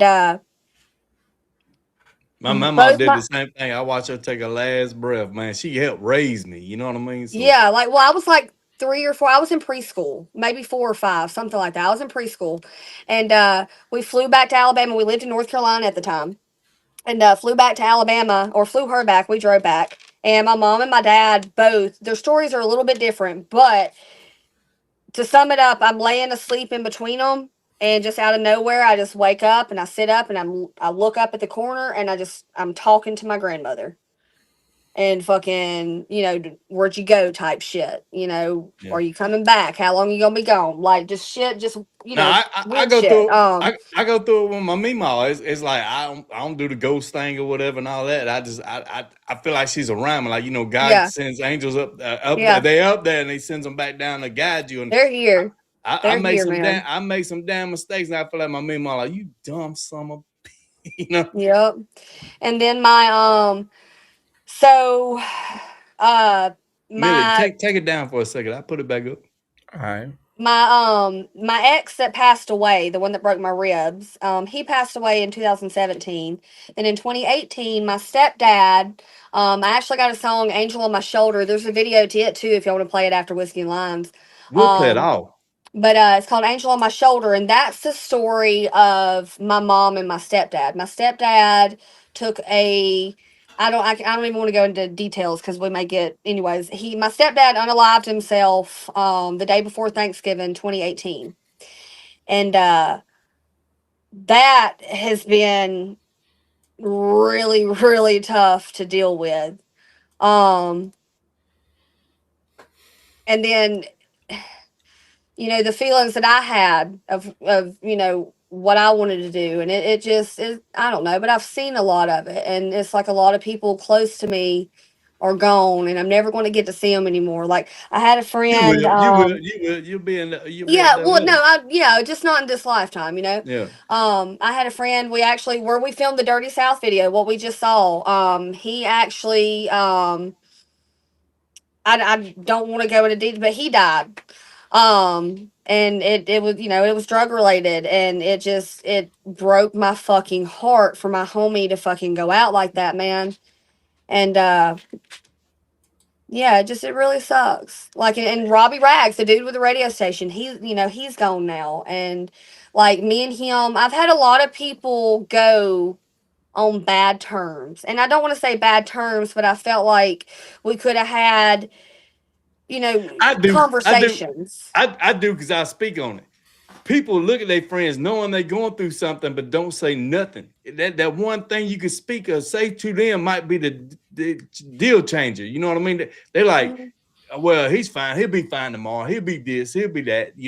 And it don't. And that's the saddest part, man. If you see, your people more better than anybody. You know yourself more better than anybody. But definitely, Mhm. if you feel like some type of way, I would rather be ashamed than the one that blame.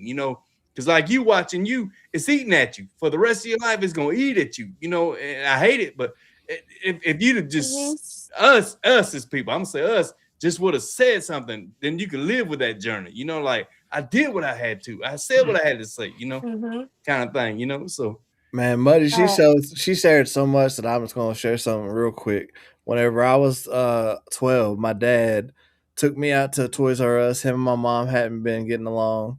He bought me a toy, and whenever he dropped me back off, he said, "Will you please talk to your mom about getting back together with me?" The next time that I got off the school bus 3 days later, and he had tried to kill my mom and killed himself. mm, So I live with that to this day. Like, what if I would have tried to talk my mom into getting back with him? Would it have changed something? You know what I mean? So yeah. At the end of the day, bro, you cannot change the Lord's path, bro. facts, That's facts. something that's What's supposed to happen is going to happen. 100%. And there's nothing you as an individual can do to change that, bro. That's just the way the fucking world works. but sometimes I feel like God sends his best angels in the battle. So if you don't say something, you could have been the That's angel right. to change that Buddy, you situation. ain't wrong. So You ain't wrong. The Lord will send his strongest soldiers into those battles that other people can't handle. and it might Yep. have been used, Real what I'm shit. saying. It might have been you saying, hey, dog, I ain't heard from me in a while. What's up? Kind of thing. Stormie over there smoking But one of them fucking, hey, B Miller, I one gotta of them say this fucking real fast Cuban. too. Menace had one pulled up for the longest too, and I know you got something lined up back Okay. to back or Yeah, whatever. look, But Stormie, I think you and Stacks would make a great song. And I know this is supposed to be about you, but I want to showcase this artist because he is super fucking dope. And I think he's in the chat. He's in the chat, been riding it for a long time. All right. I think you and him will make a super dope track. Let's Share see it up, it. Muddy.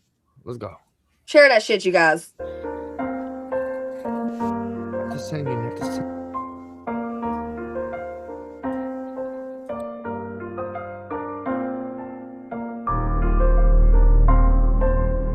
I'm not the same, you're not the same. People change, yeah. I'm not the same, you're not the same. Over time, people change. Happy memories seem so far away. Hear the echoes of a heartbreak as we approach Hell's Gates. I'm not the same, you're not the same. Over time, people change. Happy memories seem so far away. Hear the echoes of a heartbreak as we approach Hell's Gates. Yo, order up another round. Whiskey mends a broken heart, but stop at what amount?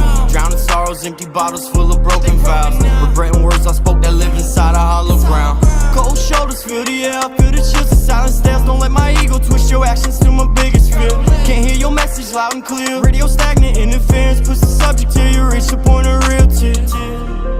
So tell me where we go from here. Destroy the home in moments that it took us years to build. Too many quiet nights knowing I can fix this here. Wrapped up in darkness in the distance, see them gates appear. I'm not the same, you're not the same. Over time people change. Happy memories seem so far away. Hear the echoes of a heartbreak as we approach Hell's Gates. I'm not the same, you're not the same. Over time people change. Happy memories seem so far away. Hear the echoes of a heartbreak. As a father there, that puts the nail in the coffin. I broke dice, now I'm prepared to give you all I can offer. Prepare myself for the slaughter. How can you give it up for this music but barely know your oldest son and daughter?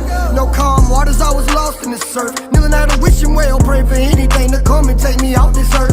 The fire surrounding me, darkness bounding me, tied me down to a raft, forced to ride rough waters without an ounce to drink.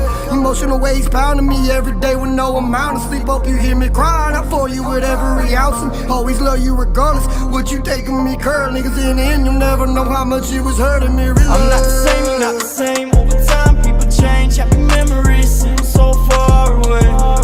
Hear the echoes of a heartbreak as we approach Hell's Gates. I'm not the same, you're not the same. Over time, people change. Happy memories seem so far away. Hear the echoes of a heartbreak as we approach Hell's Gates.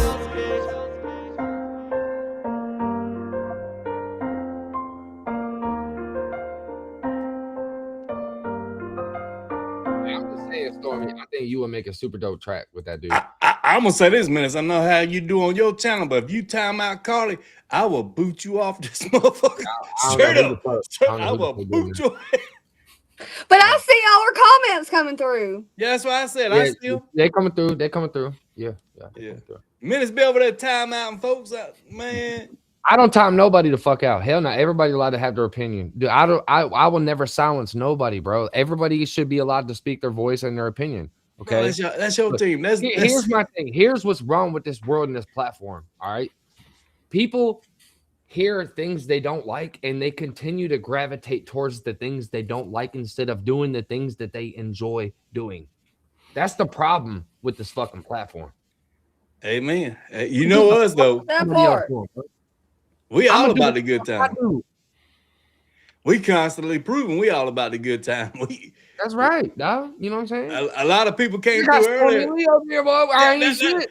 I ain't shit. I seen earlier because normally this channel tonight we rock on hours, 4 hours strong of just playing music, jamming and stuff and all that. But it's about you, and that's Stormie. I can say this. You are the longest interview we've ever had, and we're gonna keep on rocking. We're gonna keep on rocking. But I'm just saying, we can cut it off at any time. Like, bullshit. I'm cool, whatever.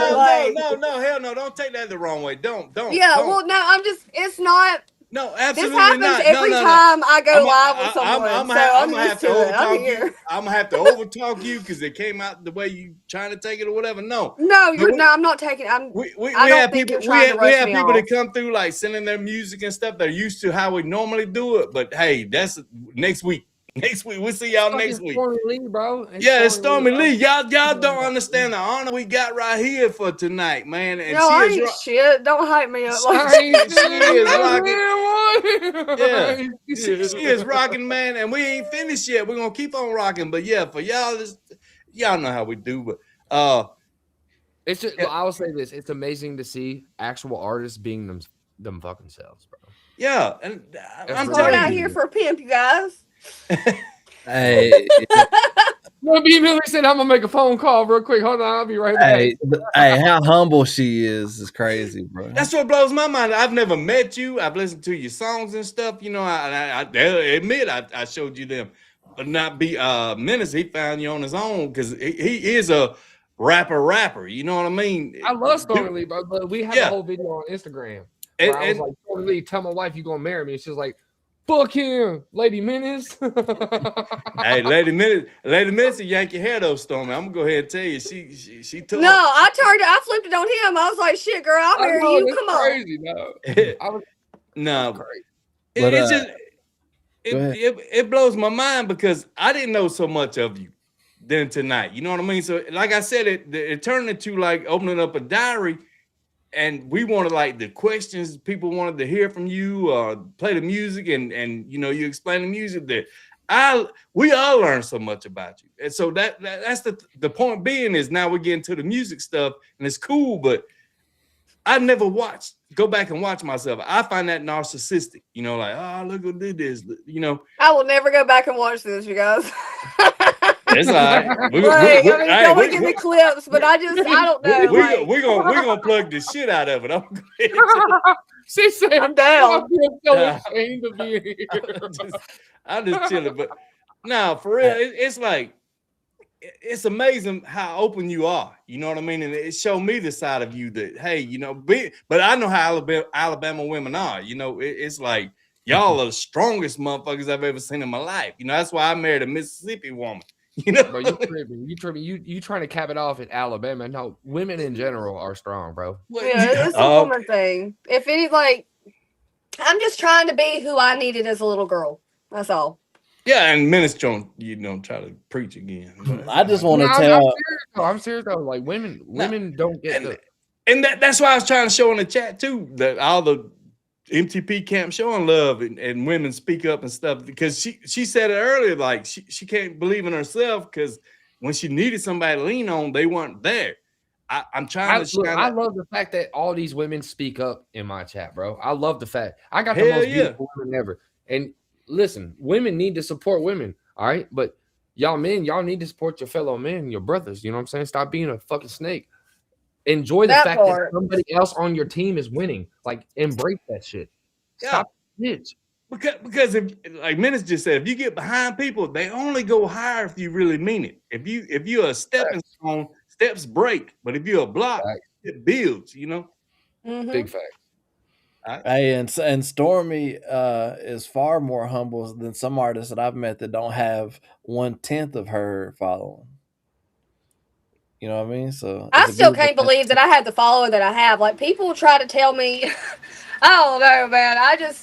I'm just doing what I do. And this is probably where my accounting degree comes in because it's about numbers. And so I'm just trying to build the numbers, you know?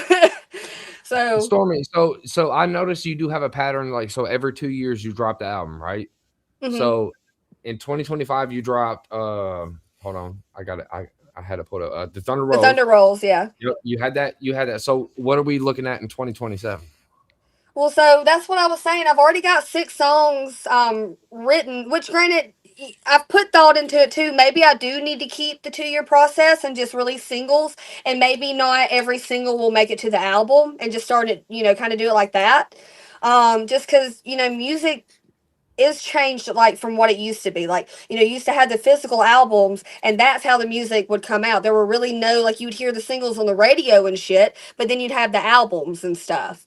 Now you can hear whatever you want to whenever you want to. So to release singles that aren't on an album, I feel like might be beneficial. But I don't know, like, because like I said, I got 6 songs written. One of them's recorded, pretty much done. I don't know if I really like this master mix or not. I'm picky. I don't know if I'm overly picky, but I'm really picky with what I do. Well, you still never sent me a song to mix. I'm just saying you might like it. I'm just saying. Well, I might just have to try you out. If not, you just tell me to fuck off. And I don't know how to explain it. So the sound that me and Sham had, because I have a range, yes, but I have a low register that a lot of females don't have, and a lot of people always want to take out them, the low frequencies out of my shit, because I'm a female, and no, like you got to bring those up for me, and yeah, but I don't really know how to explain it. I'm learning how to do it, but I still fucking suck at it. But I can write a song, damn it. I can fucking write one. Your vocal stacking is crazy. Like you have that part figured out perfectly. Hey, yo, Stormie, I gotta say this, man. This is a big brother of ours, man. Deacon Blue, way up in New York. I'm talking OG mixing, cut up hip hop style. We love Deacon over here, but look, he says, "Salute Stormie, Queen of the South." Roll Tide. And I'm telling you that up front. Getting that from Deacon is something well respected. I'm gonna tell you. Roll Tide. I'm gonna tell you. But, I got a song called Queen of the South too. There's a video to that one. Hey, damn turd off. Fuck this. I'm going back to Penn State. Hey, well, Millie milking the shit out of you now. He loved the shit out of you. So I got whiskey and limes, and then Whiskey limes too. I've got Angel on my shoulder after that. We're gonna. Hey, that's a good one too. You ever try to ask my future wife out again? I swear to God, I'm gonna fight you, dog. I got a whole video proving that's my Who's future that? wife. No, Millie, look. Look, what I noticed, he put the mustache on with the handlebar thing to get her here. Now she said a while ago, fuck the mustache thing. Now he chin chicken. He chin checking this shit. He like, I ain't got a mustache. Chin chicken is crazy. I ain't got a mustache whatsoever. I'm clean shaved, baby. Everybody hashtag chin checking in the chat, you guys, right now. Hashtag chin checking in the chat. Or the chat. God, that was great. He got that booty brush going right now. He said, fuck that shit. I'm going to win over whatsoever. Fuck. It ain't a booty brush. Hey. Shout out Chin Chicken, bro. He just roasted the fuck out of you and said bye. Hey, catch this link, Muddy. There you go.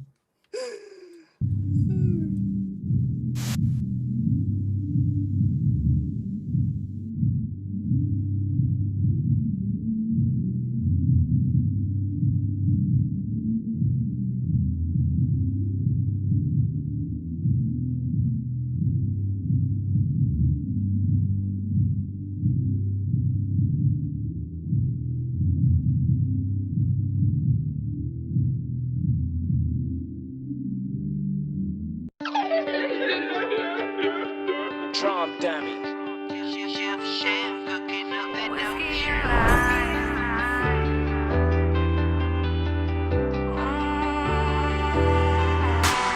Catch me by the feelings a minute, we grow apart and pull me back with an image of both of us at the start. Tear me up with your words and comfort me with your art. Then keep your secrets hidden the same place as my heart. Wish me ill and then wish me well. Lovingly tell me to kill myself. Make me mad, it can make me melt. If you're the devil, I'll send you in hell. If I scream and you're all that hears, did I even make a sound? Push me over the edge, I'll yell I love you.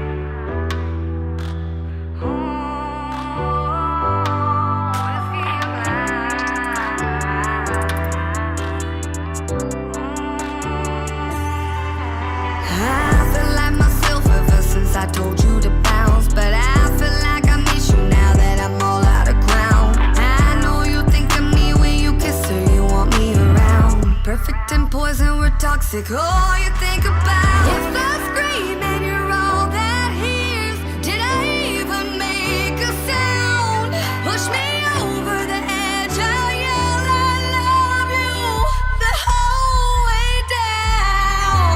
Tell me how you feel right now, right now. Tell me, am I wasting time? Tell me why I feel left out, left out. I don't think I'll be alright. I don't think I'll be alright. Fake a smile, try to drown the pain in my eyes. Chase my tears with whiskey and lime.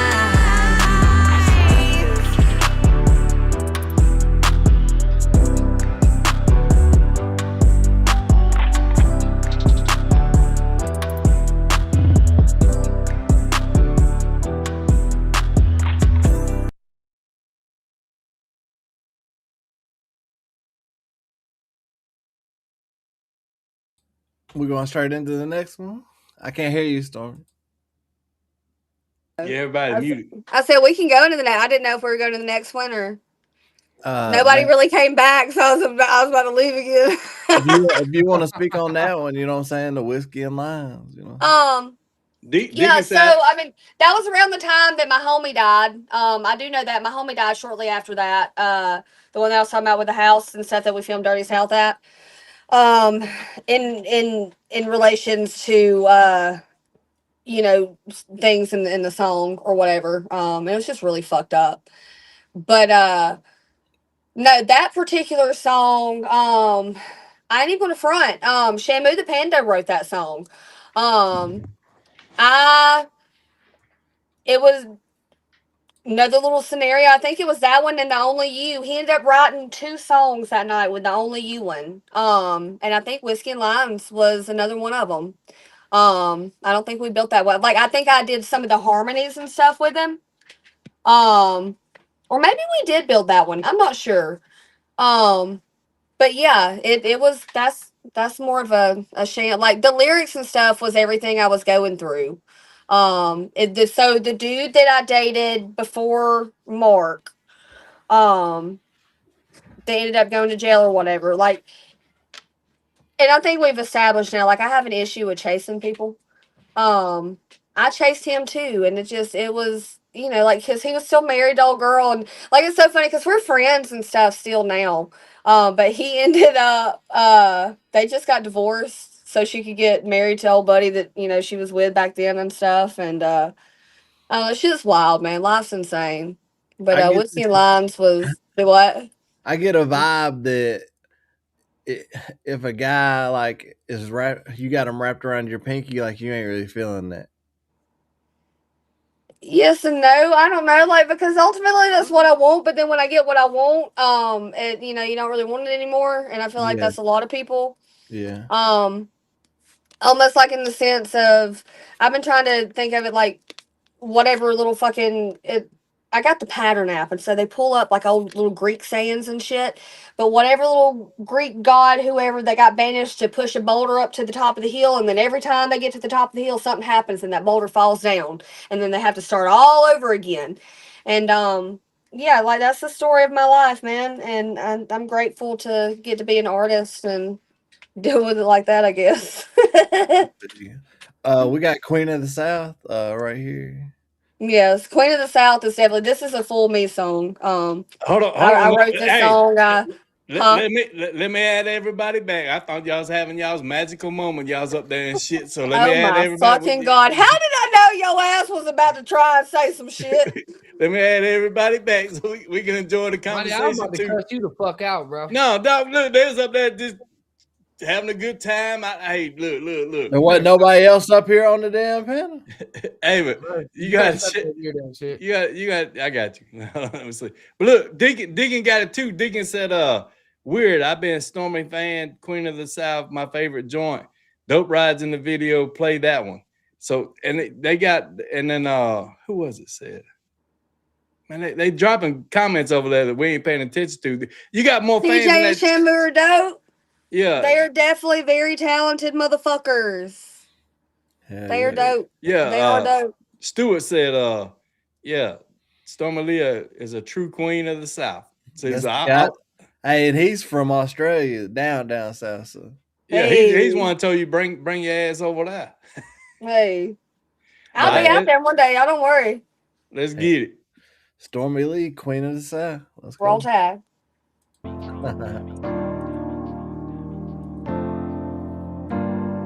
Billy have a damn Roll Tide jersey on tomorrow. Watch this. They turn you down, baby, that's alright. I'm the queen of the South and you're just my type. I'll take you out on a Friday night. I'll turn you out half the time of your life. Come on, let me take you for a ride on these back roads. I'm not showing out, but I can do this with my eyes closed. I'll take you places that you've never been. Or I can take it slow, baby, tell me when. We can stay at home, lay in bed, watch movies. We could hit the bar, take shots, act stupid. Anything that you wanna do, it don't matter, I'll be there with you. Cause they turn you down, baby, that's alright. I'm the queen of the South and you're just my type. I'll take you out on a Friday night. I'll turn you out half the time of your life. You wanna ride with me, she wanna ride with me. Come on, baby, you can get that passenger seat. He wanna ride with me, she wanna ride with me. Come on, baby, we can cruise these Alabama streets. Butterflies in my chest got me so excited. Party for two, and baby, you're invited. Truck in the woods like we're trying to hide it.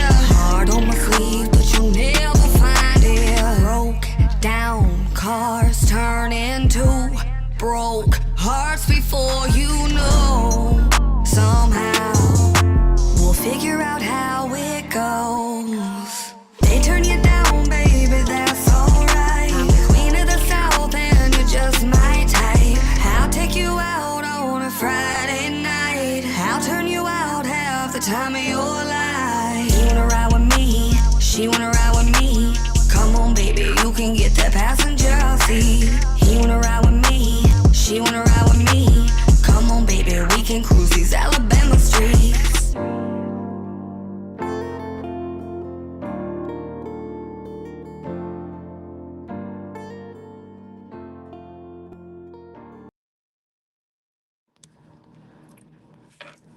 Hey, that's a bop.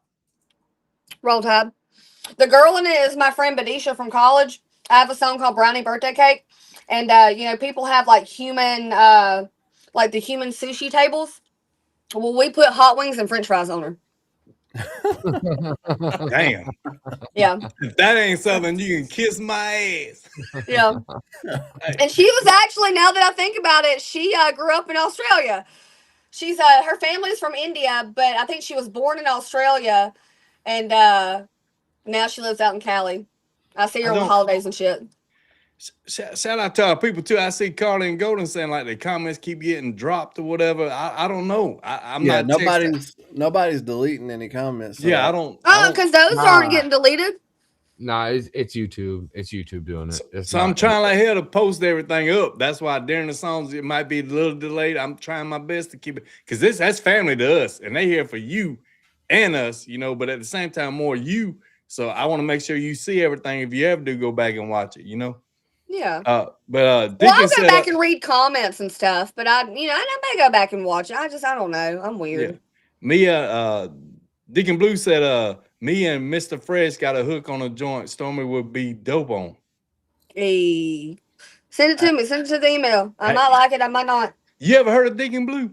No. He legendary. He is legendary. Legendary. I'm sorry if I don't. Don't be offended, please. No, he'll kick your ass. Please.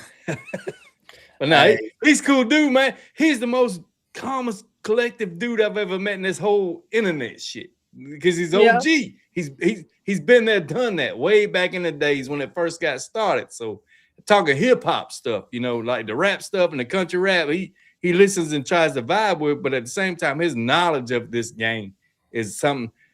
Go watch when we interviewed him then. Don't watch this one. Go, since you don't want to watch yourself, go watch the one we did with him. He drops a lot of knowledge, man. Shout out to Deacon, man. But y'all on the track with Papa Fresh. I can see it already happening. Hold on, wait, I know who Papa Fresh is. I know Well, that's them it. through Re-Up and the that McAllen family. I just did a song, me, that McAllen family, Re-Up the Boss, and Danny Boone. It's called Crazy. Hell yeah. Where's it at? On all streaming platforms. There's not a music video yet, but it's like y'all can play it. It's up. I'm on the hook. I don't have a verse, but it still sounds dope as fuck. Yeah, we'll go find. Do you want to introduce this one? What is this one? Angel on my shoulder? Yeah. So this is the story of my mom and my stepdad, but the way I played it out in the video, it's ultimately it's me and I'm playing cards, you know, poker, whatever. I'm sitting at a poker table, and if you look in the middle, I'm whatever playing devil's advocate, but then I have me dressed up in the same outfit that I wore for BBL, and then I have me dressed up in the outfit that I wore for Dirty South. And I in my head, I wanted to play the music video off of, you know, like the good and the evil. I'm kind of battling myself, you know, between my path and shit like that. And yeah, and I interpreted it into a song that is about my mom and my stepdad, because I kind of feel like, you know, it's the same, you know, history repeats itself. Like, even though, like, we are our parents, right? You know, like, they were once in our shoes, and, you know, until you become aware of certain things, you can't make, you know, certain choices. And so, yeah, there's got a deep meaning to it. I don't know whatever outfit you had on when you were sitting on the couch with that big old dog you got, but he had the smartest move I ever seen in that picture. He's like, I'm beside her. Y'all motherfuckers ain't. Yeah, that was Suge. That's Sham's dog. That's Suge Nasty. Yeah, that dog, but I was like, you got it going on, big dog. You got it going on. Yeah, Suge's great. I ain't seen him in a minute, obviously, but Suge that's my dog. Dickens said, that's what's up. I will get the song idea and get your thoughts. Absolutely. Please do. Please do. Stormie Leigh LLC at gmail.com. Digging, and I know you will because you're OG. She said, don't just send ideas, send it with the music and stuff so that she knows how to vibe to it. And I know Deacon's gonna send you the real deal. I can see this happening. I can see this happening 100. All right, this is Stormie Leigh, Angels on My Shoulder. Let's go. Drum dummy.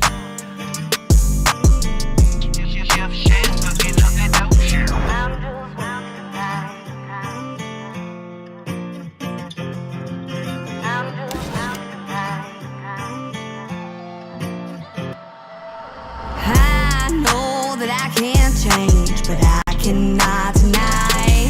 There's an angel on my shoulder, but the devil's in the corner. I wonder who gon' win the fight. I know that I can't change, but I cannot deny. There's an angel on my shoulder, but the devil's in the corner. I wonder who gon' win the fight. She met a man and had a little girl. Too bad things didn't work out, 'cause she left him, found another man, but all he did was run her down. Kept her to herself for 10 whole years. Now family won't pick up a call.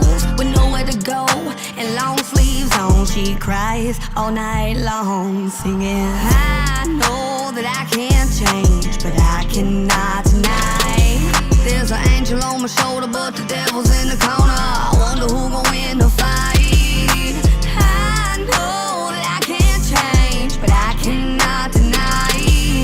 There's an angel on my shoulder, but the devil's in the corner. I wonder who gon' win the fight.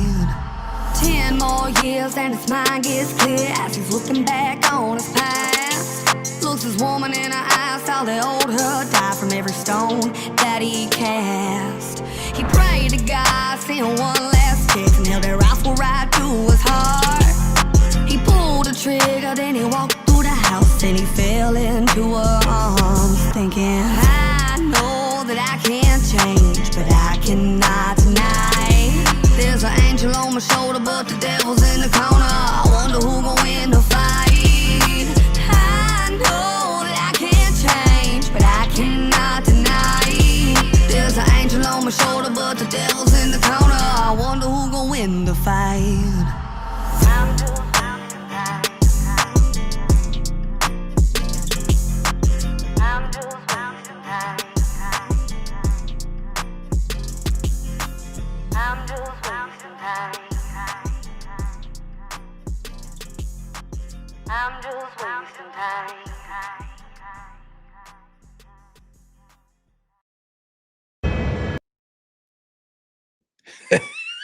Tell me, 'cause I asked where Roll Menace Tide. went. I asked what I hope he come back. I hope that's him coming back. I asked where Menace went, and I love Golden. I love Golden. And you time him out all the time, Menace. So I'm gonna let Golden have his shine. He said he went to MTP. So I'm gonna let Golden have his damn moment right here. He can't stop this. What was the collab that you said you just did? Me? Yes. The one you said you did the hook on? Oh, it's called Crazy. If you type in Stormie Leigh Crazy, it should just pop up. And let me ask you a question. Like, when it comes to like you singing hooks for people, have you ever done songs where you sing with other female artists and stuff, like a thing, kind of, you know? I mean, I tried that. Is it competitionist or something? I don't know the word for it. Well, I mean, that's what I'm saying. Like, I tried it, but I felt like that's what it ended up turning into. Like, with the whole, the BBL with Shelby K, that turned into competition.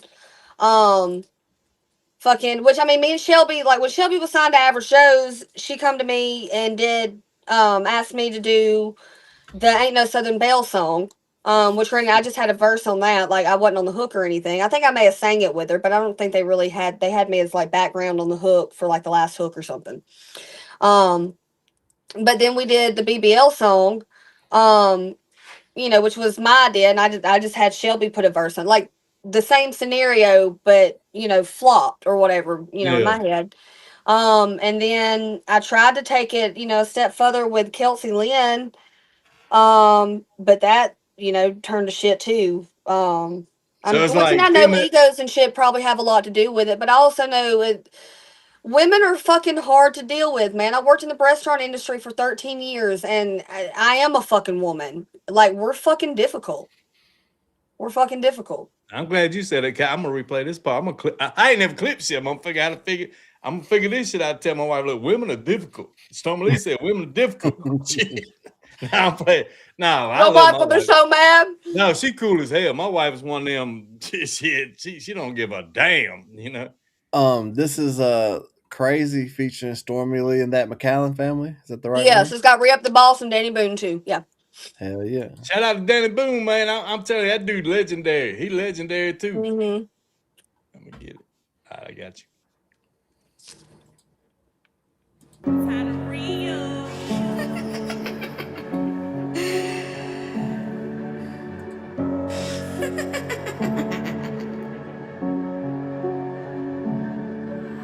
I know I got the patience, all the time I don't waste it, holding on to the things I know, 'cause I know I am crazy.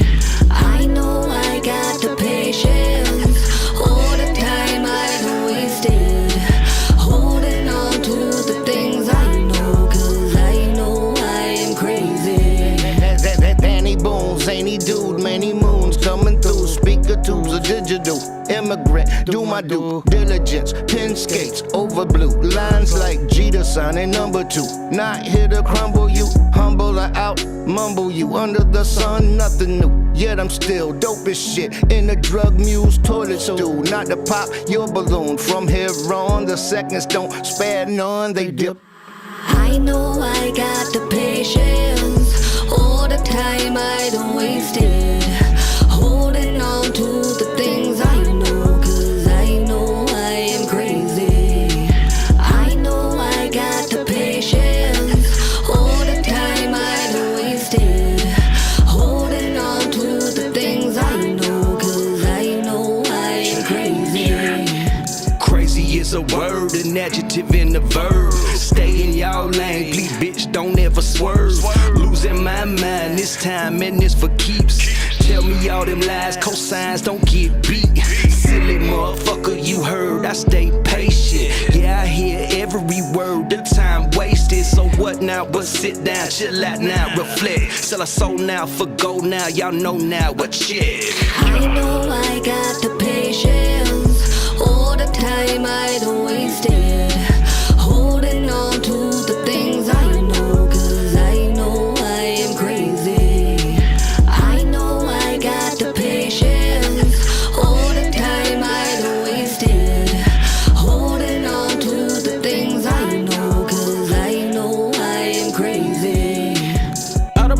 say that I'm crazy. Say what you want, but I never am lazy. All on my face, you know you can't escape me. Been to come first, so you pay me. Running away from the thoughts in my head. I walk with no fear, I never get scared. I'm doing some shit to keep you on the edge. Gotta speak up, we can't hear what you said. Gotta keep up, ain't no killing the vibe. Think I done ran out of patience. Think that I'm pressing for time. Think about all of these figures. These are the thoughts in my mind. Speak on how you feeling inside. I'm crossing my T's, I'm dotting my eyes. We gon' make a move when it's time to decide. So what you gonna do when your name's on the line?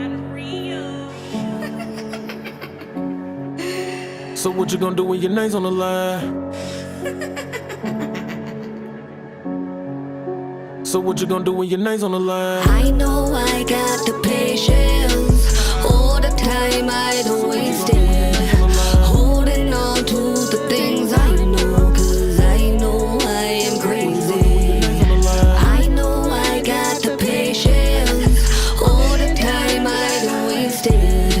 Holding on to the things I know, 'cause I know I am crazy.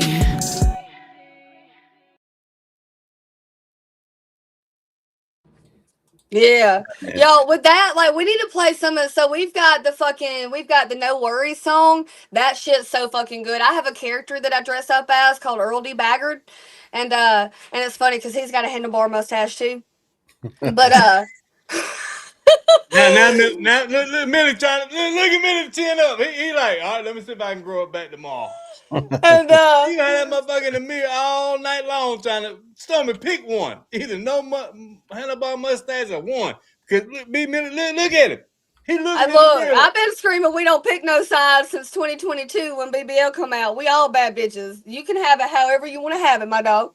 Talk good shit. On this song, Stormie sang. You talking about No Worries with Stormie Leigh and that McCallum family? Absolutely, it's a great video. I fucking love it. It's filmed at the same house we filmed All My Life at. Oh, like yeah, you'll recognize the steps. Oh, we've played this on a couple of lives for sure. Yeah, let's get into it. Yeah, oh yeah. So, do you travel to do video shoots, or do you shoot some in Alabama? You know, we want to show Alabama. You know, yes and no. I mean, it just depends. Like whatever I need for the shoot. You know what I'm saying? Like if I want it to look a certain way and I have to travel to make that happen, then that's what happens. Well, look, I've traveled a lot. I truck drive too. So, but I'm just saying, I've seen the world a lot through a rear mirror, you know, or whatever. But my thing is, I've always came back to Alabama, and the reason why is 4 hours to the mountains or 4 hours to the beach. You know, I swear, and I love it. It's the easiest 4 hours ever. It's got you got everything you want right here, beautiful Alabama, sweet home Alabama, baby. Mm-hmm. So I'm just saying, that's why I asked, because B Millie live in East Tennessee, mountainous, beautiful property and stuff and all that. Menace lives in Ohio, snowy and beautiful when the snow drops or whatever, you know. I wonder where y'all travel to get these scenery things, because like you said, you got an idea what you want. Do you got to travel to get it? So it kind of just, for example, the On the Edge video up there in the mountains, that was filmed out in Oklahoma at Runestone State Park. And that was like a last minute concept video. Like I got booked for a show that ended up flopping because it was cold as fuck and we were all outside. And the dude that booked me ended up fucking using my phone to film that music video for me, you know, to pay me for coming out there, because I drove all the way out to Arkansas to do a show.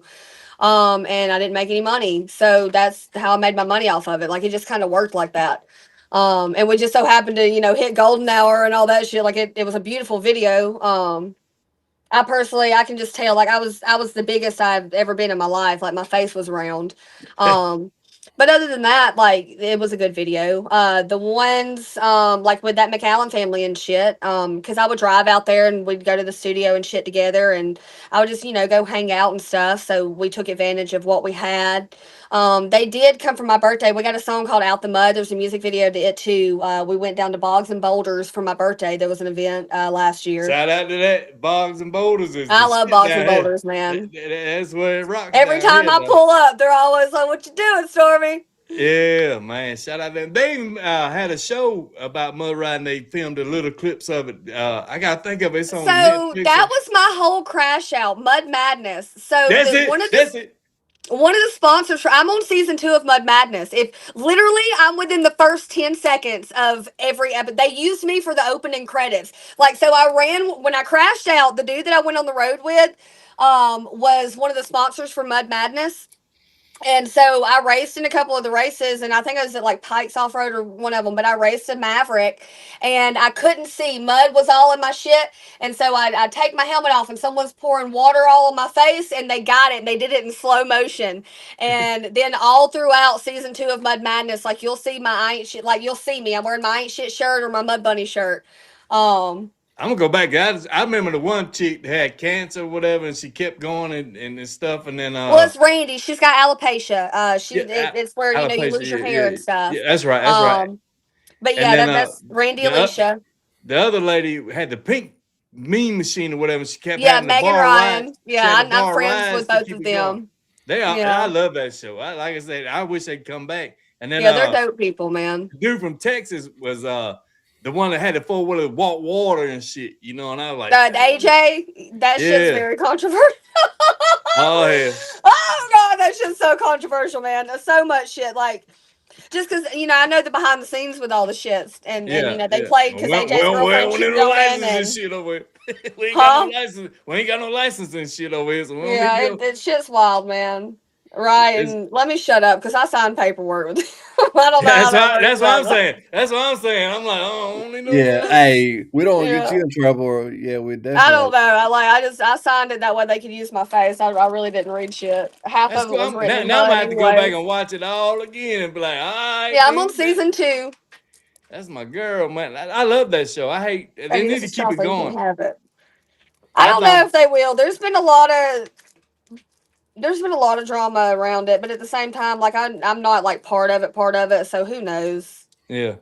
Now we're gonna rock your music though. I'm just saying, like that show's badass. Here goes No Worries, Stormie Leigh and that McCallum family. Hey, Let's go. we ain't got no worries. Tell them again, Stormie. We ain't got no worries. Ain't worried about nothing. Yeah. Hold this party. That's Earl. I'm at this cookout. Now y'all are filming music videos, and you don't invite Earl D. Bagger. Does Stormie Leigh get to be in this music video? Kind of on the song. Why don't Earl D. Bagger get to be on it? Y'all don't love Earl D. Bagger too? Who wasn't in the studio?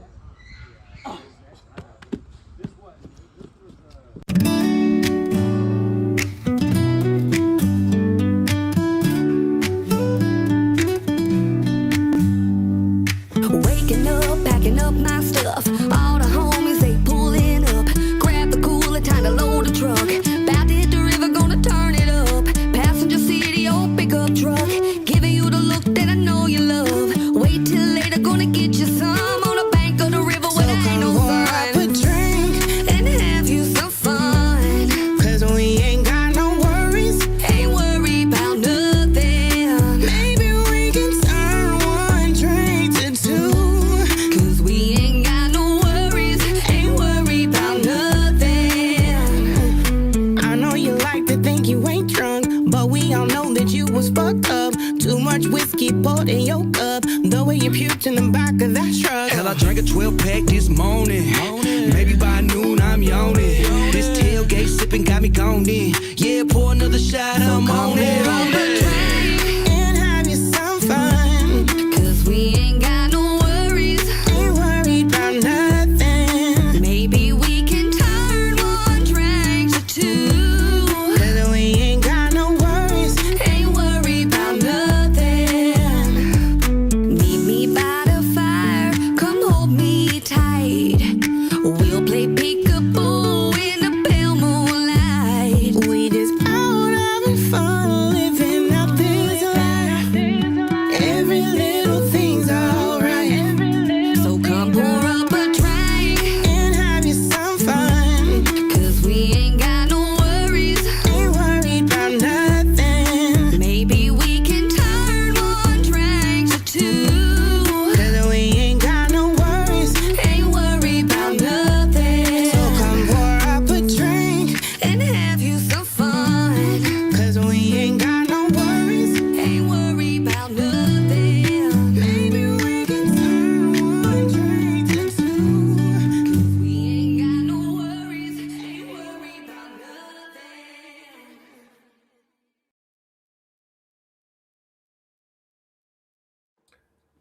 Hey, I they love it. requested. Hey, yeah, that's great. They requested ducked off a dirt road. Hey. Hey, but I gotta say this, man, Stormy. You know from being where we are, and Millie, you know where y'all are, man. Menace and probably Brutal don't understand, man. That mud riding, them tailgating, them getting around folks and just having a good damn time. That's life. That's where we get the work hard, play hard comes from. It's like you work hard all week, you meet your friends on the weekend, be a creek or wherever, man. Just enjoy your damn selves, man. Everybody brings Yeah, that see, in. so used to it was like private, private hunting properties, and we'd all go out there and start fires and shit, or, use oh gosh, what is it, tannerite or whatever to blow up washing machines, um, just stupid shit that kids do, or anyways, now nobody likes you to, drive on private property like that. So, but there's mud parks everywhere, and so now you can just go to the mud park and do it. Yeah. It's kind of cool. Well, I live right across the road from a big old private club, and they ready for a show. That's why I love doing this. Is they telling me constantly, man. Once we clear out all this hunting stuff, man, we open the land. Let's do something. And I'm like, all right, cool. But I'm gonna shout out TNT Dad on this too. He's clearing his property himself, man. He's got a show coming, and we're gonna rip from somebody. And I hate it got to be that way, but it's gonna be the Rebel Rave, and we're gonna bring everybody that we know there privately and enjoy our damn selves and film it all, Hell yeah. Shout out to TNT family. Most definitely. This is ducked off a dirt road. Stormie Leigh. Let's go. Roll Tide.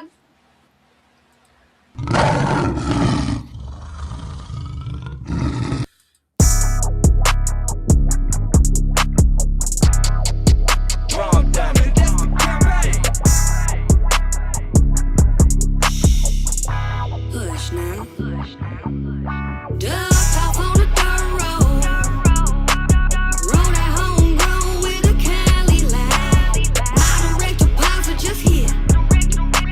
Spinning on some wheels in a fifth ground. We just smoke, drink, work, play, earn, pay. All we ever do is just smoke, drink, work, play, earn, pay. That's all we do around here. Yeah, that's all we do is we move in slow motion. We got the big tires spinning and we causing commotion. We got the swish of diamond minis and we rolling that doja. I got the Crown and Dr. Pepper, now I'm mixing my potion, yeah. In a Polar Pop cup, 32 ounce filled with ice. Albert ain't no street lights, where all the old heads drink and drive. If you wanna come, you know just where I'm at. You can catch me in the back, ducked off on the dirt road. Roll that homegrown with a Cali line. My direct deposit just hit. Spinning on some deals in a fifth crown. We just smoke, drink, work, play, earn, pay. All we ever do is just smoke, drink, work, play, earn, pay. That's all we do around here. My blue collar starts choking when my alarm starts ringing. First thing I do is start smoking, and then I feel my ship sinking. After a long night of drinking and callous hands and alarm clocks, I'm up with the roosters, but I ain't worried about no cops. Work, I'm laying out and I ain't calling in. And all of y'all can tell my boss I'm off again. Got it on the dirt road, we rockin' no dose. I've been playing no name shows from here to who knows. Ducked off on the dirt road. Roll that homegrown with a Cali line. My direct deposit just hit. Spinning on some The cow before it was the cow. we just smoke, drink, work, play, earn, pay. All we ever do is just smoke, drink, work, play, earn, pay. That's all we do around here.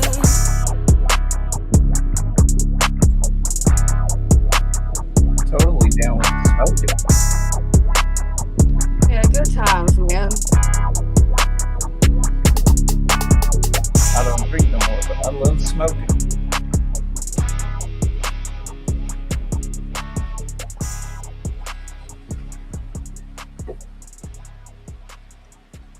Yeah, I'm gonna say this because I seen the Bush thing there.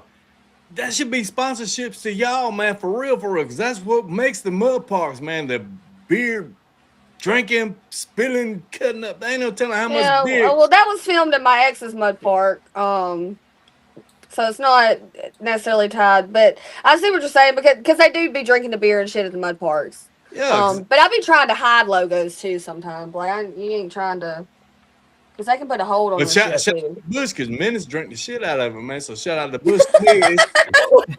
It's not alcoholic beer to me. You know what I mean? Hey, one thing I gotta say, like, hold on. One thing I gotta say, like, not glazing, not capping. This is crazy. The amount of songs that have been requested. I did not realize you had this many songs of this quality, like just banger after banger after banger after banger. Like, this is Shit, crazy. play Lord Forgive Me, I ain't shit. I see it over there requested too. Why you so mad, baby? I ain't shit. That's my slogan. Yeah, I Welcome to got. Stormie Leigh. Let's go. All right. Keep it going, man. Yeah. Play a jam. She's here. Jamming with us. Genius. Look, and it's already popping up. Wow. It come up This next. is money. This is game changer knew. right here. As a firefighter, I barely have time for my. I Need a Man. That's a Hey. good one too. Locked and loaded. I'm going to say this real quick. Pause it. B. Millie was going to get YouTube Platinum premiere, whatever, but he really is trying to date you and stuff. So he's trying to figure this out. So don't I'm mind just the trying commercials. to make sure that she got paid for the ads. Don't mind the commercials. Okay, fucking deal. Hey, let's go. This is Lord Forgive Me. Trump dummy. Yes. I ain't shit.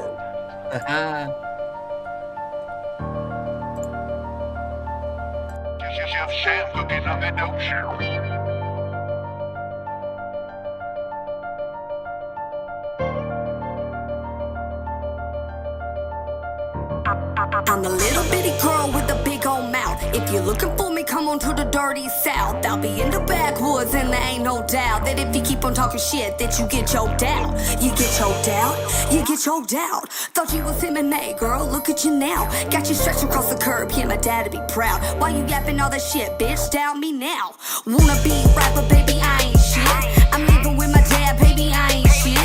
Why you so mad, baby, I ain't shit. Don't hate me cause I'm pretty, baby, I ain't shit. Lord, forgive me for my sins. I can't change where I've been, but I try. Lord knows that I'm never sin, but I'm hellbound. Scarred from the things I found. Faith don't fail me now. Backwoods Barbie, bitch, queen of the south. You got my name in your shit, I put a fist in your mouth. If you fuck with my clique, then we coming to your house. Bitch, you faking for the fame, we don't do it for clout. Every lyric came from me, not someone else's pen. Bitch, you fictional, but that's the real position I'm in. These my own life stories about where I've been. So turn your nose up, bitch, I know I'm the shit. Yeah, I'm 29, but look your age. Every view I get is natural, ain't none of it paid. And if I change my look, that's a decision I made. Bitch, I'm pretty, you just petty thieving for a name. Wanna be rapper, baby, I ain't shit. I'm living with my dad, baby, I ain't shit. Why you so mad, baby, I ain't shit. Don't hate me cause I'm pretty, baby, I ain't shit. Lord, forgive me for my sins. I can't change where I've been, but I try.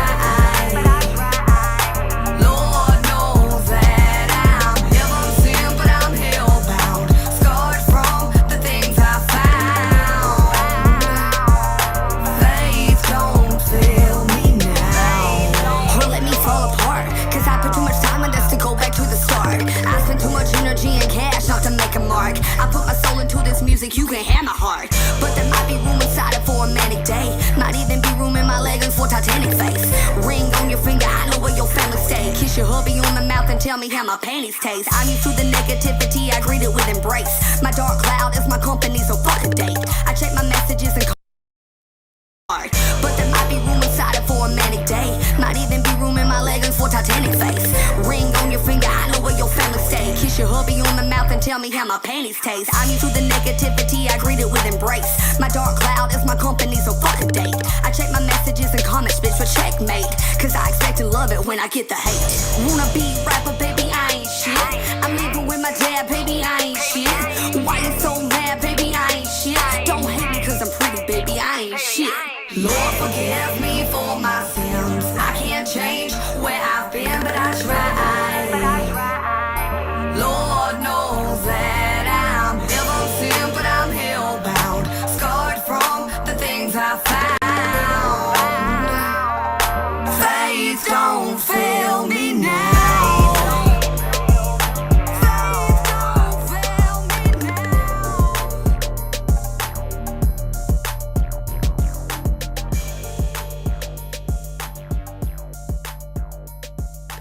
Yo, so I do want to say, I initially started writing that one. That's the one that I wrote down or started, or like I found a beat in Orlando down there at Bravo's house. And the beat that I wrote that to, I sent the beat to Sham and I was like, dude, like, remake this. But when Sham, whatever, for whatever reason, when it sent to Sham, it sent a T Grizzly type beat. And it was nothing like the beat that I sent him. And it was way faster than what I sent him. And it turned, Lord forgive me, I ain't shit, into something way different than I originally planned. All because I sent the link and it popped up a completely different type beat that Sham fucking, used as an idea to play off of. But it made you go. It made you go outside your boundaries then, because that song's dope as shit. I'm sitting there like, damn, Stormie, you tear this motherfucker up. And Well, then that was right after. So that song was right after. I got in the fight with my cousin's girlfriend or whatever. Yeah, I seen that. And that was me reenacting, stretching her across the curb.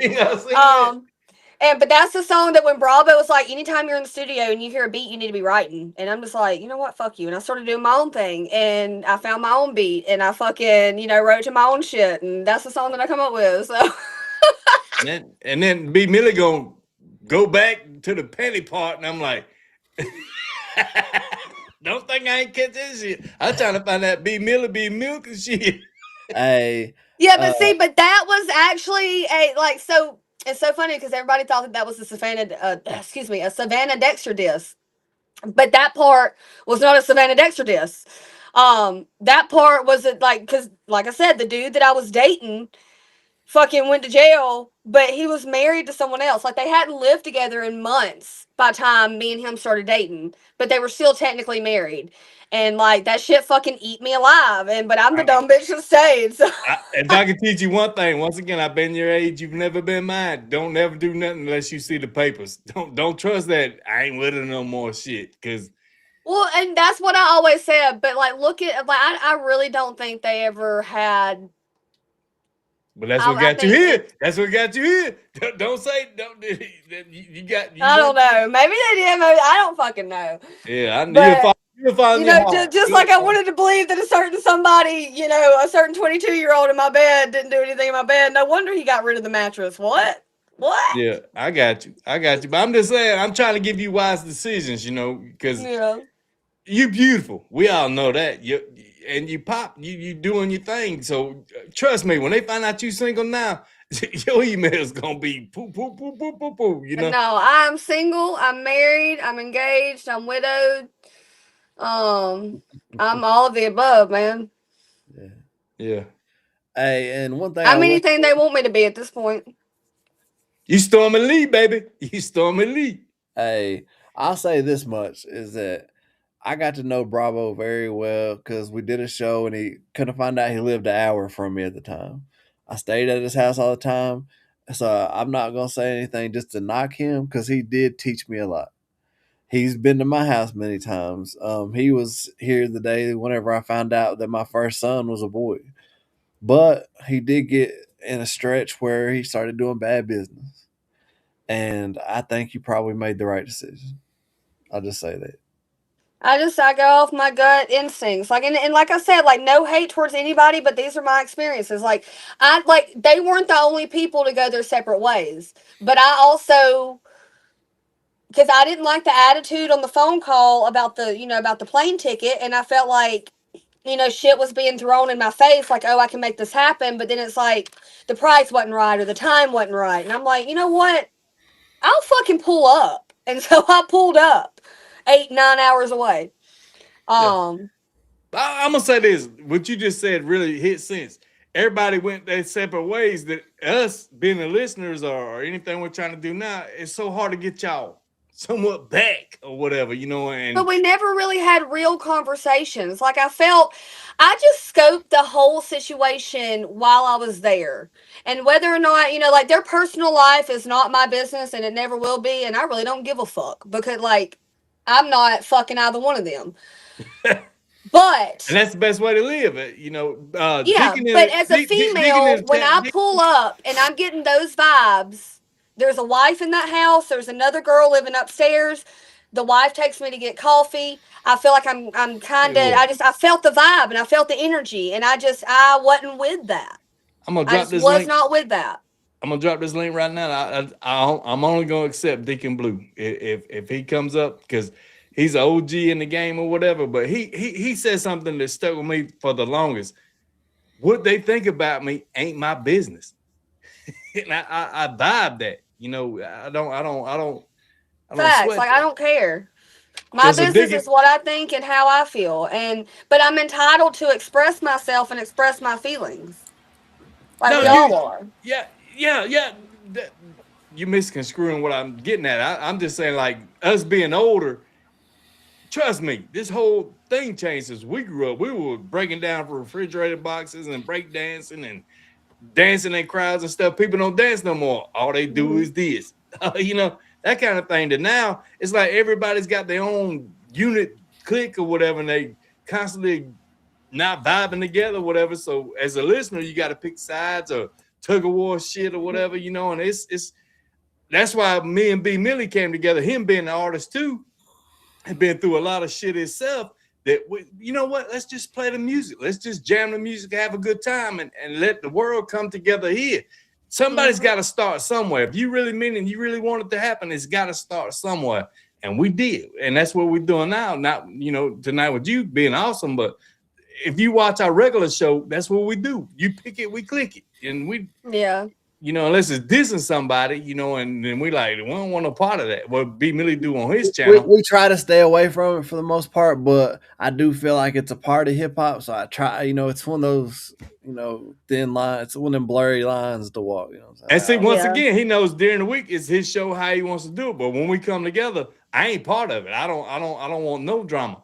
Because I at my age, my day meeting Jesus, I don't want to hold the line up. I just want to speak my piece and get on in or, get sent. But I hope I get to get on in. But that's me. But being young, I can understand, man, testosterone and the shit, stepping on toes or whatever, but I grew up a whole different way. We battled. Some of my best friends came after fights. You know what I mean? So, and we fought. We fought like fist fight. They don't do it no more. It's this internet shit. I grew up in the Kodak moment. And what I love about Stormie is she seems like she stays disconnected from all this country rap drama that goes on online. I could give a fuck less, man. Like I have a story. I mean, we all have our story, right? Like we all do, but I can clearly fucking talk about mine like forever, I guess. Trauma. And that's no excuse, but know what? Deacon said it. That's his slogan too. It ain't fun if it ain't getting done, and it's like, but my thing is it's my first time cutting up with you. You know what I mean? And I feel like you spilling all the beans and stuff like that. And I'm like, how much of your life are you willing to give these people? And that's why I'm sitting back like, if it's what you want to say, then get it off your chest. I believe in that. But also, I don't want you to be like, damn, man. Some of them things, like you said earlier about the interview you said earlier, you know what I mean? I have not carried. I don't think I've carried this interview at all the way that I carried that other one. This is a hangout. This ain't no interview. This is a hangout. I mean, same thing with that. You know what I'm saying? Like, because that's like I just feel like it's all the same, and ultimately, it is what it is. It is what it is. Yeah. And like you said, you got to the point that you want to speak out more. So I mean, I think it's a beautiful thing. I mean, I'm sure people have a lot to say about me. They always have, like clearly I feel like it wouldn't have come to this point if there wasn't. You know what I'm saying? But at what point do we quit doing the bullshit? to fucking try to get someone else. Like, it's a fucking crab bucket. The second someone does something, someone wants to put out a fucking diss song or, you know, something, and it's stupid. It's fucking stupid. And I've tried to stay away from, you know, like, and like you said, like, I do disconnect my shit from all the drama. Like, I don't associate with anybody, really. Like, and I'm cool with that. Like, I'm completely cool with that. I don't make music for them. I make music for me. Yeah, but this is the thing too. I stay on B Millie about it because trust me, dog been drugged through the mud bag. Trust me, I ain't gonna speak. He can speak for himself, but I stay at him. That's the shit in the rear view, dog. Keep grinding. That they hate that shit more than they hate what they done to you. Keep grinding, man. Gravel, we can speak Southern. Gravel spins. It never hit my rear view unless somebody's in front of me. If I'm the only person in front sees the change, the people behind you does, you know? And no, major facts. I haven't quit yet, and I'm not going to quit. But at the same time, you know, I've sat here and answered all y'all's questions. I just give y'all more than you asked for. I think it's awesome. Yeah. And speaking of, we got. You want to introduce this one? This is "I Need a Man." We can. We can. I don't see it, B Millie. I mean, I didn't know if where you were at with your life whenever you did this. Well, so no, I actually wrote "I Need a Man." It was fucking hilarious. So I wrote "I Need a Man" back in, I think it was like 2020, something like that. I released the song way before I did the video, like a year or two before I did the video, and fucking. When I put out the video, bless his heart, my ex, he was like, everybody's going to think that we're having relationship problems. And then broke up with me, like, literally the next month for the first time. But in my head, I could sit here, I could see all the young girls across the U.S. sitting here talking about, I need a man, I need a friend. Someone to hold me tight, treat me right. I don't think you can. I need a man. Like, that hook is just, I love it. I wish I would have done a better video. I think that's one of those things, though. Like, it doesn't necessarily always have to be what's going on in your life right then. You know what I'm saying? Like, why did they do that? He's just fucking around. He's being funny. Playing. Y'all are dumb as fuck. He's being you funny. trying to give me life advice over here, and your ass is sitting here playing, taking everybody off the screen, talking about you talking about when I was your age and we did it different. Like, sit the fuck down. What? Get him, Stormie. Stormie now. Hold on. I've been calm, cool, collected now. Get him. Get him. Like, I'm just like, is my face red? Because it probably should be. No, I just messing with you. He likes giving me a hard time. Yeah, I'm messing with my brother. I know you are, but like, damn, how far are we gonna take it? Yeah. I got you. I haven't heard this song, but I just heard you sing a little bit of it, so I'm ready. Let's go. I like this song. I really like it. I hope y'all like it.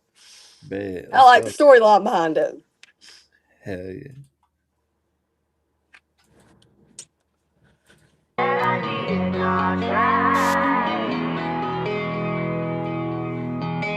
Well, you won't find out in due time. Here we go again, got me running in circles. I'm feeling anxious, my mind is uncertain. Then you tell me you're no good for me, that you just gonna hold me back. Boy, I think you're right. I need a man, I need a friend, someone to hold me tight, treat me right. I don't think you can. I need a man, I need a friend, I need a man. And if you think that I did not try, well, you gonna find out in due time. Always chasing after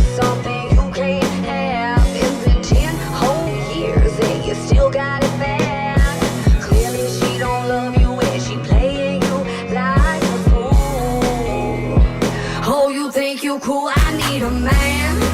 I need a friend. Someone to hold me tight, treat me right. I don't think you can. I need a man.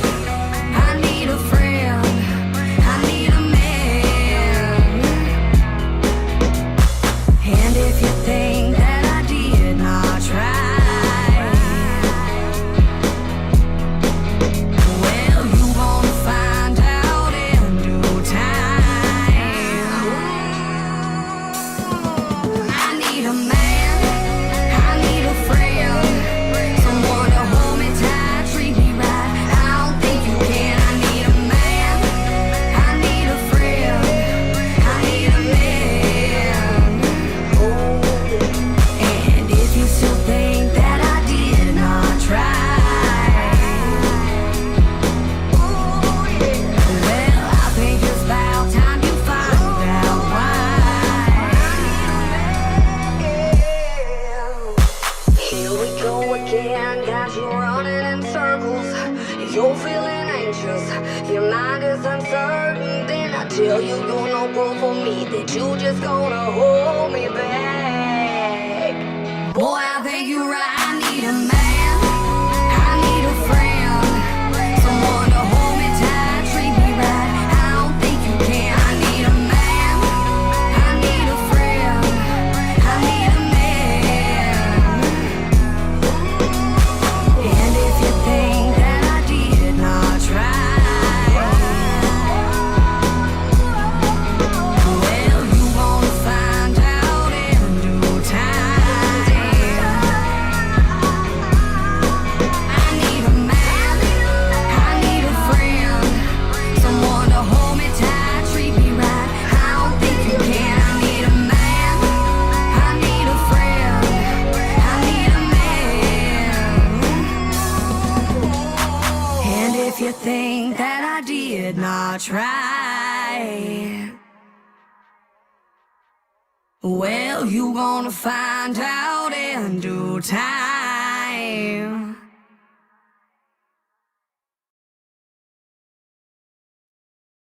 I gotta say this. I gotta say this because that is something, once again, man, in a relationship, I had to learn the hard way.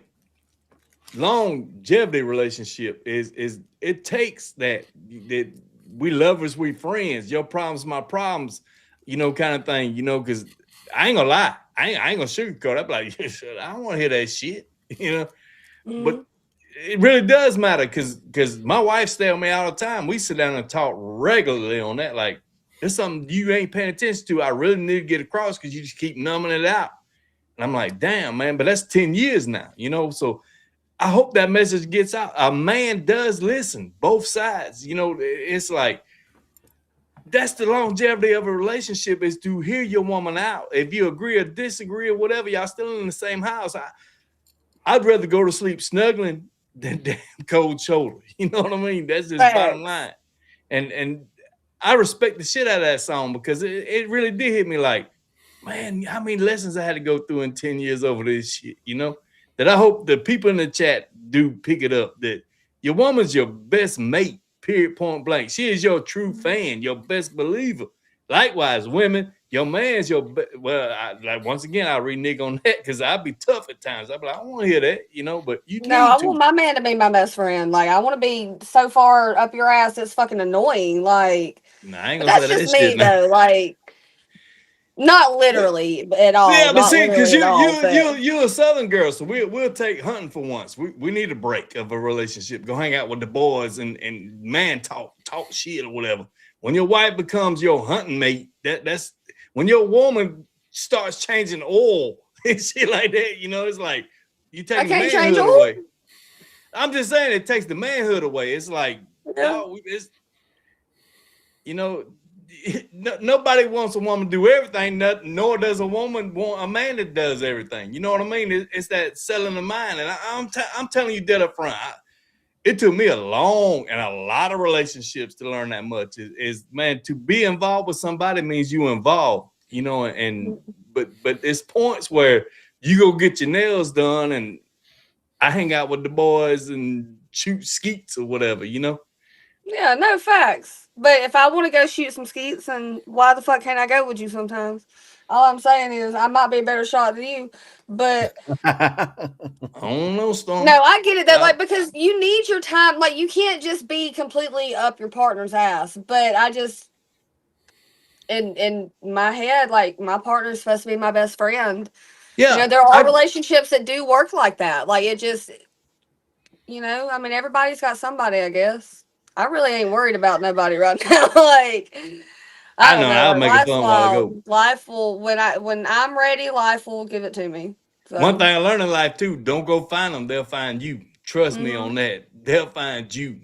Trust me, Major because I, facts. I like women will say I try to correct you. Men will say I try to correct you. That's the wrong relationship. B. Millie was talking about it a while ago. Being in the wrong shit, trying to make it work, hurts worse than Mhm. realizing the shit ain't happening. But Yeah, holding on can hurt worse than letting go. I yeah, know firsthand. and I ain't trying to be Dr. Phil on this motherfucker, but I'm happily married. But I'm just saying it took me all the mistakes. Or even now, my wife will tell you sometimes like I said, I be like, I ain't with that. What But at the same time, her needs should be my needs. My needs should be hers. So that's long term. Now, if you just dating, cutting up with your boy, that's my girl. What they call that?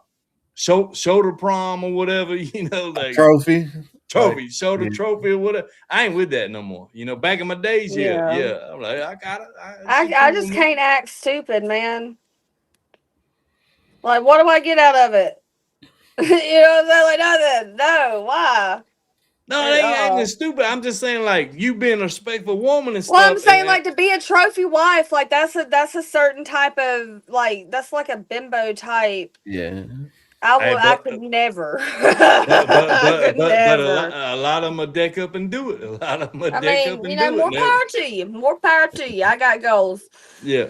And that's the ones that ain't got goals. They just, as long as he's around, I got money, I'm cool, I can live this life kind of shit, Yeah, I mean they got goals, just different goals than I do. Yeah. They got different goals than me. I ain't got them goals. I don't want someone to be able to have power over me because of money. Like that just it's a whole issue. Like, and I don't know, maybe that's my issue with the whole like submissive thing with men and women and shit. Like, but if you're not a certain way, like when a woman's just not going to submit to you, and maybe I'm not just a complete bitch. Maybe you're just not man enough to fucking get a woman like me to submit. Like the fuck.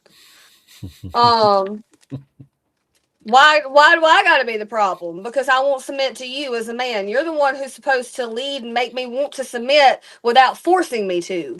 Excuse me? See, that's the part of the Bible I don't understand, because that's disrespecting women in my book. It's like saying, look, I'm the law. I'm not, whatever I say in this house is the shit. But that's saying, I think my nanny said it best. How you talk to a woman is the best dinner you gonna get. Yeah. And I Yeah. think maybe you're taking it a little too literal when you read that, because it's not necessarily saying be disrespectful. It's just saying that at the end of the day, the man kind of is the final say, like he's the head of the household. But if he's a good man, Yeah. a leader of men, that's the one that, like she said, a woman will, I got his back. But if you coming in the house all out your way and acting like you king or whatever, Yeah. then I think Do that's I where a feel lot. safe? Like I don't have Amen. kids. Like, you know what I'm saying? But the way I'm looking at it, like I'm about to be 35 years old. I could see myself having kids sometimes in the next 5 years. But there's certain qualities that like if you don't have as a man, like I don't want your fucking kid. What? You don't want to Uh, be a baby's mama. You want to be a mother to a family. And yeah. I think Yeah. that's why all these generations are breaking up, is that's my baby daddy. That's my, this kind of thing. Yeah, I ain't your No, fucking baby mama, bitch. holding a family down takes a lot of work. It takes a lot of It work. does. It does. Do you have that issue now, since you've been through a lot of abusive relationships, of like, because I know I've been with girls before who have been in, abusive relationships, and like, I, if I even kind of raised my voice, they would get they had that past trauma to where like I would have to calm myself because if I raised my voice, they were used to it becoming physical with other guys. It reminds them of the past. Yeah, I do, but it's weird because my trauma, like, I didn't realize exactly how much shit that I had until, like, because I've always been outspoken about things that have happened to me. But I didn't realize, like, how much it was until, like, the older that I got. Like, there'll be instances where it's almost like I zone out and I'm in my head and I take myself to a different place, like, because of things that happened to me as a kid. And it's like I can find myself in situations as an adult that it's not the same situation at all, but it's the same feeling. And it'll take me to that place to where I zone out. Or I'll catch myself to where, like, I feel like I can't speak up. And it's the same thing. Like, it's not the same situation as, before, but it's that same feeling. But I feel like it's ultimately, life is going to repeat shit until you learn your lesson. And I feel like, those triggers are your lessons. And, sometimes it's hard, not to, when you're triggered, not to sit there and snap and not, realize, hey, we've been here before. It's going to be okay. Like, because I'll get lost in my head and I will freak the fuck out. So yeah, I definitely, I feel like as an adult, I'm aware of it now more, and I feel like that's why there's no excuse, and I feel like why I'm so hard on myself, when I do fuck up, and I do, like, when I am triggered, and I take it there or something. Hit it to the mask off. Have you been in any relationships where, because I've had this happen with females to where like I thought they were a totally different person, and all of a sudden that mask, that new mask or the honeymoon phase was over, and then I saw a totally different person. I was That's like, with everybody. That's yeah, guy or girl. That's everybody. Like, yeah. you don't. When you initially meet someone, you mirror each other. Um, and however long one person can last is however long they can last. Um, Now, I'm gonna say it's this. I'm gonna say this. Back in my day, it was, if you want to know how a woman's gonna be, watch her mama, who her mama is, because that should have how it was. To now, hell no. This social media stuff and independent and this and that, it's totally different. And I agree with B well, Millie. and I agree with B Millie. It's like a yeah. scratching win. It's like a scratching win. It's like, is she really like that? It's almost like on this dating thing on the internet. If you think you're looking at the girl you're gonna date, back off a little bit, because the person behind is the one gonna show up. You know what I mean? So it's totally different. But the meaning behind it all should be the same. Is if you building something together, then build it. But if you playing, then let it be known, be played. Kind of thing.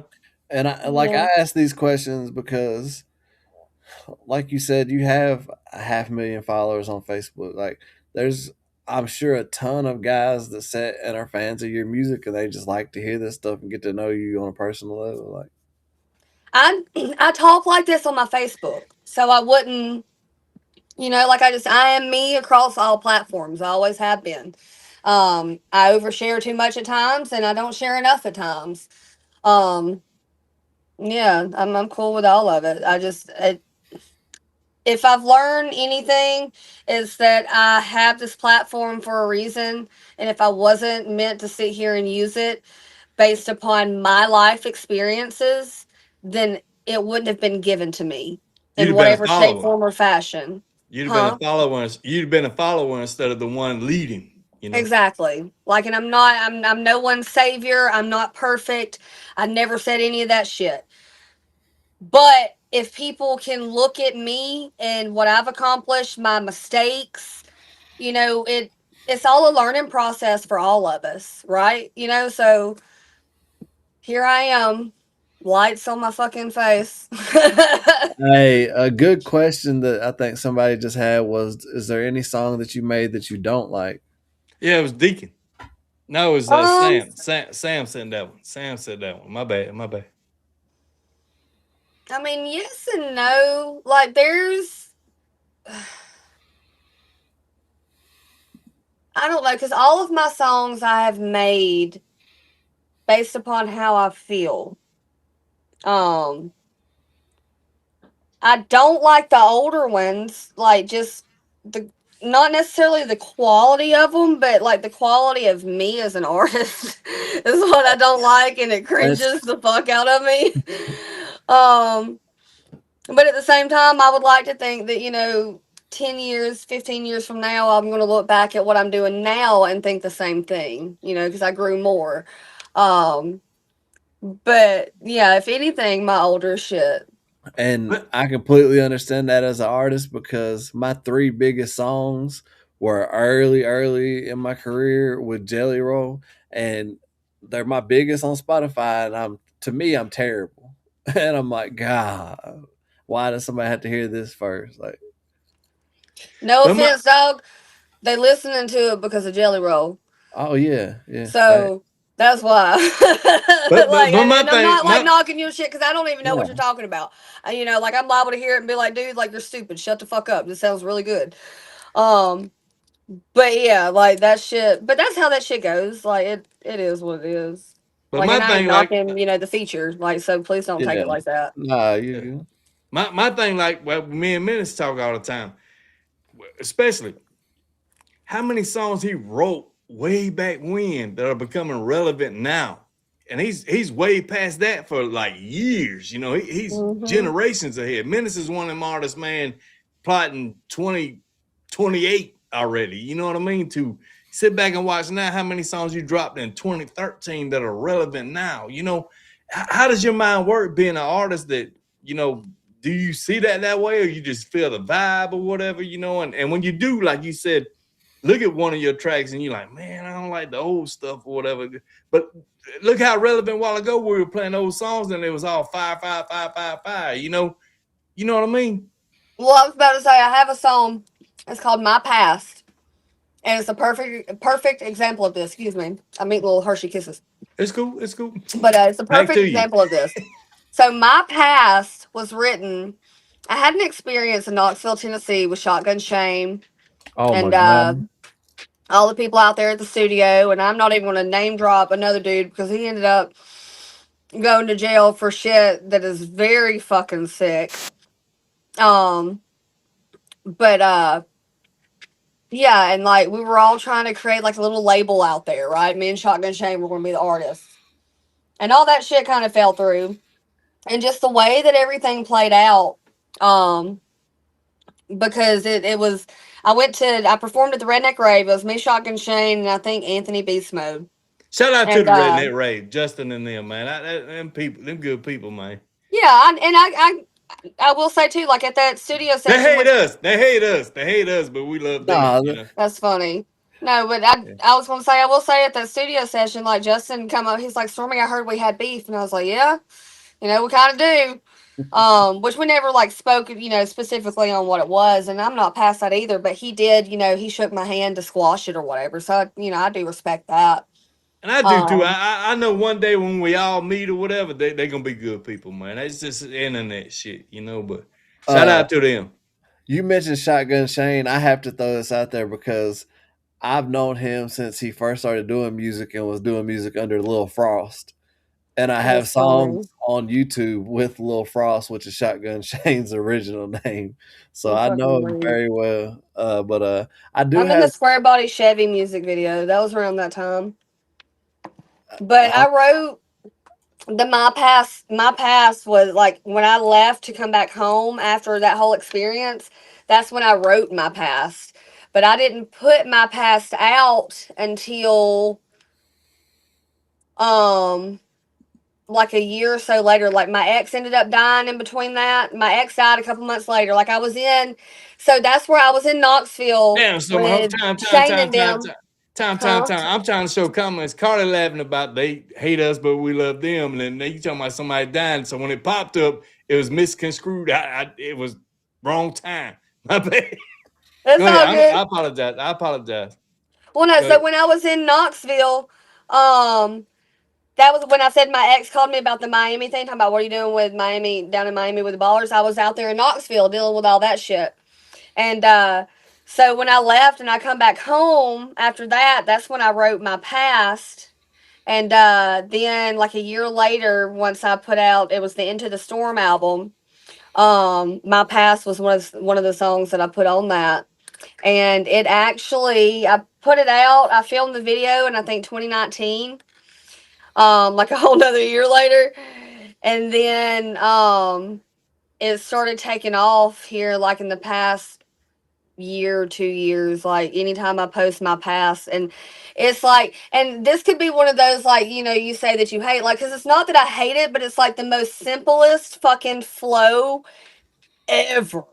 Do I have the wrong one pulled up? Because it says 3 years ago on the one I have pulled up. It wasn't 3 years ago. My Past? Yeah, Stormie Leigh, My Past. Hold on. Maybe I waited that long to feel, but I could have sworn it was 2019 because it was Asa. It was right before I met Sham and them, and I met them in 2020. I'm gonna share it and let you see. My thing being, once again, is songs you wrote could be futuristic now. You know what I mean? Like, well, but so yeah, that's it. It says no, because that's Vivo.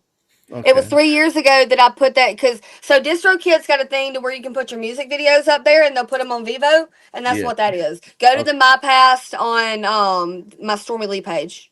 Okay. He ain't subbed. No, that's why that's like that. He ain't subbed. He'd had it already, you know. But I'm subbed. You want me to play? Nah, it's this one right here. here. No, that's just a song. It's that's it right there to the right. Stormie Leigh, My Past official music video. Up one. Yeah, that's it. Okay. Hi. So this is the one that you're saying, like, you feel like wasn't the greatest. Well, so and this is what I'm saying, like, and this is why I don't feed into the drama and the bullshit, and why I'm openly, you know, willing to talk about everything, because the way a lot of shit played out was never, you know, intentional on, and the more I look at it, I don't think it was really intentional on anybody's parts, but because you have so many eyes looking and so many eyes watching, people feed into it. And so, and I think that's why certain people are scared to speak the way that I speak, because they feel like anything that they say is going to be misstrued. You know what I'm saying? Like, for example, you're going to chop this live up and all they're going to see is little bits and pieces, and you know, it's clickbait type shit. I get it, it's marketing, so to speak, but it's like, no, whoa, we don't do that. I was joking. We don't do that. Well, I mean, if you do, you do, but like, you know what I'm saying? Like, but people do that. And so when, for example, the Hating on Me music video. So My Past, I put that music video on Facebook around the time that all the drama started and shit with the Jelly Roll open verse shit to Son of a Sinner. And granted, the music video had already been out. It was already out on YouTube, but because I put it on Facebook, everybody, you know, is feeding into it, you know, thinking I'm talking shit or whatever. I'm just fucking promoting my music at this point. But I'm going to, hence why I have a cow out there in my shed. I'm going to fucking milk social media, and I'm just going to post my work and let my work speak for itself, you know, throughout, you know, whatever the fuck. Because as, you know, as we can see, I clearly, you know, have put in some work. And so then the Hating on Me video was supposed to just be a promo. And then I catch wind of someone trying to talk shit, and I just dropped the promo video instead of, like, because I had it chopped up and I had it chopped up on Facebook, and then so I just dropped the promo video, you know, to release or whatever, like a couple weeks later or whenever the fuck it was. And so the way it played out, and the Hating on Me video, Hating on Me dropped in 2023. Hating on Me was on the After the Storm album. Like, it was an old song.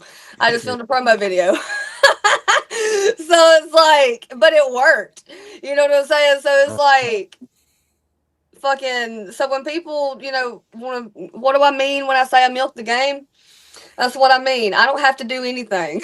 I really don't. I'm just out here fucking doing my thing, and I'm milking it. Tell them. Oh, Now, true fact, what you just said, the thing is that I hate that part of this internet shit, is that people go against any move you make or whatever, because they were fans before. Now this happened. Now they ain't no more, but they still watch. That'll always be my thing. Like, I don't care. Like, they can be fans of all of us. I really don't give a fuck. What they say called bushwatchers, but they still watching. So if you hate me so bad, why are you still watching? kind of thing. You know, just show the love. You know, admit that you like me, motherfucker. But no, what you said, Stormy, that's what we believe in totally. Is that hell support everybody? You know what I'm saying? Like, yeah, together we grow is our anthem over here. You know, together Like that was my whole idea behind the BBL song. Like I say in the hook, we're all bad bitches. We don't pick no sides. Like I even promoted it. You know, like when have you heard a female country rap song? You know that doesn't diss another female or something like that. Like I'm trying to sit here and fucking like all that shit got completely mistreated because of other people's. But everybody's got their own agenda, I guess. Like, I mean, I can't be mad at it. I'm gonna tell you 90% of what happens on this internet shit. It ain't the people that are talking this shit. It's the people that pump them up.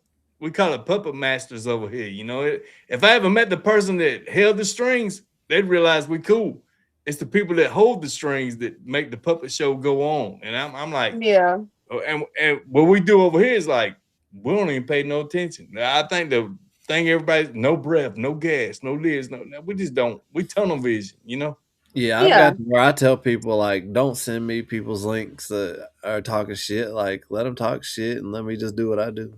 Yeah, and right, like if you don't have my number or you don't reach out to me on social media to have a conversation, and reaching out to someone on social media, for example, reaching out in my inbox, but then taking it public within a 20-minute time span, like, it was all at the same time. Like that is, I don't know if catty's the right word, but like that there ain't no need for all that. Like talk direct. You know what I'm saying? What's private's private. You know what I mean? That's exactly. That's 90% of it too. They hold it hostage and they act like y'all buddy, and the minute y'all pissed off, I'm gonna show you everything. I'm gonna show you this. I'm gonna show. Right? Like what? I don't trust nothing. But that's why I'm so open and transparent right there. Because when you are open and transparent, there's nothing. You don't have to remember lies. You don't have to remember certain things. You can carry yourself the same way wherever you're at.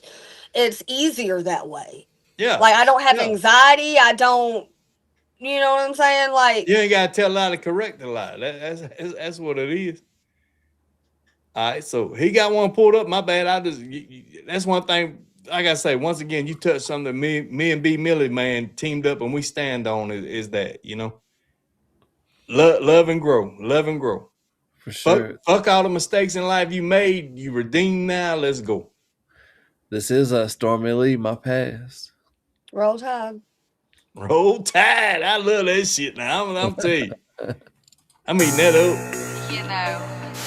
Somebody tried to ask me. They said, Stormie, are you ever gonna be able to work for anybody? Who you think you talking to? Bitch, I'm the boss. Keep on fucking with me. All I do is make a call. I'm from Shelby, Alabama, so you know I'm homegrown. I get it how I live. I did this on my own.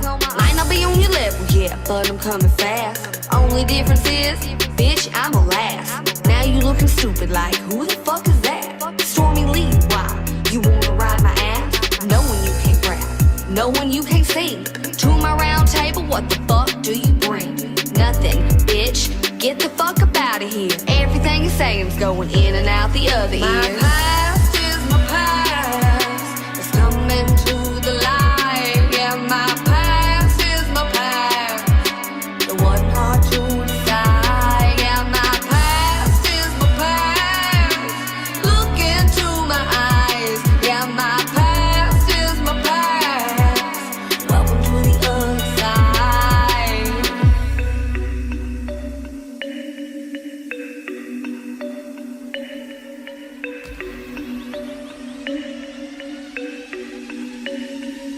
I'm tired of all the bullshit. All you do is talk. I need to see some action, bitch. Walk the fucking walk. It's what you're supposed to do when you're backed against the wall. Yeah, bitch, you're called. Look who dropped the ball. All this shit you talking like, oh, she wasn't ready. Yeah, bitch, I heard you and I'm still climbing steady. Out here on my own while you out there looking petty. I'm just doing what I wanna. When I come, I hope you're ready. My past is my past. It's coming to the light. Yeah, my past is my past. It wasn't hard to decide. Yeah, my past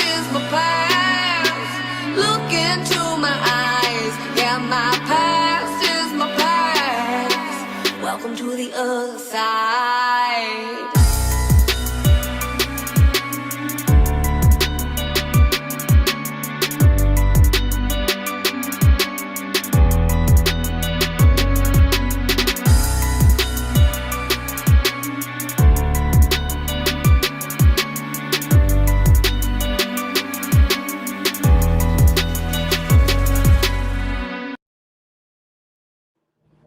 Roll Tide. Okay, so this can be one of the cringy ones. This was my first music video ever. If y'all are playing that one, Somebody asked in the chat they were wanting to I hear. know y'all can play it, but it's so cringy. This is one of the ones. I don't hate the song, but this is the first song that I ever wrote, that I ever had recorded. It was my first music video, but it's real though. But it's, oh god, it's so cringy.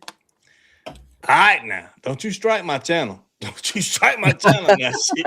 It's not. It won't be striked. I'm talking about you don't like it. You don't like it, so you don't want to play kind of shit. We got I'm not one. striking it. I'm not like that, man. We got one artist, and if they don't see fires over there, they'll hit us. You know, so No, absolutely not. No, I'll go fucking exempt your shit to where y'all don't get flagged for playing my music, and you know, like y'all can monetize and shit. Like I don't give a fuck, dog. I don't make. Millie got monetized. I'm pissed poor. But look, let me tell you. Let me tell you this. Well, I mean, whoever's channels it's on. Like Hey, what I'm saying is, I don't give a fuck about all that. You can't strike me now. We 5.5 hours in. We common law married, girl. We in Alabama. Come on. Dear Lord, hey, no, they ended that shit a few years ago, my dog. But Common hey, law marriage is why I'm technically widowed. My ex that broke my ribs that died, we signed an affidavit. I never got a ring, I never got proposed to, I never had a wedding. But because we filed our taxes together one year, I had to sign an affidavit that I was common law married. And I did that at a bank because we had to get it notarized. And so I got married at a bank when I was fucking 18. What? I did 2 or 3 of them. I realized that a fancy wedding ain't worth it. It's the honeymoon shit. I didn't even have one of them. Hell. I'm just reading the comments here. It says this was a year ago. She's paving the way for future artists. Truly a trailblazer. And then different people saying this is one of their favorites of yours. Oh God, of thoughts. Yeah. And that's what I'm saying. No, nobody's dug in your catalog. Shout out to Menace who did the night you hung out with him.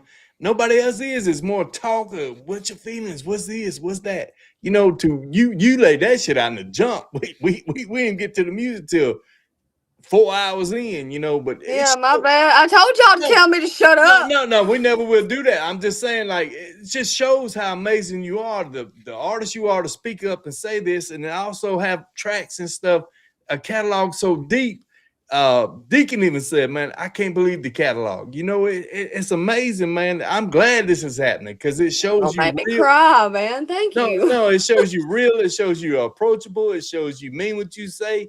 And the catalog itself been there. You know, I hate it took so long is what I want to say. I hate it took so long. Oh, it happened man. the way it was supposed to happen, man. And Stormie, if you don't mind, as soon as this is over, can we go straight to this Drinking Makes It Easy? Because whenever I did my research on you, this was a big song that popped up. Yes, it's a really good song. It's on Post channel, not mine, but absolutely you can. Okay, thank you.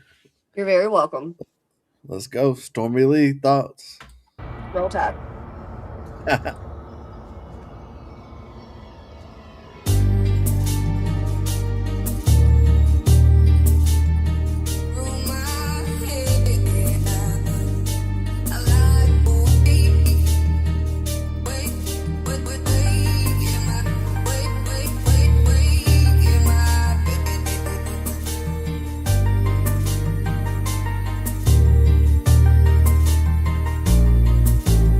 All these men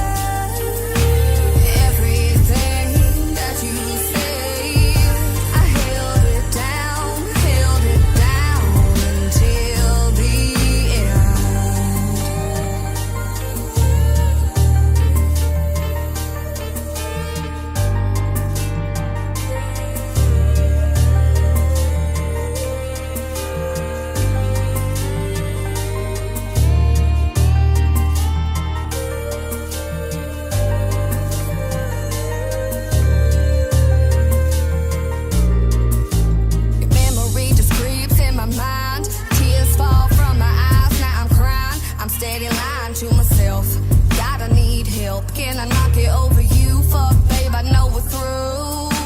It's over. Both got sick riding a roller coaster. Stay hoping. I keep my mind open, new beginnings. Moving past bad endings before my monster starts to kill things. But man, I know this monster's not the real me. Who is the real me? I know who I used to be. Let you walk all over me. Told you just wait and see. I would be a memory. But me and you made a good team, family trapping. For a few years we were steady stacking. Till we got robbed and we stayed packing. Yeah, it kinda sucks how it had to happen. All these memories keep playing through my head. I lie awake in my bed. I remember everything that you said. I held it down until the end. Kinda got scared, but I was right or die. I chased the motherfuckers down, nobody by my side. Being with you made me feel so alive. Two young cats about that life. Next thing you know, we was caught up owing people. But man, we both worked, it was so simple. Then we fight over pointless riddles, started doing drugs, and we got crippled.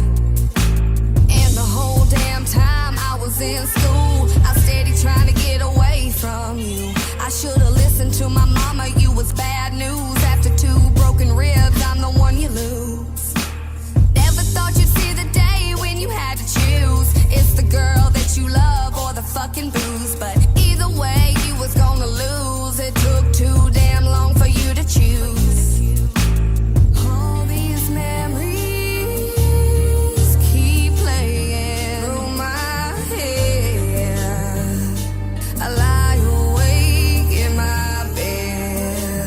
I remember everything that you said. I held it down until the end.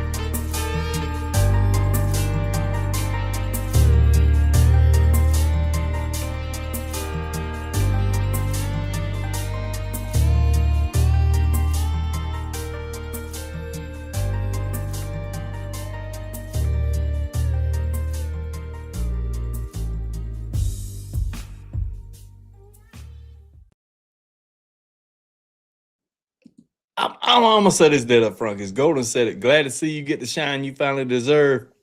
Amen. Amen. And then Carly agreed, you know, absolutely.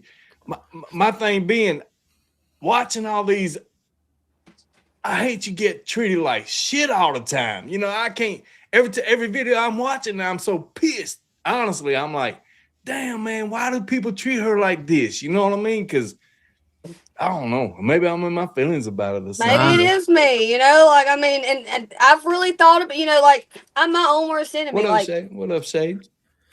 I think shit in my head. I think the worst possible outcomes. Like, you know, a lot of it probably is me. But I wouldn't say that, but I would say some percentages of it, just to be honest. You know, every conflict has some percentage of it. So, you know, but I don't know. Watching these things though, I want to say I love it. It's awesome, but I'm tired of you crying. I'm tired of you being pushed down, kind of thing. You know, and that's just being a fan. You know what I mean? So, I think that's what we're getting out of. Which this one's kind of like it too. There's a fight scene in this. It's really good.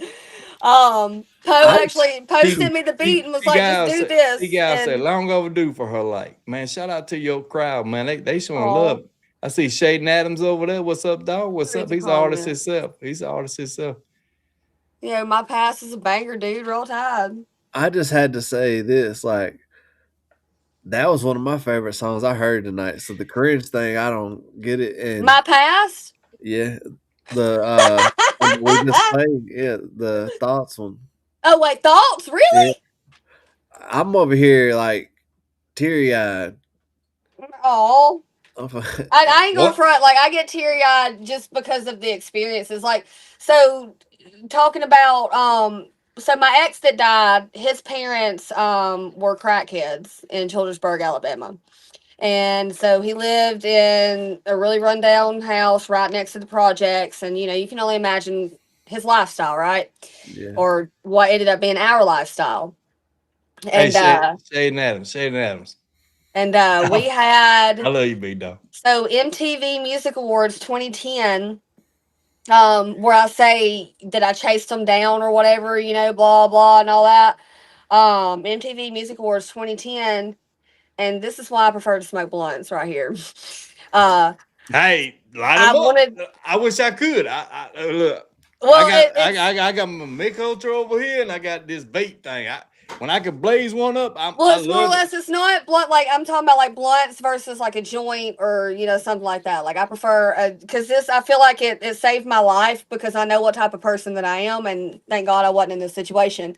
But I left to go to the store, so we had my ex's friends would rob our house all the time. Like we'd come home and the door would be kicked open, and people went through our dressers and stuff, and took whatever my ex had.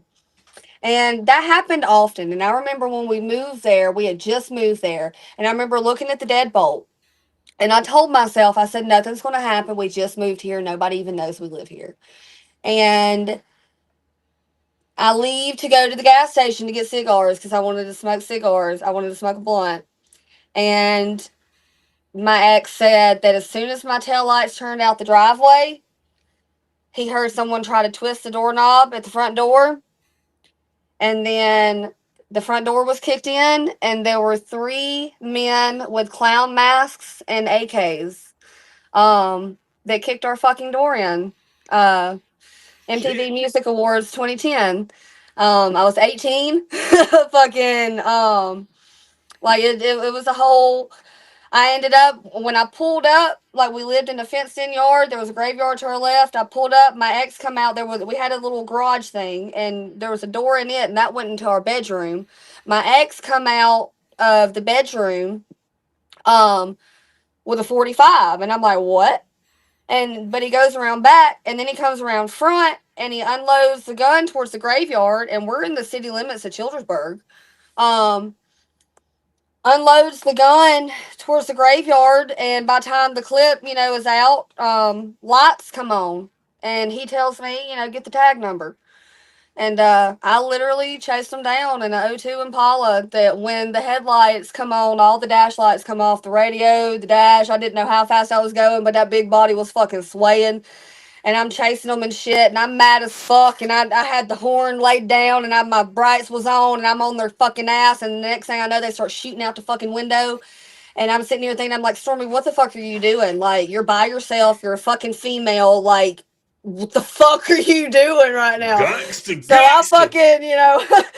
fucking, I chilled the fuck out, rowdy hit, I chilled out, and I veered off left, and I come back out, and I went home, and when I got home, because we were in the fucking city limits of Childersburg. There's blue lights everywhere. They got our shit surrounded. I couldn't even pull in. Fucking, it was insane.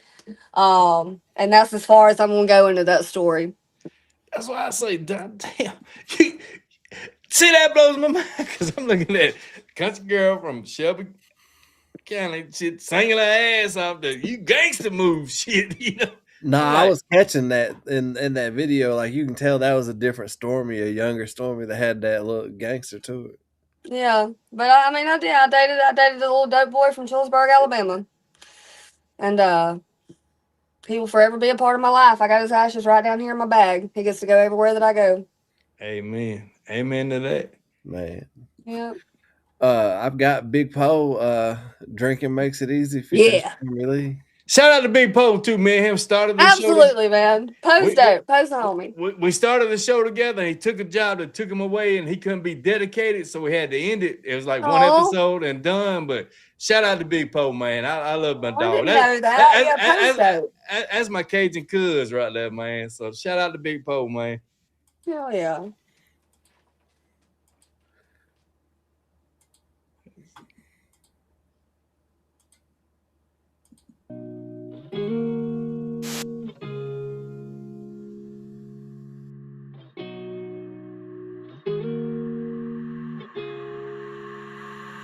I don't wanna let you go, but I know I need to now. Cause I opened up my heart and you know where to be found. You keep giving all your love to everyone around, but when I need it most, baby, shoot me down. I can't take this anymore.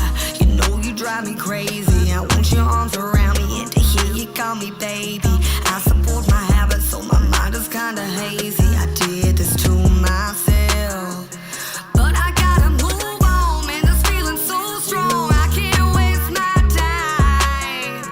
Then I won't feel you when you see me in your dreams at night. Drinking makes it easy on my heart. Drinking makes me forget where we started. I'm just trying to heal all of these scars. Why'd you have to go and leave me broken hearted? I can't help it, I can't fight it. I just cry and scream at night. So come on, baby, walk my way. I see it in your eyes that you want to stay. Suffocate me, make you hate me, make me miss you one more time. You look better anyway, from drunken eyes from far away.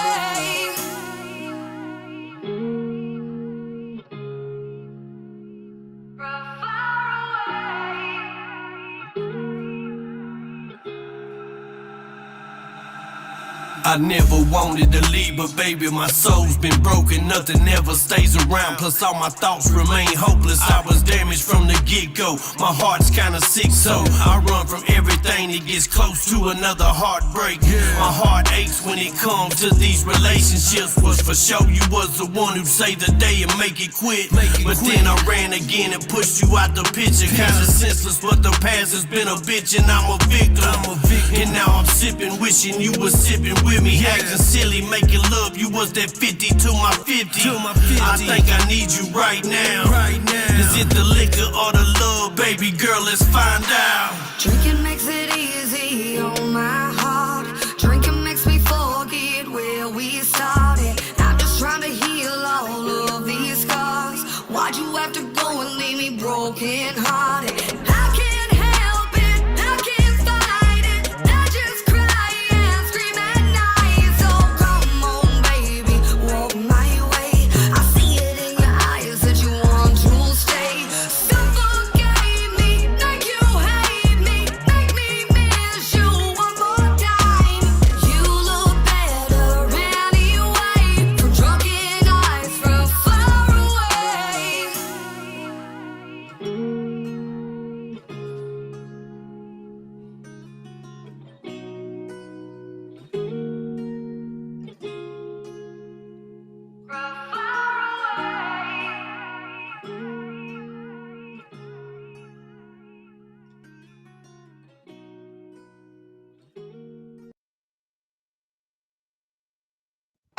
I gotta plug this. I gotta plug this, man. Shout out to Big Poe. The amazing work he's doing on Louisiana and dipping into Mississippi now with Jaywalk and all the dogs, man. He's still putting in work. He really is. He got jams with 501 Bryce, you know, and stuff. Shout out to my dog because, like I said, once again, once we started that show, we were so excited about it. But he took a job, and the money's money. You know what I mean? Shit. Yeah. But he said, man, dog, we ever gonna make it up one day, swing in through, I go through Louisiana all the time. But he said, hit me up, man. I'm gonna make it up to you. I said, no, man, it's just God's work.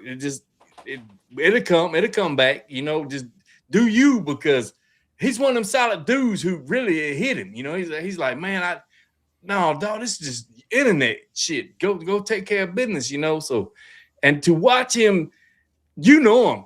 The rest of them Yeah. probably don't the way we do. Yeah, He hell, still, for that video specifically, Poe pulled up here to this fucking house and picked me up and drove me to Florida and fucking flew me back home. hey man, the Poe, man, I'm telling y'all, dogs don't even look at him no more. You know, they like he pop up with 501 Bryce Poe's back kind of thing. No, man, what he does is kind of like a trailer made move. You know, they group artists and shine on them, you know, and Poe's a good person on that. I'm telling you, when it comes to West Monroe, him and Broadnecks are the people over there, you know. Poe's really good people. You can't eat crawfish in Louisiana without somebody knowing Poe and playing his jams. I'm just gonna put it that way. Facts. That Bayou Baby song fucking is down there. If it wasn't a night about you, I'll show him some new joints. I'm telling you. I get gritty on that good music. Yeah. But we got Shannon Adams down here. He want to come up and say something to you. He's down here. That's my nephew. It's TNT dad's son. Man, don't you start on that bullshit now. All right, cool. All right. Don't you start on that bullshit. All right, yeah, he trying to be. What up, dog? What up, Stormy? How you doing? I'm good. How are you? Living life the best way I can. Hell yeah. Roll Tide. Hell no. You gonna go say dogs. Georgia dogs and shit. That's why I'm at Go dogs. Look, just because I lived in Huntsville for almost 2 years don't mean I gotta say roll tide. It's all good. I lived in Auburn for 2 years, man, and like I was down there screaming "Roll Tide" like a motherfucker. Yeah, yeah. But all of us suck now. Football ain't even the same. So you know I don't even watch football, dude. I ain't never really watched football. I don't give a fuck. I'm from Alabama. That's why I say Roll Tide. I did. And I represented the whole time. Like, man, we're gonna make a comeback. We in it now. We won our way through something and got here. We scratch and win or something. We're here and we fucked up. We sucked in there.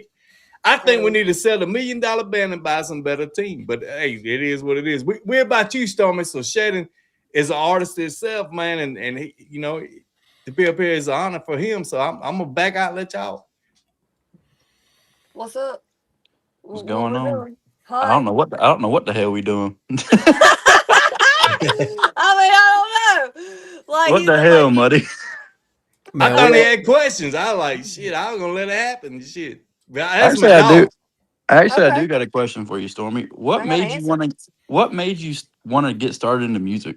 So my ex broke my ribs, and I had this whole epiphany moment, and I was like, Stormy, you could have died. So he broke my ribs off the top of my sternum, you know, and your heart's right here. Oh, and hell.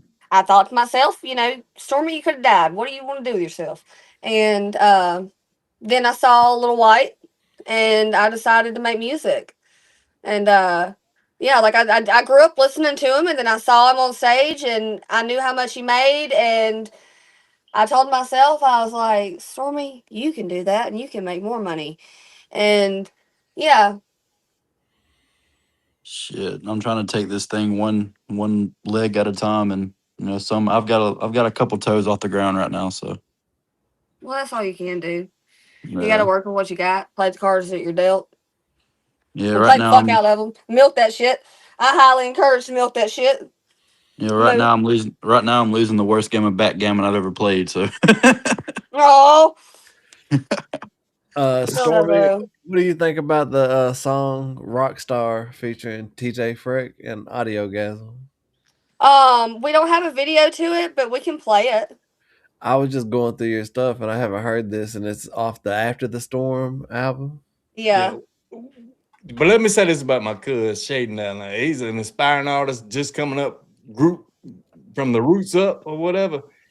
I got much love for him, but Stormy, if it's advice you can give him, me and TNT Dad be on him hard about this. He don't want to take the knowledge. He's like, no, y'all know shit. Y'all don't know about the new. Look. I'll say this, bro. It's not that I don't think y'all don't know shit, because y'all have been around doing this YouTube stuff before. You know, I ever did, and trust me, I've got my feet off the ground. I've got streams under my belt that I'm proud of, that I work my ass off of. But it's the simple fact of there's a lot of people in this game you can't trust, and with country rap being how it is nowadays, it's kind of hit or miss with country rap nowadays, bro. So that's why I just try to stay to myself and just work by myself as much as I can. That way I don't get caught up in no bullshit. And you know, we got what you need to do. So I hate it, because country rap isn't necessarily a genre. It's just there's a group of us that have over the years since social media took off have been able to play off of the term country rap when it comes to music because we're making music, right? Yeah. And it's now turned to shit and it's now turned to snakes. It's always been like that. That's the way everything is. That's just life, dog eat dog, fucking, Lion King of the Jungle, whatever the fuck. Yeah. But that's also where if you build your craft and you're good at what you do, like you're always going to learn. You're like no one's ever going to know everything. But if you're good at what you do, then people can't sit here and play you for a fool and tell you what to do and sell you a dream that you're never going to make. Like you're going to have to do it for yourself. I honestly don't necessarily know. Like I kind of feel like the drama, between the whole Son of a Sinner shit. Like I feel like because my social media I think I had like 10,000. BBL kind of started taking off a little bit. I'm starting to do open verse challenges. By January, I had 30,000. When the drama hit off with Bunny, next thing I know, I'm up to 100,000. And since 2023, now I'm sitting at 3 years later at 500,000. But I just kind of always played off of, everything that happened, like even the bad shit. Definitely the bad shit, because I feel like life is going to throw the bad shit at you Yeah. to test your shit, like to test who you are as a person. And if you constantly fold and then you're constantly given, the same outcomes, like that's the definition of insanity. Like you're getting the same Yep. Hey, shit keep doing what because you're you doing. You think, keep oh, getting let me what you wait get. my turn, let me wait my turn. And it's not that I'm not taking anyone's spotlight. I'm telling my story as who I am. And it just, I don't know, man. It just That's be like you. whenever. Well, that's like when I dropped Yeah We Ride with Moccasin Creek and Danio and Country. Keep in mind, I played a show with Danio and Country in North Carolina, and we hit it off like crazy. And we link up and we do something with Jeff McCool, and it was like that was my first song that ever took off. I think it's at like 12,000 streams right now. And then I linked up with my good buddy Shotgun Shane, and we did something. And it's just everybody finds out who I work with, and they start talking bad about me because of what they've done in their past. Like, bro, like what they done in their past is not gonna utilize who I am just Facts, because I but did. you are who you hang around, for one. Like, and then I can say, because I kind of touched on the Shotgun Shane shit back in 2017. Like his wife has reached out to me on TikTok, like, and we've had whole conversations and shit, like even on my TikTok lives and through Messenger, and like people do change, and Yeah. ultimately, like having those conversations I think it's healthy for people in the end. Once you get past emotions and stuff like that, like, cause nothing ever happened with me and Shane, but there was another girl and, she's aware of all of it and, she mentioned, but I'm not putting their business and stuff out, Yeah. Yeah. like that. But it, like it was actually finally talked about, years later between me and the woman that it needed to be talked about with. And so I thought that was kind of cool. And I think, ultimately it comes out, like that too, with the people that it needs to happen with. And because the music and stuff is so public and everything's so public, people try to hide certain things to keep certain images and stuff like that. Yeah. Um, and so I feel like that's where a lot of that shit comes from. Because some people think that, not saying anything, I mean, because you can incriminate yourself, I guess. But if you don't do fuck shit, then you ain't got to worry about being fucking incriminated. Yeah, man, Um, there's a lot of fuck shit going around that nobody wants to talk about nowadays. but that's why you got to, stay on your craft. Your story is your story. And put it in the music. But this a thing. Like you can't renege on it. Look at your career, how you had to work and do things with the artists that you said now that you disagree, don't this, that, or whatever. Him being young, getting started in the game, he ain't even met that yet in life. You know what I mean? Uh-uh. So Like I'm it's dealing with the fucked up image, man, and I own that shit. It is what it is. I ain't shit. Like, Look, I've heard a lot of people talk shit about Stormie Lee, bro, and it's to the point to where Okay, that's y'all's assumption of her. Who actually knows Stormy's shit? Like, who actually knows Stormie Lee's story? Like, all y'all hear We is the do shit that tonight. people put We out. do tonight. You know what I'm Shit. saying? We got the Stormie Leigh diary tonight. Shit. Yeah, I feel like I got to really know Stormy tonight, and shit, I'm a fan, and I can't say that about a lot of artists. And But see, that's I how don't want that's the people to thing, pick though. sides with anybody that I've said anything about, like, because it's not about that. Like, it's just, No. this is what I've experienced. This is how I felt through shit, whether I'm right or wrong in any of it. That's how I feel, you know, like, and I'm not, no hate towards anybody. I'm not trying to throw shade towards anybody. Like, this is a Stormy show. Yeah. And Shout hi, out. I'm Stormy Leigh. I'm gonna lay it down to the Blind Squad over there in Jasper, Alabama, man. Shout out to him. He says it best. I don't see what the hell's going on because he's blind. I just listen to the music, and I love a lot of what I hear. And I'm amazed he ain't in here tonight, man. But he's cool as hell. But it taught me that you know, if you don't pay attention to this internet shit, you just play the jams. It's awesome. But when you get in it, like you said, and people. We don't rock that way, but people do try to push you to pick sides. Like, hey, man, you in this chat, or you doing this, or you doing that. I don't give a damn. You know, Yeah, go listen to, you know, if, like, as people are in my comments all the time, you know, like, I found you through Savannah Dexter. Like, that's great. Like, because I know you pop up a Savannah Dexter playlist on YouTube, Stormy Leigh shit's going to pop up. But I guarantee if you pop up a Stormy Leigh playlist, Savannah Dexter shit's going to pop up on that too. yeah. You know, just like the other female artists in this shit. And it's constant. Like, it's. But controversy sells, and that's why I say I get it. And I saw all this shit in the beginning, the way that it was, you know, trying to be played out between everybody. And it just, I let it play out, and I'm still letting it play out. But I'm also still over here working, and I'm not going to quit working. I don't have any hate towards anyone, you know, that I have worked with in the past, or, you know, that I haven't worked with, that people have, you know, tried to create whatever between, you know, the small group of female artists that do this shit. I would should stand up. To my book, I said to Menace all the time. B Millie knows I say to him all the time, man, there's too many women artists back there, man, that y'all could be rocking with instead of doing this guy to guy thing kind of thing, man. Make music. People want to dance. People want to have a good time.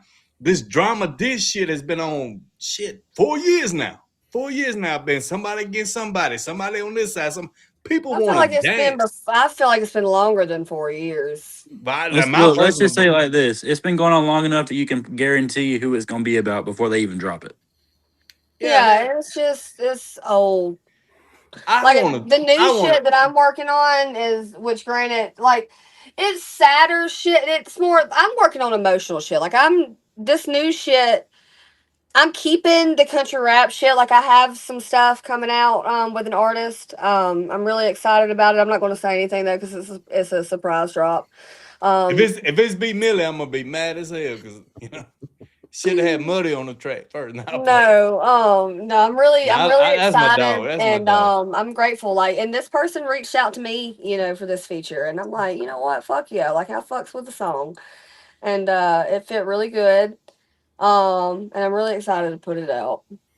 I forgot where I was going with that, but I'm really excited about that song. Sorry, like, my mind's going with that one. No, it's cool because once again, you know what you got planned. People don't. You know what I mean? We're eager to hear. You know what I mean? And that the excitement of that. But once again, a lot of your tracks we've even played tonight, people are just hearing and they're like, "Man, where was this 2 years ago in my life? You know, where was this now? You know what I mean?" So, B Millie, tell the truth. I stay on him. I said, "Man, drop everything. Drop everything. Let the people decide, man. Don't hold shit back, dog."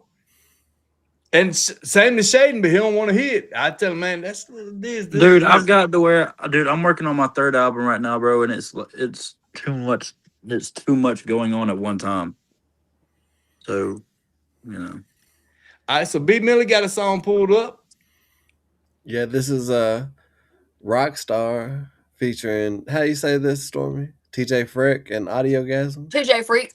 Freak? Okay. Mm-hmm. This is awesome. Speaking of TJ Freak, and you're talking about Rehab, Stone. Stone baptized that dude in the video, man. I that's my dog, man. Jay Stone. From Rehab. What song did he baptize him in? Oh, I'll pull it up. Hold on. I get it. It ain't gonna be Is one it of the your one where they songs. had the gator in it? Yeah, yeah. I know what you're talking about. Yeah, that's my dog, man. Matter of fact, Hell yeah. I love to show this. It's in my Hall of Fame room next Hell door. yeah. I already framed it, dog. That's my dude. He got a camp now to save the kids, man. Shout out to him. Yeah. That's awesome.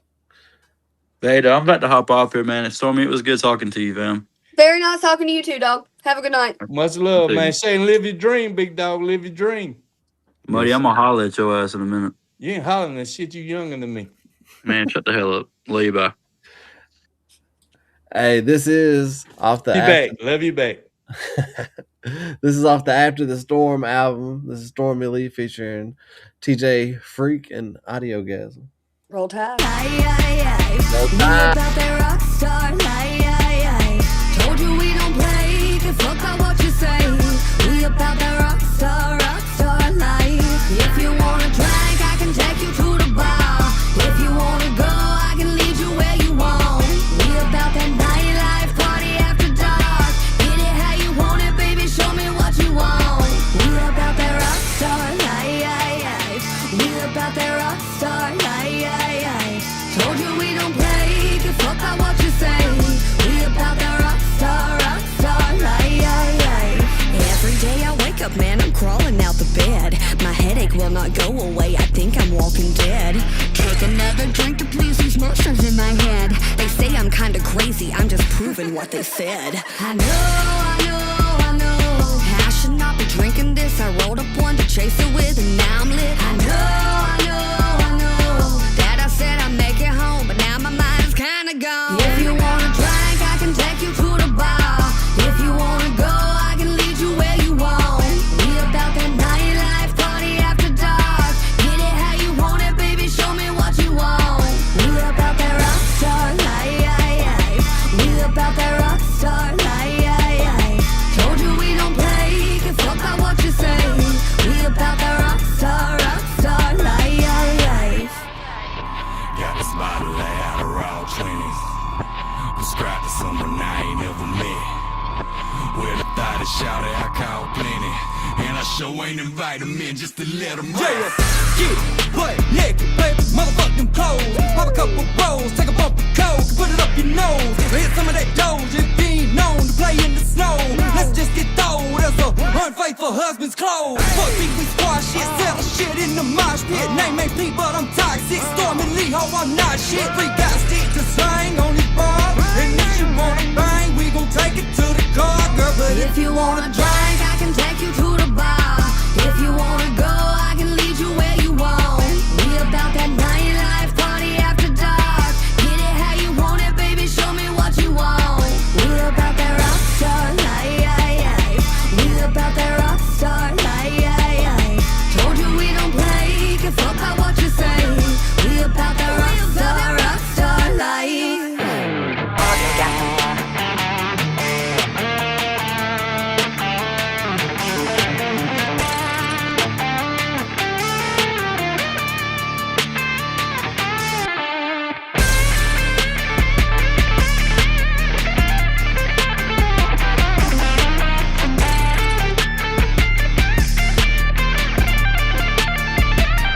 If you wanna drink, I can take you to the bar. If you wanna go, I can lead you where you want. We about that nightlife, party after dark. Get it how you want it, baby, show me what you want. We about that rock star life. We about that rock star life. Told you we don't play, can fuck out what you say. We about that rock star life. Wrong dummy, that's the campaign. Bro, I seen you throw go balls in there. You lucky as hell that comment section been lit up because I was gonna pull Stormies up, say roll tide just to lay it up down. But I'm gonna let her say it for herself. Say it one Roll more time. Tide. Roll tide, baby. Roll tide.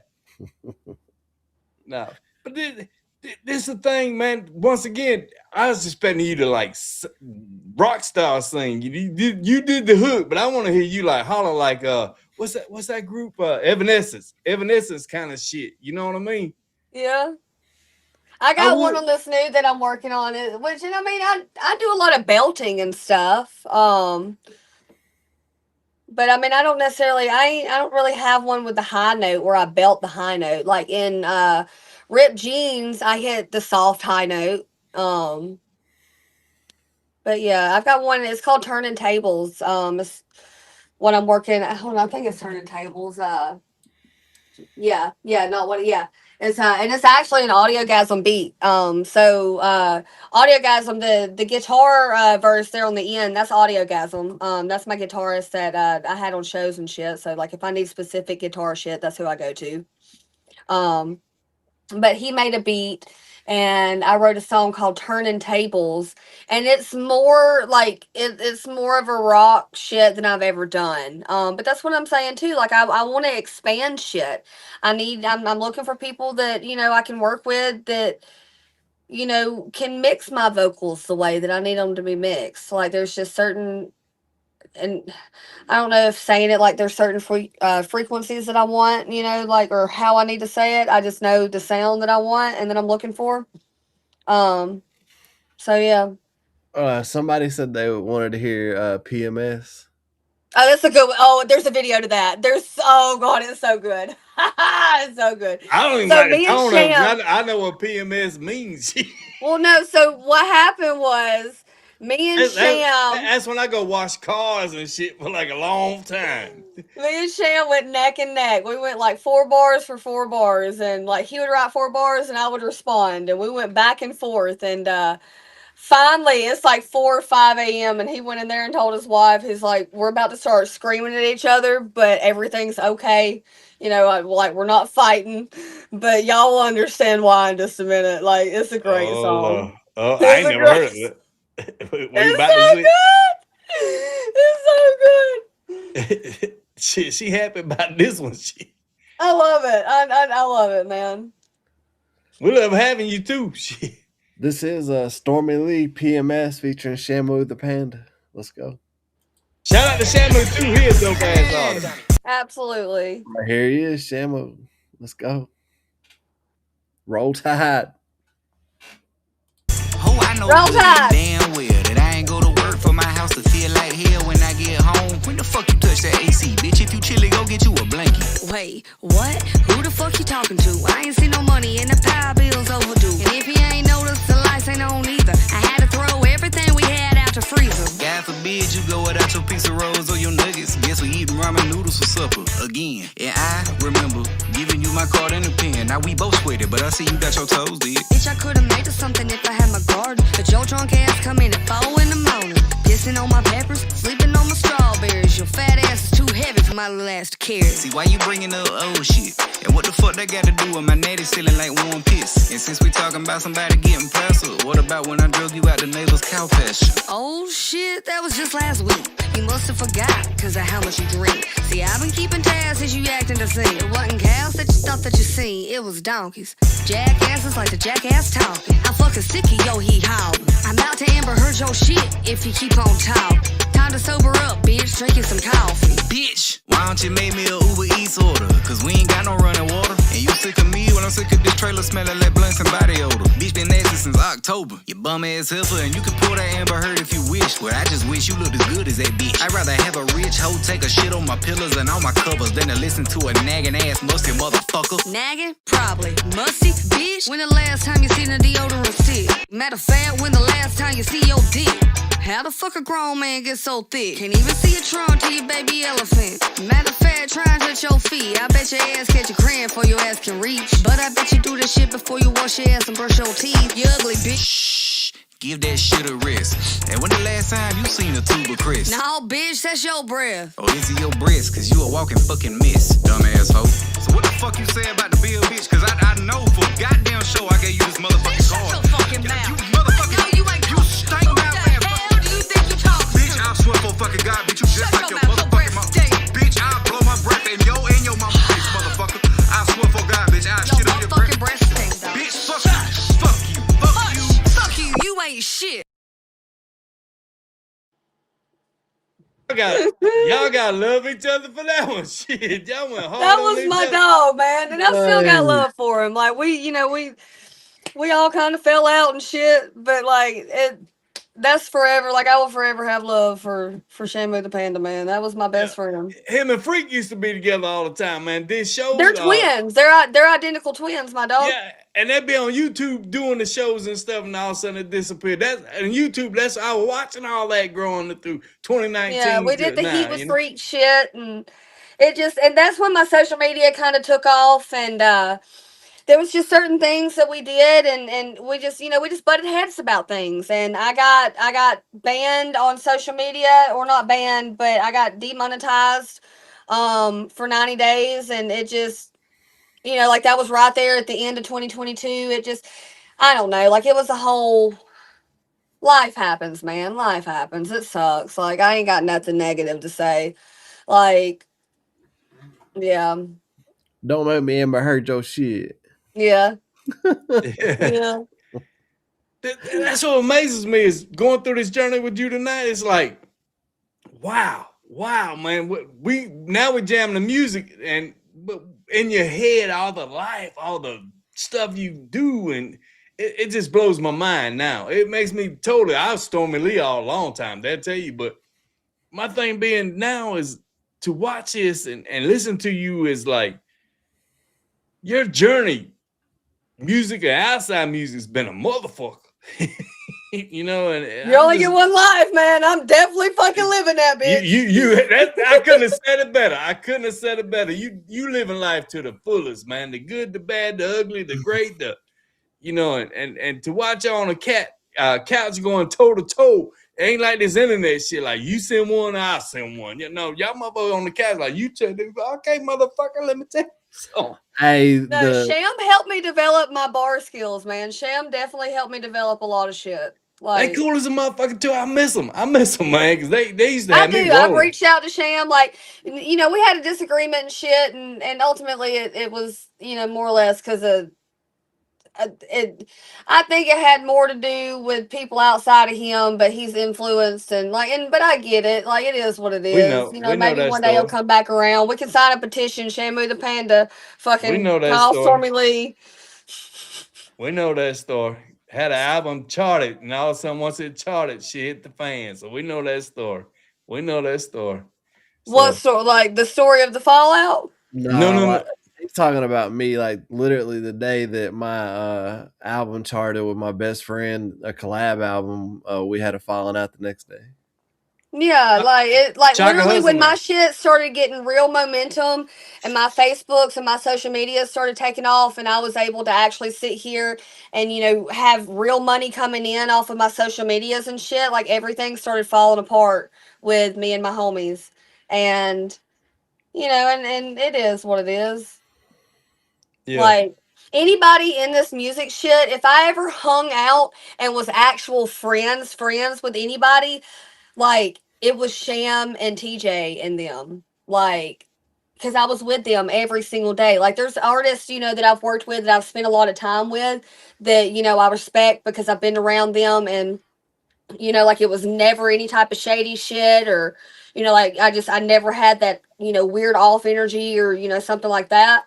But those were my homies, man. Shamu the Panda was my best friend for years. Hell, I used to sleep on his fucking couch, him and his wife's couch. Like me and his wife were planning on having babies at the same time, like when me and Mark first got together. Like and he laid some dope ass beats. Shout out to him, man. He laid some Sham's dope really ass... good at what he does, man. Shit, like and we had that energy. Like I can't, and it's wild that I'm even sitting here saying this, but like to duplicate what me and Shamu the Panda had musically, like I don't know if I can. Like, and it hurts my heart to say that because that was my best friend. But that's also why I'm really proud of the Rip Jeans song, because I took, and it's really bittersweet, but I took everything that I learned as an artist, from Sham, working with him, and learning how to do proper harmonies, and stacks, and certain things that I really didn't know how to do. Like I never recorded myself until I met him. Like I knew a little bit, and I knew the terms, and I knew how to work with Pro Tools because he uses FL Studios. but I took everything that I learned from him and then I created, ripped jeans. And so it's all bittersweet. All of it. Every bit of it. What I was gonna say was everybody knows Dub 3030, and shout out to him, man. I can't imagine the He did the careers beat to Rip Jeans. He did half the but songs on my last but I'm album. but I'm saying is he's well respected, and I can't imagine the careers he started. But everybody don't know Sham that way because Sham laid some beats, man. If you go way back when all this shit started, shit, him and Dub were damn near neck and neck because Sham was laying them, dog. And I almost wanted to be a rapper back in them days. I was like, man, I'm buying one of these beats offline, and I'm gonna rock his shit. Well, no, so okay, so Shamu, when you so Drum Dummy, are you talking about like a Drum Dummy beat? Yeah, he used to sell them. You can buy them. Okay, so that's not. Well, Sham may had his so Drum Dummy Studios. Drum Dummy is rap. His name is Tevin, and that is drum. That's Drum Dummy. We had him. He had a producer deal through Atlantic Records, and we had he was, if we have a pecking order, you know what I'm saying? He was head honcho. Under Rap was multiple producers who used the Drum Dummy tag, Shamu being one of them. All right. So that's why I find it funny. Certain artists are saying they're artists and Drum Dummy, collabs or whatever here lately, and that's not the case at all. Like, it's not Drum Dummy, it's Shamu the Panda, and I just find that really funny. But everybody plays however they play, right? But and then under that we had multiple artists. But granted, we were all completely independent. We were making money together. Nobody was paying anybody. Like, once I started doing shows, like I'm paying, I paid TJ to open, I paid Audiogasm as a guitarist, I paid Sham as a DJ, and then I paid a dude to sell merch for me. But as far as music wise, we're all splitting everything. We're all splitting everything equally according to who's on the song and shit like that. And yeah, we were completely like, we weren't a label at all. We were just a bunch of independent artists working together. That's why I say I started this in 2019, and that back in them days, I can shout out like say Tap O'Neil was an artist coming up. It's a bunch, man. I'm gonna forget some, but they were all just, you can buy beats and rap to them, but you had to lease it. You had to lease it. Yeah. And I know Sham was one of them because I was like, shit, these motherfuckers. Yeah, Sham does have I forgot what it's called, but he had some shit too. Yeah. But that's way back in 2019. Now, how long is this now? Right? And hell, and to my knowledge, I know Rap had that shit longer than Sham because Rap was doing it before Sham. So like they've both been have shit out for I think before 2019. I know Rap before, but I'm pretty sure Sham had shit out before 2019 too. Like, as far as beats and stuff like that. Stormie, you really answered every question, so if you don't want to, I understand. But somebody asked about the story behind Underneath the Stars. So Underneath the Star, like, that's one of those where I was trying to figure, because a lot of my songs are about hurt and how the men in my life, have hurt me and how I feel, because I have a lot of feelings apparently. But Underneath the Stars was one of those. I'm like, Stormie, I don't want to write a sad song. Like, you need to write a good song. So that was my idea of like a good, fun song. It's really generic as fuck. But it's a good song. Like, it's fun. It's a nice little, weekend song you can ride to on a Friday night or something. And so, video too. like I said earlier, I'm tired of seeing you getting beat up and abused and life hard shit. I want a women group kind of song, like get out the rain shit. That cloud ain't dark every day, motherfucker. Just that kind of shit, man. Women power. I've got an older one called "Don't Want to Go Home." It's a good one. There's a video to it. And it's a nice little love song. And I'm trying to think. I just know new shit. I know the new shit. That's what we're trying to get. Hold on. I'm trying to go on my YouTube. Chemistry I just heard though with you and Panda, like, that was crazy. I'm telling you, like the music, if you go back and listen, like even Shit. Rip James, and I'm not knocking KO at all for Rip James because he did an amazing job. Like especially on the last hook, I carried out the high note by itself, but he moved the hook over and had it kind of overlay, and it beautiful, fucking beautiful.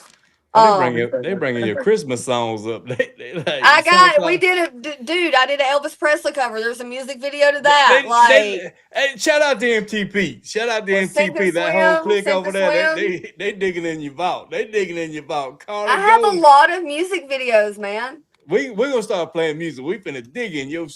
But shout I out to got a MTP. lot. We talking Carly Golden, man. Everybody over there. We see y'all, man. Wow. We got the Alton Mud.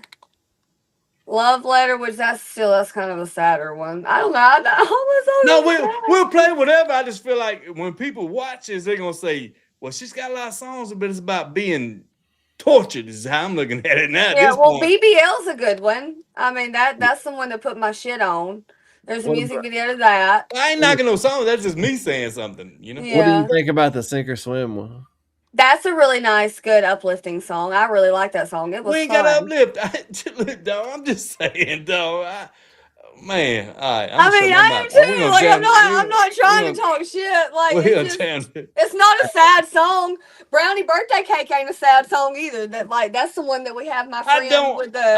I don't mind it, but I'm just saying we ain't played enough songs of Stormie surviving past all this bullshit enough in my book is what I'm trying to say. I'm tired of seeing you being beat down. I want to see you uplifted. Well, you know what? When I thought, I can't help it, but when I thought that I wasn't being beat down anymore, I just got beat down again because the little 23, like all that happened this past October, my dog. So, like, I don't know. I got to make them songs now. I'm gonna tell you now, that crowd over there's got you back. You got a whole clique over here now that's gonna uplift you. And shout out to Carly, K-Dub, Golden, 90s, all them, man. They gonna stand on you on your woman shit for real. Man, this is Stormie Leigh, Sink or Swim. Let's go. Roll Tide. Drum damage. Hold on tight. Hold on tight. Here we go. I know this life, it can get hard, it can beat you up, it can leave you scarred. You gotta be tough no matter who you are. Better stay wishing on that shooting star. Sink or swim, you're gonna be alright. You can do anything.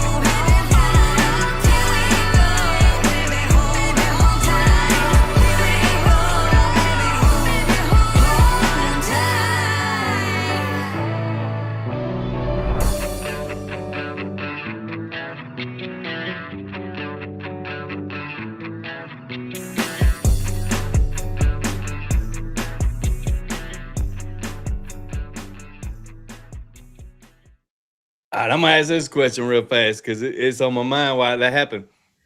The red hair I ain't getting. I like you black. You know what I mean? That's Stormie Leigh to me. That color hair and then also your tattoos. I watched where you finished one your sleeve or whatever. You know what is the stories of a Stormie Leigh tattoos and stuff? Okay, so the red hair come along. Bravo told me to dye my hair green, and I was like, "Fuck you!" And so I dyed my hair red. And that's exactly how that Shout out happened. to a boss.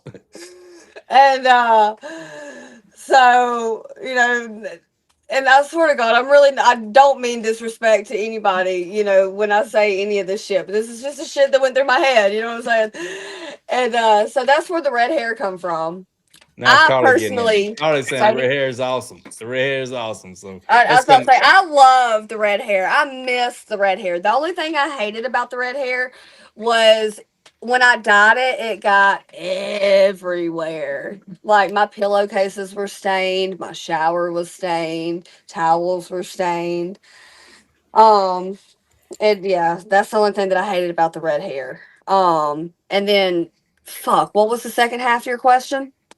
It was the tattoos. Like I seen when you finish Okay. your sleeve and stuff. And Yeah, what is so those I Stormy Leigh didn't finish tattoos? it. That was an older picture, but I need to finish it. Jay Bird from Electric Panda Tattoo that Zilla works at. He touched up my eye. Let's see if I can show you guys. So We about to undress ultimately, Stormy. We about to undress Stormy. no, I'm playing. I'm playing. absolutely not. I'm So playing. hold I'm on. My playing dog now. wants to say, hey, this is Sadie. What's She's up, mad. Sadie? She said, bitch, I've been in here for 6.5 hours. Take me inside. Oh man. Um, like, she's getting restless. She can go lay down, though. She can go lay down. Anyways, so my sleeve, Jay Bird touched up my eye. So initially, all right, so I saw when I first started doing music, I followed Kasky, and it was when him and Caroline were together. And I followed her on social media, and I saw she got a cyclops eye tattooed right here. It's like a monster eye, kind of melting.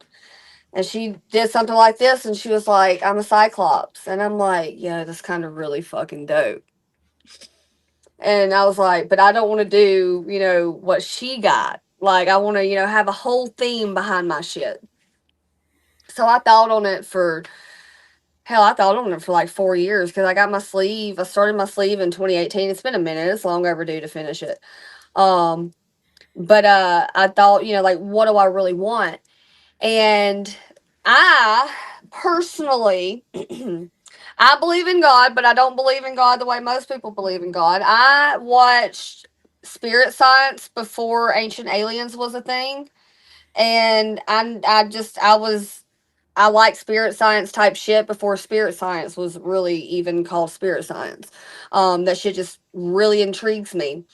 And so I have at the top of my arm, I would show y'all if I could, but it's some pictures. I have an alien spaceship with alien DNA coming out, wrapping around the three pyramids of Giza, which you can see the bottom pieces of them here, but I got the three pyramids stacked. The tip of the Great Pyramid is floating in the alien spaceship. The alien DNA like kind of morphs and it's got little things coming out of it.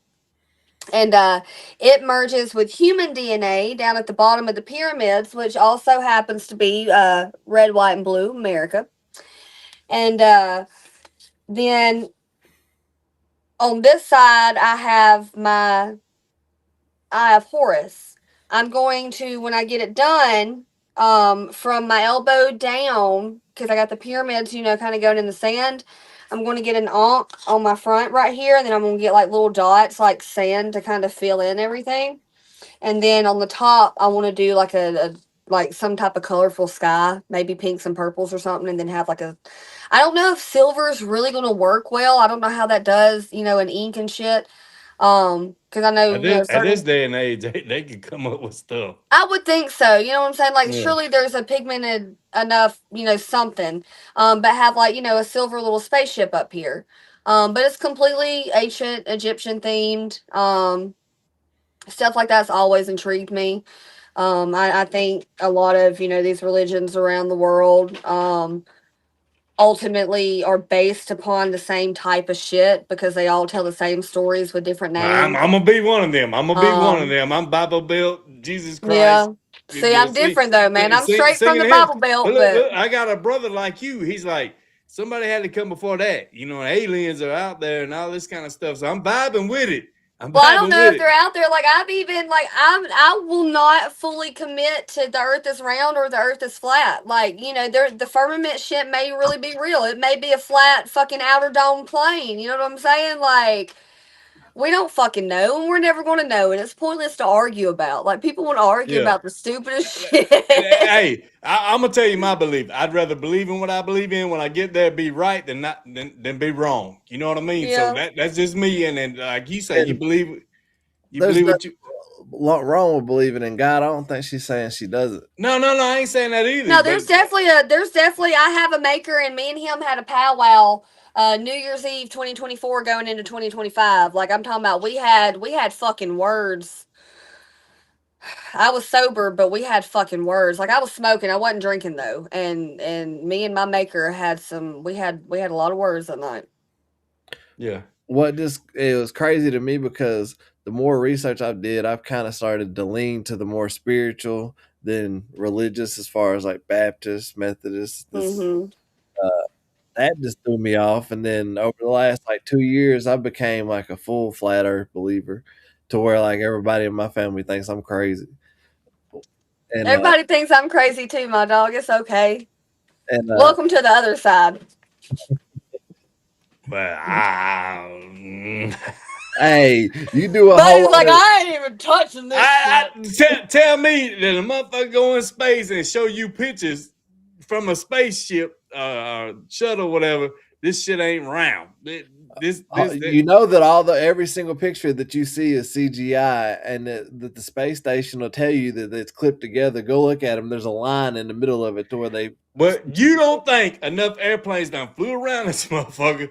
They ain't reached the end yet. Every single airplane flight path pattern is based off of a flat Earth model. Fact. Well, I'm gonna let y'all nerds have this shit. I'm just gonna say that Carly said your red hair was awesome. Thank you. And when you do it, everything turns red, of course, like you said. And then she said, "Hey to Sadie, hey to Sadie." And I think Muddy, go ahead. But there was a question about the camo. Camo painted light scheme. So what? So Yeah. that is ultimately a rendition of Eazy-E's My Six Foe. Yeah. Cruising on the street in My Six Foe. There's a music video to that. Y'all can play it too. It's great. Yeah. Ultimately, when I was out there in Knoxville working with Shane and them, me and Shane had a whole EP that we were working on, and it never got released.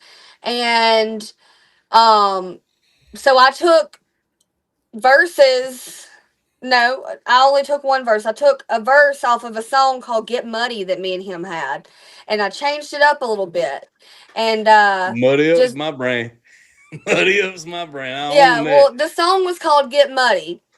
And so I took my verse night because I said Bucking Southern about to blow or something like that, because that was the name of the label we were all trying to start and shit. And so I changed it to Drum Dummy about to blow.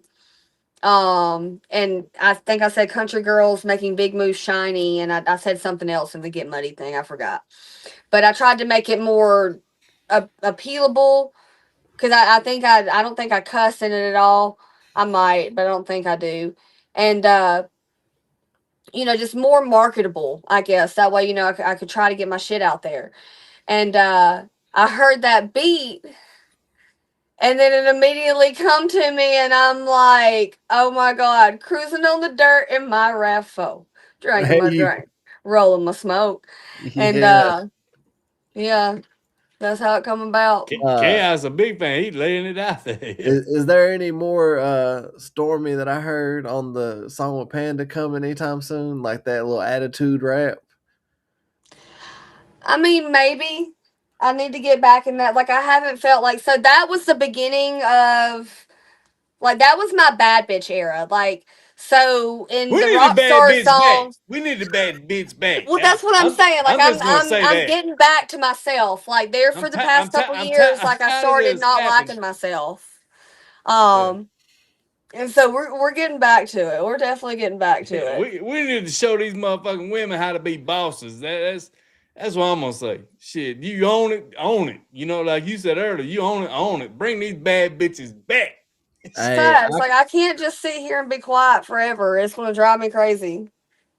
I just know this is that I stayed away from the country rap lane for years because I saw just kind of how it was, and I just wasn't that guy. I kind of got drug over here the last couple years. I've been waiting for some dope female artists that I can really listen to. So I'm glad you're back doing your thing.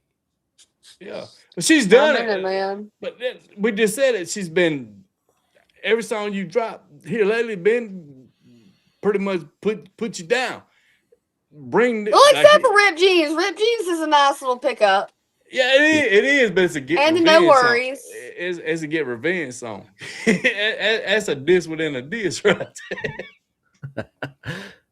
The Rip Jeans is? It's not, but I mean, that's what it turned into. But that's what Yeah. that's what happens when you try to teach Stormie Leigh a lesson. You end up teaching yourself one. And then yeah, No hate. got it. But I'm saying like these women in the chat, they need them boss songs. You know what I mean? Like you said earlier, if you go to Savannah's channel, you're gonna see me. If you go to my channel, you're gonna see Savannah. We ain't even got that equation over here. It's Stormie Leigh. It's only Stormie Leigh, and these women over here that we rock with is a Stormie Leigh clique person. You know what I mean? So we want that. Hey, bitch, let them motherfuckers fuck them. Hey, and the crazy thing is that she said that about 5 minutes after I opened up one of her links, and one of Savannah's links was in the little timeline on the side. Like it's been that way for years, man. I've seen comments for years of people trying to fucking sit there and pin that shit, and I ain't gonna front. I fed into it a little bit. I've seen shit where I felt like she kind of fed into it a little bit.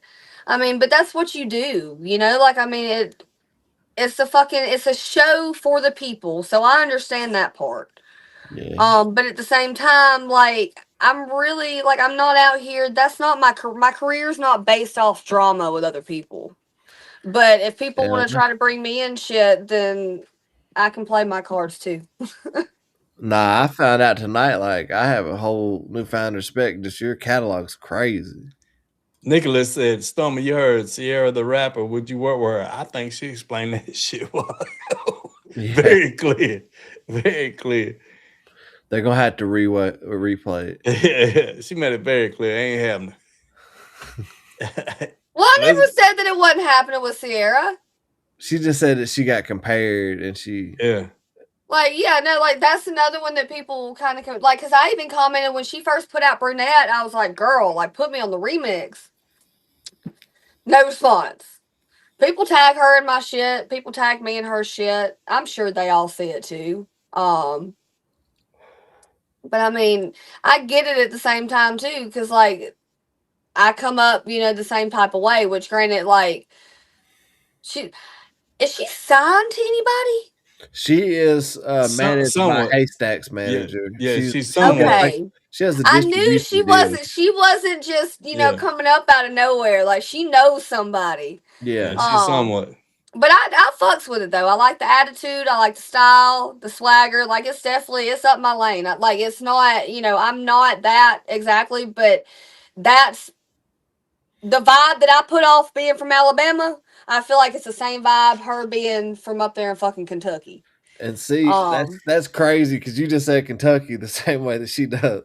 I met her at the end of 2024, and I was expecting more of the ghetto type, like the girl I was seeing in the hood rapping with the mic drop videos. Nah, she's a country girl. And she got a song, man, beautiful as hell when she's breaking it down, like looking at the world kind of thing, man. That's awesome. But my thing being is, if it don't happen, then fine. Be you and do it. Be you and do it. Be better than what you know what I mean. I tell my bro that all the time, man. Quit watching what people putting and want you. be better than that and make one better, you know? Yeah. Take I what they think that telling I you. touched on that earlier a little bit. Like, that's what I was trying to say is, like, it don't, like, you care what other people are doing. Like, fuck that. Focus on you and what you want to do, and you create. And it don't matter what people think about it or what other people are doing. Don't fucking compare that shit. I hope he's listening now. I hope he's listening now, because my bro right there sitting on some fire. But he's so worried about how people gonna take shit or whatever. I'm like, dog, drop it, drop it, drop it. All right, so I'm listening. Here we go. This is the camo painted light scheme. you gotta Roll send them. Tide. Yeah, there you go. Roll Tide. I gotta say it this time.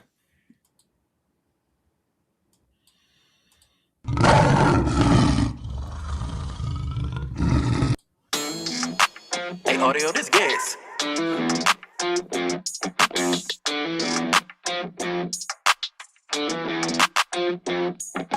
Cruising on the dirt in my RAV4, drinking my drink, rolling my smoke.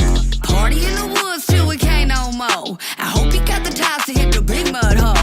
Camo painted light scheme, come on try to find me. If you fuck around and leave your little ass whining. Creeping through the woods, shift my gears, no grinding. Little country girl making big moves shiny. I'm so glowed, standing on my toes. Take you down under if you really wanna go. I ain't shit, but I got shows. Backwoods Barbie drum dummy about to blow. Cruising on the dirt in my RAV4, drinking my drink, rolling my smoke. Party in the woods till we can't no more. I hope you got the ties to hit the big mud hole. Pulling up team deep in the 4-wheel drive. You know we kicking mud in the side by side. You ain't from the country if you can't control the slide. Yeah, you say you could party, but you cooler looking dry. Middle of the night, about to get right. Crown in my cup, I ain't looking for a fight. If you wanna get loose, throw your hands up high. Welcome to the show, hope you're ready for the ride. Ain't no back road, too muddy for me to reach. Ain't no back hole that I'ma ever need. Cruising on the dirt in my RAV4, drinking my drink, rolling my smoke. Party in the woods till we can't no more. I hope you got the ties to hit the big mud hole.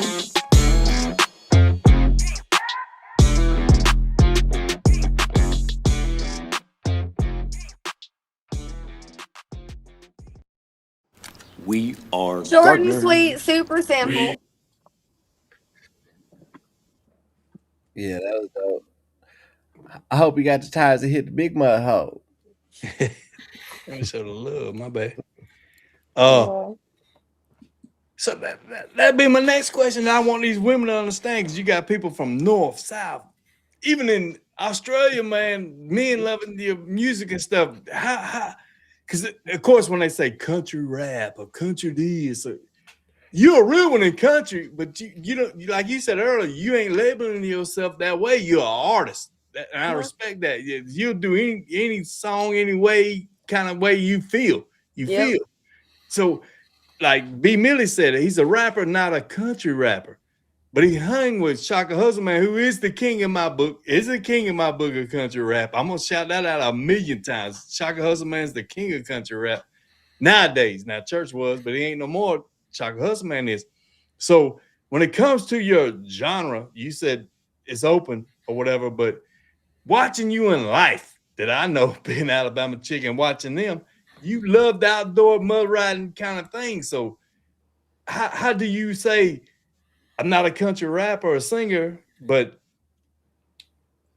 I'll do Patti LaBelle tomorrow? You know what I mean? Well, I don't know, man. I just like music. I like to make music.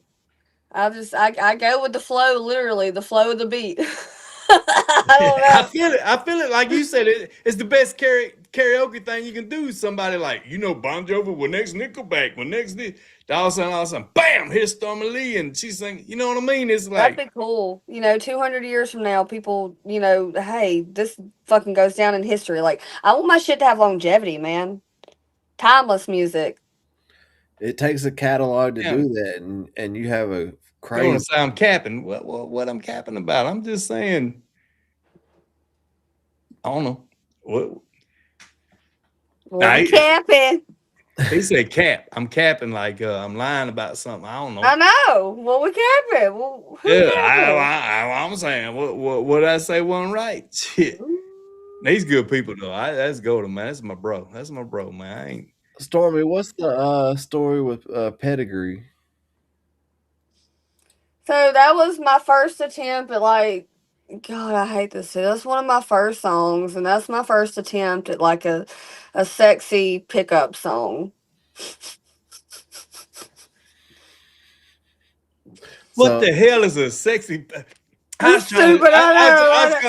trying to clip Wait till you hear the song. The song's even more. What the like, hell is a sexy pickup song? I don't know, but that's what went through my head. I know a catch line or something, you know, with a sexy pickup It was song. kind of like a catch line. Damn, boy, you pedigree. Oh, he's saying because I said Shaka Hustle Man is the country rap king. Hey, like we said, everybody got that personal belief, and I believe in that one, big dog. 100. I stand 10 toes on that one, but I see where y'all coming from. Because I said Shaka's the country rap king. I got it.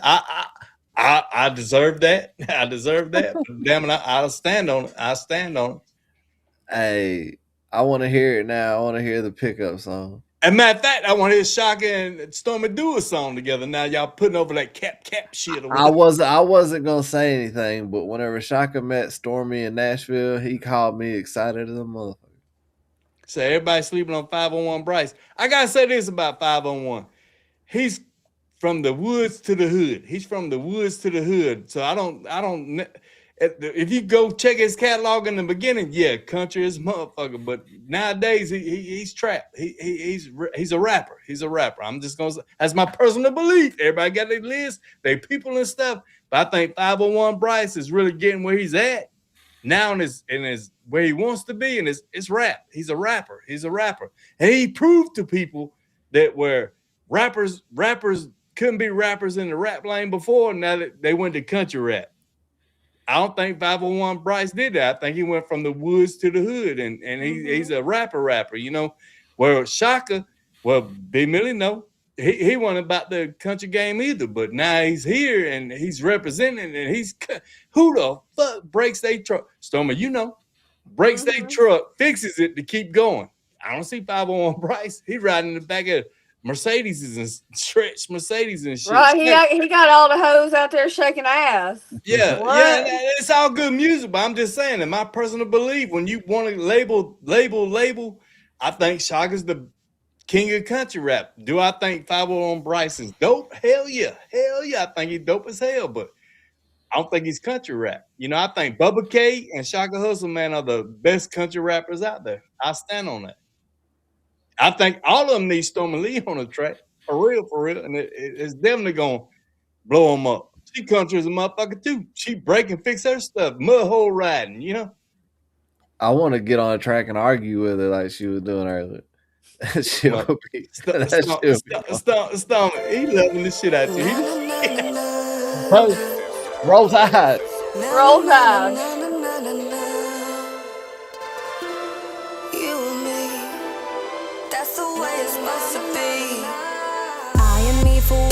Boy, what you gonna do? The way you look at me makes me wanna come to you. I got my girls with me and we ride as ooh, ooh. Come on up to me, conversate me through and through. Another girl like me, you ain't met, I promise you. If you ride with me, I will show you how to. Wait, I'm about to leave, so what you wanna do? If you don't ride with me, no promise I'll be true. Damn boy, you pedigree. Don't you wanna ride with me? Pass the seat of my GT. Roll you down, burning green. You and me, can't you see? Boy, you pedigree, Damn boy, you pedigree. Don't you wanna ride with me? Pass the seat of my GT. Roll you down, burning green. You and me, can't you see? Boy, you pedigree, Every time I'm going out, you be by my side. Damn boy, you showing out, you got that act right. Won't you come over now? You can get in on that side. Baby, hold on tight, I'll take you for a ride. Show me what you got, we going in all night. Baby, take it slow, do it right. Show me what you got, we going in all night. Baby, take it slow, do it right.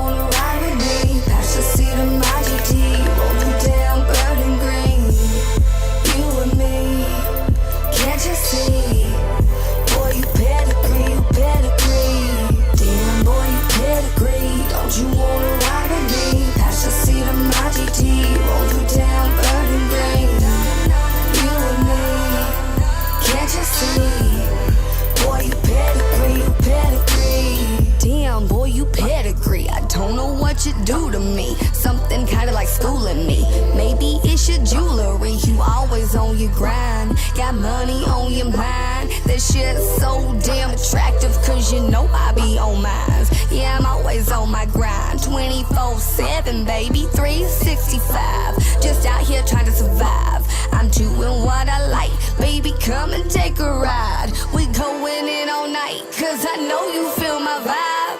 Damn boy, you pedigree. Don't you wanna ride with me? That's the seat of my GT. Won't do damn burning green. You and me, can't you see? Boy, you pedigree, you pedigree. Damn boy, you pedigree. Don't you wanna ride with me? That's the seat of my GT. Won't do damn burning green. You and me, can't you see? Boy, you pedigree, you pedigree. Y'all, that's so cringy. I'm gonna ask this. Do you have a stylist, or do you just pick your outfits and rock with it? Because I do it all myself, man. you know what I mean? Because people gonna be like, you professional, you've been in the game forever, you know. Yeah, So no, so that particular video, a couple of the girls in the video, she made earrings and she made that shirt I was wearing with the blue jeans. Everything else I did. I hate so with the thoughts video, I didn't get to pick the place, like the apartment that we filmed in, and that ugly ass green fucking covers on there did not match with my red and my blue. But yeah, I come up with all my own outfits and shit. Like, I and think that's cool. you can tell. I just wanted you to explain it, because you know what I mean? Because they're gonna be like, well, she's big time and stuff, so she got this wardrobe closet thing that you know what I mean? So Yeah, no, I that's want the you to only time. That particular video, Pedigree's the only time that I let anybody else like even remotely try to help me style myself. But other than that, like it's me. It's all me. I heard you earlier. You mentioned something about somebody had filmed a music video for you on an iPhone. Like, I know from watching your videos that they're not all shot from my iPhone, obviously. No, they're not. But Rip Jeans, no, I'm sorry, Rip Jeans was not. What was it? The No Worries song was Out the Mud was filmed on a phone. The Way Too Gone song with my cousin was filmed on my phone, actually, the one I'm sitting here talking on now. What are you editing on? Premiere. That's what I do for my reactions, yeah. Yeah, I edited on Premiere. That's crazy to me because And I didn't start editing my own songs, so BBL was actually the first music video I ever edited. That's crazy. Yeah. I mean, it just goes to show, like, so many artists sit and wait around, I guess, for the right videographer, the right this and that to put out visuals. I'm one of those. I'm bad about it. And you being able to do that on your phone, like, and I wouldn't have thought a lot of those you just said were shot from a phone. Well, I'm gonna tell you Hating this. On Me was from my phone. On the Edge was from my phone. I'm gonna tell you a couple things. Shout out to Shamu, shout out to Dub. We talk about the music making or whatever. The best videographer I've ever seen in my lifetime was Stormie Leigh, Breadwin DeVille. That is Breadwin shot the Drinking Makes It Easy video with Poe. Breadwin is extremely good at what he does. That is the best idea. You drop an idea, he's gonna make that magic happen, kind of dude. And that man knows his lighting. Yeah, knows his lighting. That makes a video. That dude right there is off the chain. The best one I've ever seen in my lifetime. Period, point blank. But now what you said, that was back in the day. Now everybody's got these phones that can do it themselves and make it better kind of thing or whatever, So as artists coming up, I would hope y'all tell them, hey man, take what you got and make the best happen. You don't got, like B. Millie was saying, you don't got to spend a lot of money. Just live your dream and make it happen, But facts. Yeah, if you want pros, then there's pros in the game, and Breadwin's definitely one of them. What kind of phone are you shooting off of, if you don't mind me asking? I think it's the 17. It's not the newest, but it's the one right before that. So the 16? Which I think so. And then which On the Edge was filmed with, I think, the 13. I've got a 17 Pro coming in the mail tomorrow. I'm shooting a music video. It's official.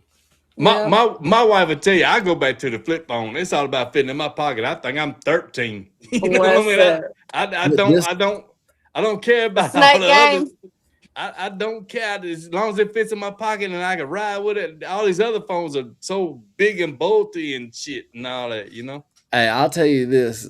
They say these iPhones can't be hacked. I took mine Friday and they said that mine was 100% hacked. They couldn't even put a number on here. They said Oh wow. the data had been corrupted and everything. Yep. He showed me facts on that. Facts on that. Oh wow. Yeah. Yeah, and my brother, who's a tech savvy, he said the same thing. He said, "Man, you never got to worry about virus. You never got to do this or that." But I don't trust iPhones. Well, how the hell can you say that and you ain't got one? He in that what's the other brand? Google Galaxy thing. He can do the Galaxy. Android? Yeah. I'm not an Android person. I don't know shit. Like I said, I'm going back to the track phone from Dollar General. I don't give a damn. Yeah. But when it comes to that, that's why I was asking about your wardrobe, your studio setup and stuff, because people gonna watch this up and coming people, you know, and especially women who probably sitting back running the AI game because they don't know how to do it straight up game. You know what I mean? So what can you offer or give advice on that, you know, to just somebody who I bought with Scarlett, whatever, you know, and I want to sing, I want to rap, I want to do something, but I ain't got money. I'm living in the 16 by 80, you know. Well, when I first started, I bought the little Scarlett. I bought the little starter package. It had the Scarlett interface, the headphones, and then a microphone. That's what I got.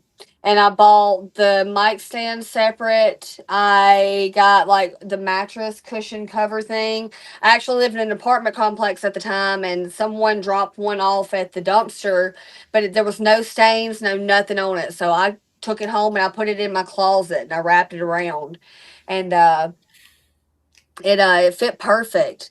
And I set my little studio up in there, and like it had the little sliding doors. It wasn't like a door. It had little sliding doors, and it was kind of that oddly little rectangle shape. And I set it in there, and which I will say, no music that I have released today was recorded there. But that's how I started, and I started teaching myself. When I dropped my double major in college, any elective that I could take after that, I took music type shit, whether it was music engineering, music business, music theory, whatever I could that I qualified for, being a complete beginner level, with that curriculum or whatever. And so, and I would Google everything. Around that time, I started taking vocal lessons. It was around 2013. It might have been 2014 when I started taking vocal lessons, but I took vocal lessons for a couple years, and just tried to anything I could to progress. Learning how to do anything with it. I just wanted to learn as much as I could, and I still do. Like I watch videos, showing how to hit certain notes and how to carry your breath longer, singing certain things. And you always want to get better. That's with anything that you do. But that's why you do, if you do what you love, you never work a day in your life. Like, because even the hard shit, like you at least enjoy it a little bit. Well, I'm gonna say this because what you just said, like you watching videos to train to get better, or whatever. Like, I'm old school, so I'm gonna lay it out there. Like Michael Bolton ain't never got to do vocals. It's just his voice alone. You know what I mean? So I'm old school, but I gotta understand where you're coming from. To today's technology, or the crowd's bigger than it was back then, but. Yeah, I just like Whitney Houston, Michael Jackson, people like that back in my days, man. They just sang, and they were unique in what they did. Everyone you just named has taken vocal lessons. But okay, cool. You know what I mean? I mean, I don't like. This is what I don't like, because you gotta like. There's natural talent, absolutely. Do I have natural talent? I think so, but I can develop that natural talent. Yes, like Michael Jackson was developed into what he was, and like there was a whole team of them motherfuckers doing it. You know what I'm saying? They were all groomed into that shit. I'm just saying, like you, I guess I messed up. I'm country, so I messed up how I said it. I get in trouble for that all the time. I ain't mad at you. I'm just saying, like, but you got it. But so I stay at B Millie about this too. Some people just sit back and don't do it because they think they ain't got it or things. So Yeah, and they really do. I get what you're saying. I know financially. We were taught this is people go to their grave without the knowledge of people how to show to make money. You know, money's out there, money's given if you just know how to go get it. You know, and Opportunities don't disappear; they're taken by people who are prepared for them. say it again. Say it again.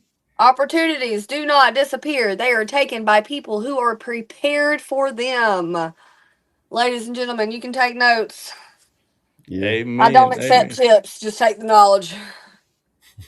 All right, so let's see. Rick says, Stormie, what helped you write songs? What mood you like? I don't know, man. I get on one. But they just come to me too, though. Like I will say, like there've been songs like I started one and it took me like a long time to finish. Like there's been songs that I've literally let sit for like a year and then I come back and I write a second verse to it. But there's other songs that I sit down and I write the entire thing, within fucking 15 or 20 minutes. Because it just comes to me, and so it's not necessarily a mood, I guess. Like because I can't pinpoint it to a mood and I can't pinpoint it to a specific feeling, but when it happens I know, if that makes sense. What? Okay, well, when you said that, now I'm confused. Like you'll start a song, leave it, and then come back to it. Not necessarily. Like I've done that before. How do you get back in that zone? If the true That's what I'm meaning. saying. It just comes to you. Like when you know, you know. Like I can't explain it. Like it's not a feeling. It's not maybe it's intuition. Just like everything else in my life, it's a gut feeling. I feel it in my gut, and then I make that action. And Yeah, like Muddy earlier today, I sent you something. I told you I was playing in the studio, and it just came out, and it was. I ended up keeping something that I was completely just playing with, but I felt a vibe, and I ended up with a hook. So now I'll come back to that whenever I'm vibing to that same vibe, and then start doing the verses. Mhm. I guess that's just me. I just know me. If I want to do something, I'm gonna give it all it's got, and that's you get it, And then if I got to move on to something else, I'm gonna give it all I got. So I Yeah. don't know that I could come back to with the same feeling to that one. but maybe you didn't need that feeling. Maybe you did need to come back to it with a different feeling. Yeah, that's what we're saying. Like, if the feeling was there, you would complete it. But sometimes you feel like, okay, I've got the most out of this I can right now. Let me come back to it so I don't just put some bullshit here. I want to put the best to the rest of it. And you're right. If you humming one tune and then you ride in the car and somebody else hits you and you want to start, I get it. But I just know me personally. I finish everything I do, beginning to end. That's just how I live life. I started, I finish it. I started, I finish it. But I'm no artist. Maybe that's why I ain't one. Well, But it's different songs. I'm sure. would you For like to all have country radio get award show around festivals of mainstream country? I think they said, would you like to have country rap get awards show festival? Like, just Well, like I could maybe. read. Yeah, Yeah, well, like no, they got the fucked that words all the mixed way up. up. They don't know. They had a brain fart while they were typing. But Yeah. pretty much they want to know like if I would want like country rap music awards. I mean, pretty much. It's a Like that's. It's a show on YouTube that did it. The GOAT something or whatever did a show and laid them out. Did the whole months of people's votes and stuff and did an award show. It's GOAT something on this YouTube thing that did it. Shout out to them. I can't get the names right or whatever, but I know they There's did been it. several people that have done it, but not on like a mainstream level. Like, and I get what they're saying, to where it's on TV and stuff like that, because like that's a whole different ball game. But Yeah. that's a whole different, like when I say it's a whole different ball game, that's a whole different ball game. That's a whole different set of standards, a whole different set of people. Like we think we know what we're doing over here, and we have no fucking clue once we get in that fucking world. Yeah. I just know Clearly. show up and show out. That's all I know. Facts. Somebody wanted me to play Ride. And come on. Well, we can play Ride. All right.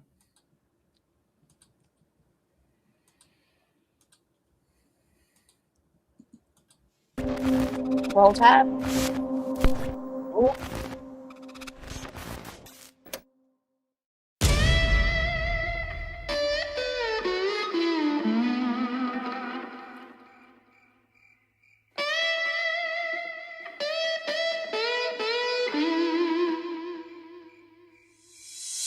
Here we go, do-si-do. Come on now, don't be slow. Boy, don't you wanna ride? Grab my hand, don't be shy. Come on, boy, you're my type. Boy, don't you wanna ride? Yeah, yeah, yeah. Boy, don't you wanna ride? Yeah, yeah, yeah. We're gonna have a good time.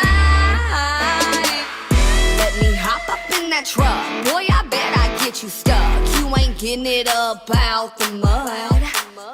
Why you talking all that shit? Boy, you know you better quit. We're all here just to have some fun. Cause we smoking homegrown and we party all night long.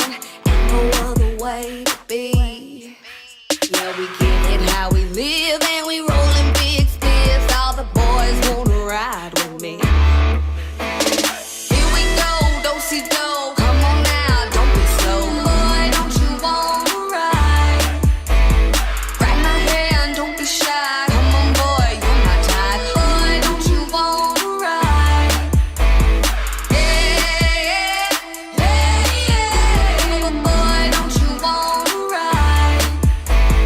Yeah, yeah, yeah. We're gonna have a good time. Boy, I know you like this shit. I got the bass that never quits. All your friends, yeah, they wish they could. They hit me on my phone and they wanna take me home. Cause you told them that my love was good. But I get it on my own and you know I'm full grown. That's how I gotta be. While I'm sitting on my throne, I can give a dog a bone. All the boys wanna ride with me. Here we go, do-si-do. Come on now, don't be slow. Boy, don't you wanna ride? Grab my hand, don't be shy. Come on, boy, you're my type. Boy, don't you wanna ride? Yeah, yeah, yeah. Boy, don't you wanna ride? Yeah, yeah, yeah. We're gonna have a good time. Ride. Boy, don't you wanna ride? Ride. Boy, don't you wanna ride? Get up in the line now, do-si-do. Grab your partner, come on, let's go. Ain't no time now, don't be slow. Now you get to watch me drop it low. Here we go, do-si-do. Come on now, don't be slow. Boy, don't you wanna ride? Grab my hand, don't be shy. Come on, boy, you're my type. Boy, don't you wanna ride? Yeah, yeah, yeah. Boy, don't you wanna ride? Yeah, yeah, yeah. We're gonna have a good time.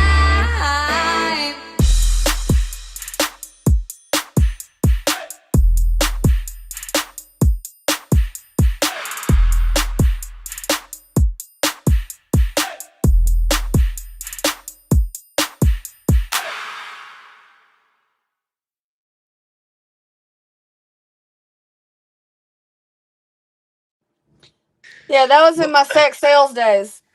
But I don't even know shit. But it's sold. It's sold. Highest bidder. Highest bidder. 'Cause I was thinking in my mind, how many offers have you had? Because modeling wise, like for the motorcycle shops, for all kind of things.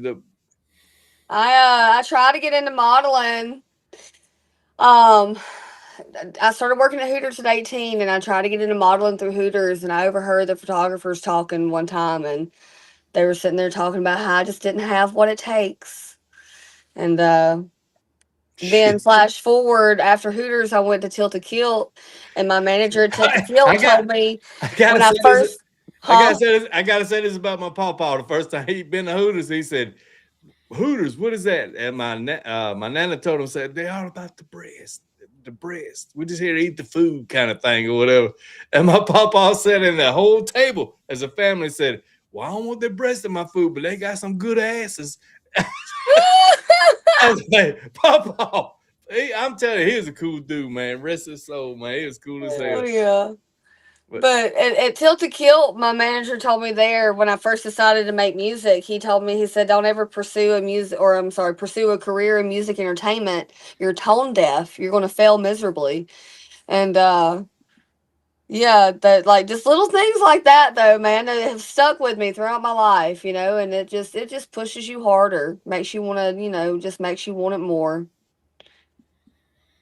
Yeah. Well, here's a good question too, because Chaos being one who literally writes his own music but puts it in AI, still said, "What's your thoughts on AI music?" Like, My thoughts on AI music is fucking retarded. Um, it's like I get it, I guess. Like it was bound to happen. Um, but what really gets me, like, it's one thing to sit here and create AI artists to, diss everybody and, blah, blah, but it's another thing to sit here and create AI artists to pretend to be other artists and fucking like that shit. That's where, for example, the Danielson, whoever the fuck, I forgot the fucking name, but the shit after the FIFO 100 interview, like, I'm just sitting here like, whoever fucking did that, like, they're trying to speak for me when they don't need to fucking try to speak for me. They need to let me speak for my fucking self. And it just, I don't know, shit's fucking insane. Cause like they were literally like using my name in it. But like the voices, what's insane, the voices sounded like my voice, and to me, one of the voices sounded like Shelby K. So I'm sitting here like they literally took, or maybe they took, BBL and said, use these vocals to create, this based upon whatever the fuck they put in there. Like, I What mean, because you what gotta they prompt the do shit. what you do is you go into Suno and you can like give like inspiration. You can record a little something. So they probably went to one of y'all songs and sit there and recorded that. It got that vocal and then it matched it up. Mm-hmm. Like, yeah, like, and that's the shit that kind of irks me because it's like you're literally taking my voice, like the sound and the tone of my fucking vocals. Fuck you. That's a lawsuit. How's that not a lawsuit? Why can that not be a fucking lawsuit? Are you profiting off my fucking voice now? What? Hello? Like, Yeah, that's where that's I where I feel like definitely the lines crossed is AI artists. But to create your own AI artist, to create, a sound out of it, to like, that's different than trying to actually sit here and mimic other artists to create drama and build off that shit. That's where I draw the line. Don't cross that line. yeah. Well, I'm gonna speak on a few things on the AI thing because I'm a true believer in somewhat. Yes, I disagree with disrespecting artists. Absolutely. Menace being one said it very clear. You can make all the AI songs you want, but you can't perform them. So why are you even doing this if you ain't really serious about it? I agree with that. And the other one being, I know disabled people who had songs in their heart the whole time that don't want to be famous, just finally could get a place to lay their tracks out. And I will shame y'all on that. Is how many fans have you had? Hey, won't you do this song? Try this song or whatever. And I ain't got time for that. I'm working on this. That now they can make it on their own kind of thing. And Yep. and another one being is I do get an AI band, and I did originate it by myself, all the characters and everything. So I ain't plugging myself. I'm just saying it's ways that I agree is right and wrong, but at the same time, you could tell by the voices how serious they are, is kind of thing. But stealing is wrong, just like lying up on YouTube about people. You know what I mean? It's one of them. It's good if you use it good. it's fucked up. It's real fucked up if you fuck it up. You know what I I mean? think that's where ethics come in. Like there's an ethical way to use things like that. It's a Yeah. tool, not just like just like for example, you create Facebook pages and you constantly harass someone, like they can press charges on you. If you create fake artists to constantly troll other artists, that should be the same thing. Yeah, I mean it's harassment either way you look at it. It should be the same thing. Absolutely, it's a lawsuit. But see, once again, me sitting on this side, I'm just gonna say, I don't like it being misused, but at the same time, I know people who are disabled that finally get a voice now. And if you But saw stuff like that's different. yeah, if you saw them in person, you'd be like, man, who the hell? What the hell? But if they had a way to put, what's that dude in the wheelchair that was the biggest genius in the world or whatever? That I know who you're talking about. I can't remember his name. he died Stephen now. Hawkins. Yeah. That's him. God rest his soul. But he was the smartest motherfucker in the world, man. Past Elon Musk, way past that. But look at him. It took him so many decades for people to look at him and listen to what he had to say. He had already been saying it. I believe. I'm gonna say it again. And no thing against the blind squad or whatever, but I'm telling you, the one I know from Jasper, Alabama, this dude loves everything artists do. I've seen him in more chats, more lives, more anything. I'm shocked he ain't here now. Something must be bad for him not to be now. But to watch him have a platform that he can put his stuff in there and do it, and you know what I mean? Veterans, I'm big on veterans. B Millie know that I got tracks dropping here soon about it. But that they finally get a voice. I don't. I think it's Stephen Hawkins. Yeah, y'all got it. Chaos said, let her hear one of my songs, AI or whatever. You're a big part of the family. Big Millie, pull one up. Chaos, give her a good one though. Give her a good one. But for me, it's like cell phones. I say it all the time. Nobody's seen them coming. Now you got a damn computer in your hand. Wherever you go, you got a computer in your hand. You can't stop it. I truck drive, so we spend more time gambling on what car passes you that ain't got a cell phone in their hand. And it's 5 folks in the car every one of them got a cell phone. You know who we don't see got a cell phone? Old folks. You know what we do see? They holding hands. They still love each other. Everybody else riding in the car checking their shit, So that's where I come from. Like Deacon Blue, you B Millie, I'm trying to bring back to it, man. People want to dance, people want to jam, people want to have a good time. Leave these electronics alone. Spend one day without them. I bet you can't. The hardest thing, you talking about addiction, beer, weed, whatever the hell. Leave your phone alone. That's the biggest addiction. It really is. Like I even because social media and shit like that, like that's my job, and I've gotten to where like I take breaks. Like I'll post stuff, but I try not to feed into certain things, not feed into rage bait and shit like that.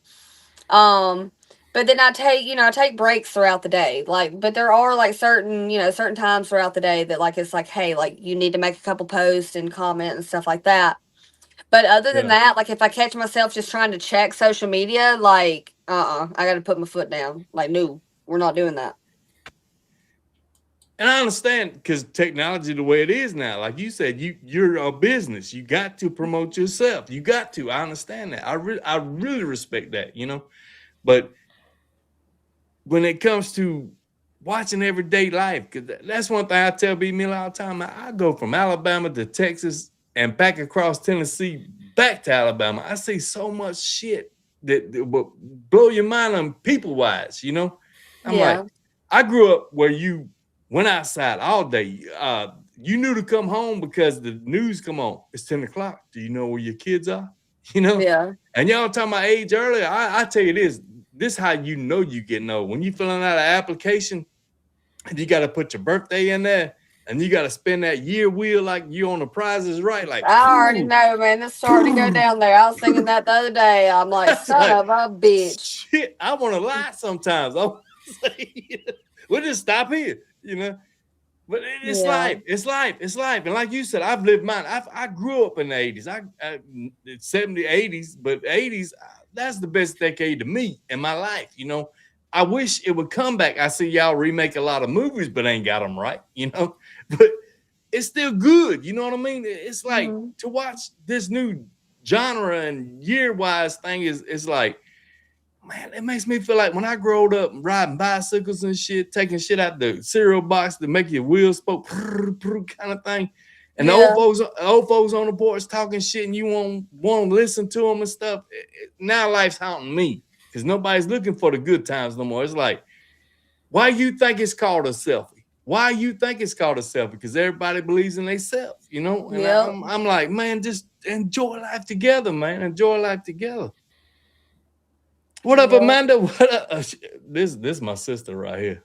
Yeah, we're still going at it at 7.5 hours. It's almost like a whole damn work shift, man. We doing 9 to 5s up in this bitch. Hey, and B Millie did hit me up and say, "Was you getting tired?" Because we definitely don't want to exhaust you, because then you'll never answer us again. Yeah, no, I mean, I ain't even gonna front. I am about to go ahead and kick this shit off here in just a minute. It's 1:30 in the morning.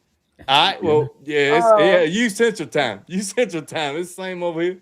But, all right. Well, we'll start walking it out because we don't want to burn you out, you know. But thank you so much for coming up, man. The realest of the real. I've had a lot of fun, man. I've had a lot of fun. And look, anytime you see B Millie live, Menace live, all them, if you got time, please join in. That's what matters to us, is to see you pop in the chat and be like, it matters. You know what I mean? To us, it matters because it's like, damn, man, she is fam, you know. And I want that respect for you. You know, I followed the page and shit before the live tonight and stuff. So like I did the notifications, so I'll see y'all pop up. Awesome as hell. That's awesome. So I think this is the part where we do let Stormie get some sleep. Definitely. B Millie, you got a walkout song for her? If we were gonna play one of Chaos' songs. Yeah, Chaos wants you to hear him too. Stormie, if you gotta go, you can watch later or whatever. We understand, but there are people that put requests in on this channel. We rock every one of them to the end. So we late nighters and late nighters. You know, our fans and family are the best of us, so we make sure everybody gets plugged and played. So no, I'll sit here and listen. I'll sit here and listen to it. You know, like when I go in there and lay down and shit. But I'm gonna get off the camera part. That's fine. Much love. Hey, once again, you close, so we'll keep chat or whatever. But look, do your thing, girl. Do your thing. Because one thing I learned tonight, you went through shit and you shine through it. And I'm the most proudest of that, because not one by your songs and who you are, but being from Alabama, it shows them all that shit they see on TV ain't no kinfolk kissing kinfolk shit. Hell no. Get the fuck we got away true from me artists with down that here shit. making yeah. We tired that shit. We making money, baby. I swear to God. Hey. All right, well, yeah, peace, love, and elbow grease, you guys. I'll definitely be back. I had a lot of fun. I'm just gonna, press my little leave button down here, but I will pull it back up on the YouTube on my phone, because I'm on the restream, the link that y'all sent. So I'll be in the chat and stuff. Much love. Before you go, please, let's play this Chaos song. Yes, he's a family, and then after that you can deal. Hey, absolutely. I'm gonna play one that is me and Chaos. This is Appalachian King remix. Look at Millie trying to shine. Millie, mama. Let's hear it. Roll Tide. From the island to the highway. Red line raised, blue collar pay. Appalachian King.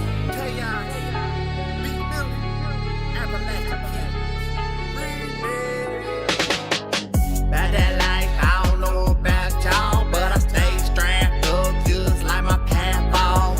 828 to the 423, back roads, royalty.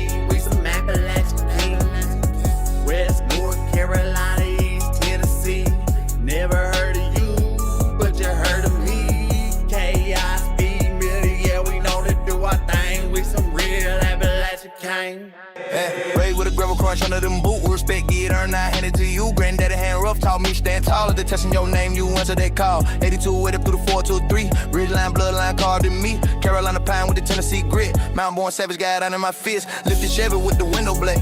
Back row meeting, we don't broadcast that. Bonfire glow, but the eyes stay cold. When they see your heart turn hard as stone. No silver spoon, just sweat and scar. Late night prayers under Appalachian stars. Demons try dragging me under the dirt, but pain turn pressure, now I know my worth. Freedom Appalachian Kings, Ridgeline royalty. Mud on the tires, but the grind stay loyalty. From the Bellwood smoke to the city concrete. We don't talk loud, we apply that heat. 828 to the 423. If they come around tripping, then we tell them BV. Real hustler, yeah, I probably got it on me. They don't want no smoke with these hillbillies. Holla May warrior, run for survival. Back what your tail, Lord G travel. Facts no fence and we don't switch sides. Either you solid or step aside. Climbing them peak while they stuck in the valley. Stacking that bread while they talking in alleys. Pressure make diamond, we shining through pain. Every law fuel to the fire in my vein. From Port Light, night arena dream. Still got mud in the seams of my jeans. Blue collar hustle with a king mentality. Crime made a grit in reality. You can't fake roots this deep in the ground. We was raised with a strong on back down. From them ridgeline curve to the valley below. We don't chase clout, we just stack and grow. From the holler, he rose up from the mud. We growed up from the 828 to the 423. This mountain blood run deep in me. About that life, I don't know about y'all, but I stay strapped up just like my path ball. 828 to the 423. Back roads, royalty with some Appalachian kings. West North Carolina, East Tennessee. Never heard of you, but you heard of me. Chaos, big million, yeah, we know to do our thing with some real Appalachian king.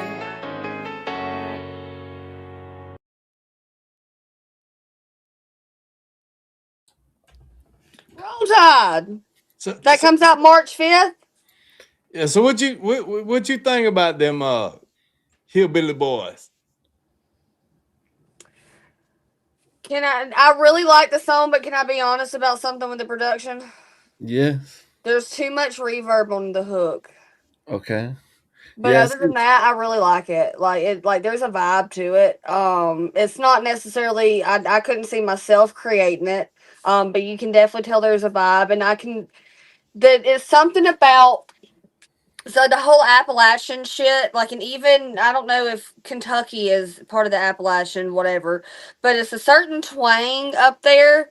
And like the hook does it the best. The papaw thing, like it's around, like it's not necessarily out your nose, but it's like up in your nasal cavity when you're talking. But it's like it's. I feel like it's full blown mountain. I guess Appalachian mountain would be the thing, but like I can tell, I guess the geographic area of where it comes from. That was me on the hook doing the papaw. Was it really? Yeah. Yeah, I really think there's just a little bit too much reverb on that. But if the reverb was back down a little bit, or maybe if you were to put the main up, like take the reverb off the main and boost it a little bit. But other than that, like everything else, fit together as far as like production wise, in my opinion. I appreciate it. Yeah, I find whenever I work like simultaneously with the AI stuff, like there's AI vocals and then my vocals, it's kind of hard to get that to match up. And Yeah. for some reason, it's like I had to put more effects on my shit than I normally would, and maybe I'm overdoing it. Yeah. I don't like as far like like auto tune and shit. Like I'm not against auto tune, like pitch correction, used right. Like when I think of auto tune, I think of like the T-Pain shit, the very mechanical sound. And I'm in everyone's love always with a stripper. yeah, like everybody's always like auto tune this and auto tune that, and it's like I don't like Eat It Too, for example. I had him turn that shit all the way down if he didn't end up turning it off. Like there were I went to him multiple times and was like, I can hear the robotic sound. I don't like it. And Fix it, please. That's the thing from the production side that I didn't realize is that most engineers nowadays, that's one of the first things they do is they'll go in and then put your shit to words to the right key Even if they Mhm. turn the auto tune way down, you know what I'm saying, to where you're not really hearing Mhm. the auto tune, they just get the pitch right. Yeah. But I Yeah. gotta say this about Chaos. It is the AI part, but dude is an artist that writes it and puts it in there. Like some artists just strum whatever song put out today. Like the number Yeah. one thing, that me and my brother figured this out is the Vikings. Anything to do with the Vikings, it blows up. And we just roll the shit and play it. Whatever. We made bands, but I'm just saying. And then the next thing was it's like that Yogi Man thing or tinko, kiko, kind of shit, you know, and it blows up. We're like, dude, have you ever heard drums, guitars, and solos and dude singing his ass off kind of thing? You know, that's the thing. Because me and my brother, shout out to the Endless Rage, we started making a competition because we truck drive. We're gone all week. So it's like, hey, dude, I got this band I made. You want to listen to this song? I started this one, you know, we against each other or whatever. But now my brothers even learn how to make AI video shit, you know. So shout out to the Endless Rage. But the thing being is Chaos being one of the ones I was talking about that B Millie stay on them too. Bro, get behind this machine, get out from behind this machine and be you. Because Mhm. he'll come in the lives, he'll show his face, he'll do, but then you hear AI music. Dude got a voice, he been in bands, he done that. Get Yeah. out of that, like B Millie say all the time, and be you, because you are a great artist, you know? Yeah. That's the part of Chaos. And Chaos, I know you're hearing this. I say it B Millie all the time. I get tired of hearing it night, because dude's got it. Shine and get your gear. Get your trophy for it, you know? Yeah. Yeah. Like I want it, but I feel like it's just easier to do the AI shit, and that's why people do it. They don't have to put as much work into it. That's a lot of that. Oh yeah. And once again, I got to dig into Deacon Blues Vault. It's a lot of noise. You got to work your way through the noise to be seen, you know, Mhm. and that kind of thing. So I wish Deacon would have come up. That's one I wish you could have chopped it up with, because he's old school and got a lot of damn knowledge. A lot of Something damn. tells me we might. From what I've saw with AI, what I think makes it stand out, if they're doing the AI stuff, is whenever they're able to create a character that they can make you forget that it's an AI artist, and they make Yeah. you really get into that mode and into that character. And my biggest song this year was an AI song with a big AI artist, and Hell yeah. he is it's a guy named Tennessee Reaper, and he is able to cross over and make you just really see him as a person and not really just an AI artist. Is crazy. Yeah. He actually got offered a record deal. I don't know if he signed it, but That's wild. Yeah, Tennessee That's Reaper was wild. in the chat. He was in the chat earlier. I wish we were all Yeah, cutting I up. remember you bringing him up his name. Yeah, he's dope as hell. And matter of fact, you know Chad Arms? I do. That's Yeah, who invited me. Him and his old lady invited me out there to the Nashville session. Miss Mel. Yeah, they cool as hell. S&P. But he did one with Tennessee Reaper. B Millie did one with Tennessee Reaper where it all mixed together, you know. And shout out to Pop Panda who made the videos for it all. You know, it's dope. It's dope. Oh You yeah. know. But I understand where you coming from, and I know you sleepy. You packing up and ready to go. I am. I'm sorry. I'm I trying know, not to. I'm baby, so sorry. baby. It's been a great night. It's been a great night. We're gonna jam a few more of your songs to represent you right, and then thank you so much for your time. I'm telling you, it's been real. It's been Hell real. yeah. It's definitely been real. It's been a great time, man. I'll be back. hey, I'll definitely be it's been back. awesome. I didn't expect it to be this long. I don't think any of us did, but Yeah. I hey, don't think I've ever had anything this long. I was getting ready to say we broke the Stormie Leigh record. I think I'm sure. At this point, yeah. Look, you got B Millie want to tell his tattoo stories now. Go sit down. All right, I'm getting off here. I'm about to go watch y'all on YouTube while I lay in the bed and crash. Much love, my sis. I see you. I will holler. Peace, love, and buggeries. Holla. Much love. Bruh. This motherfucker done roll his sleeve up. Hey, I'm getting tired. Trying to flex. I'm over here like Cool, but cool. Man, this has been real. This has been real fun, man. Shout out to Menace. Shout out to Bro. Brutally Honest. Shout out to Zilla, man. Everybody, come up, man. I'm gonna be 110% honest with you. Okay, I've been put on to Stormie Leigh more recently, so whenever I'm going to her YouTube, I'm playing like more recent music videos. So I'm not realizing at all that this crazy catalog that stems back all these years to back whenever she was pretty much like a young a young woman, Bruh, coming into her own to being a grown woman now. Like, it's crazy as fuck. I knew it, and we had spoke about like the Mike Bama days, and she was like, I was before then, and I was like, well, damn, that's just when I found you, because I knew Matt Towns, Mike Bama, all of us were representing like this side of Alabama and stuff, and then, so it is crazy, man, and shout out to Digging Blue once again when we dug in this catalog. We knew the new joints, and we were hip on it, but bro got catalog deep. Menace, another one got deep. Chaos, he drop them every week, so it's kind of like one of them deals where if it just becomes just about the music, it's so much that you can dig into these people we rock with thing and never run out of shit to do. The problem is you can't get people to come watch and go back and show them people love, and that's one thing I will always stand on. No matter what we did tonight, please go show that artist love. Please go show Stormie. Please go show everybody that's been Menace, Chaos, you, Brutally Honest had one of his buddies, Somniac, ready to line up and come on the stage tonight and jam. We apologize. But when you get a legend like Stormie Leigh to put 8 hours in this motherfucker, shit, y'all got to understand that. You sit back and just, let that happen, bro. Because next week, but when we told y'all we had something special, and to have her hang out this damn long, man, show me, I mean, show me another. I could tell you artists, like I said earlier, that don't have 1/10 of her following or catalog that would be too stuck up to come up here and do what she did. Yeah, and I'm gonna shout out Bonnie, Miss Carly, and Golden, man, who constantly plug the songs. Y'all put in the work too. Y'all better than us.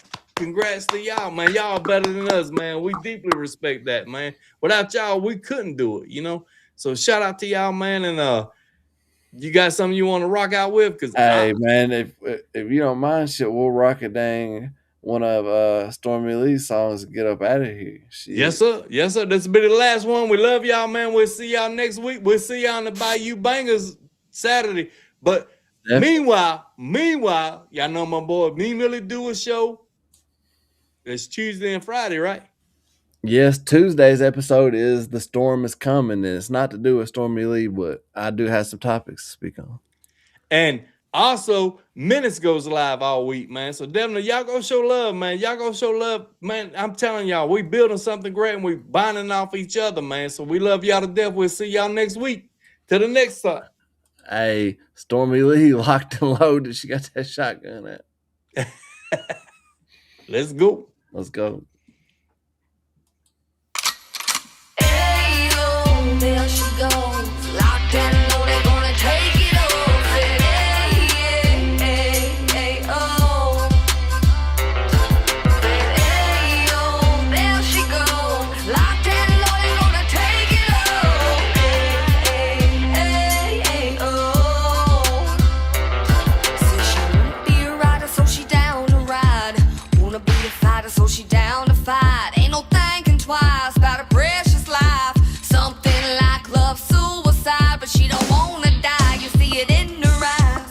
That bitch didn't even say goodbye. Gun on her shoulder, yeah, she's locked and loaded. Hey, oh, there she goes. Locked and loaded, gonna take it off. Said, hey, oh. Said, hey, oh, there she goes. Locked and loaded, gonna take it off. Hey, oh. She rode up into town with a fire in her eyes, fed up with the pain from all his lies.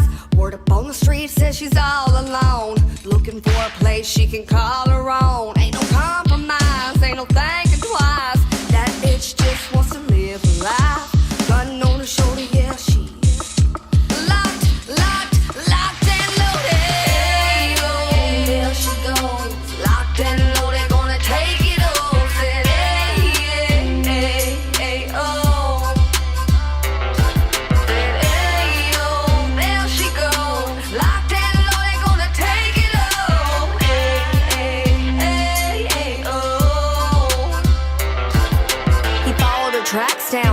old dirt road. Straight into town, he planned to take her home.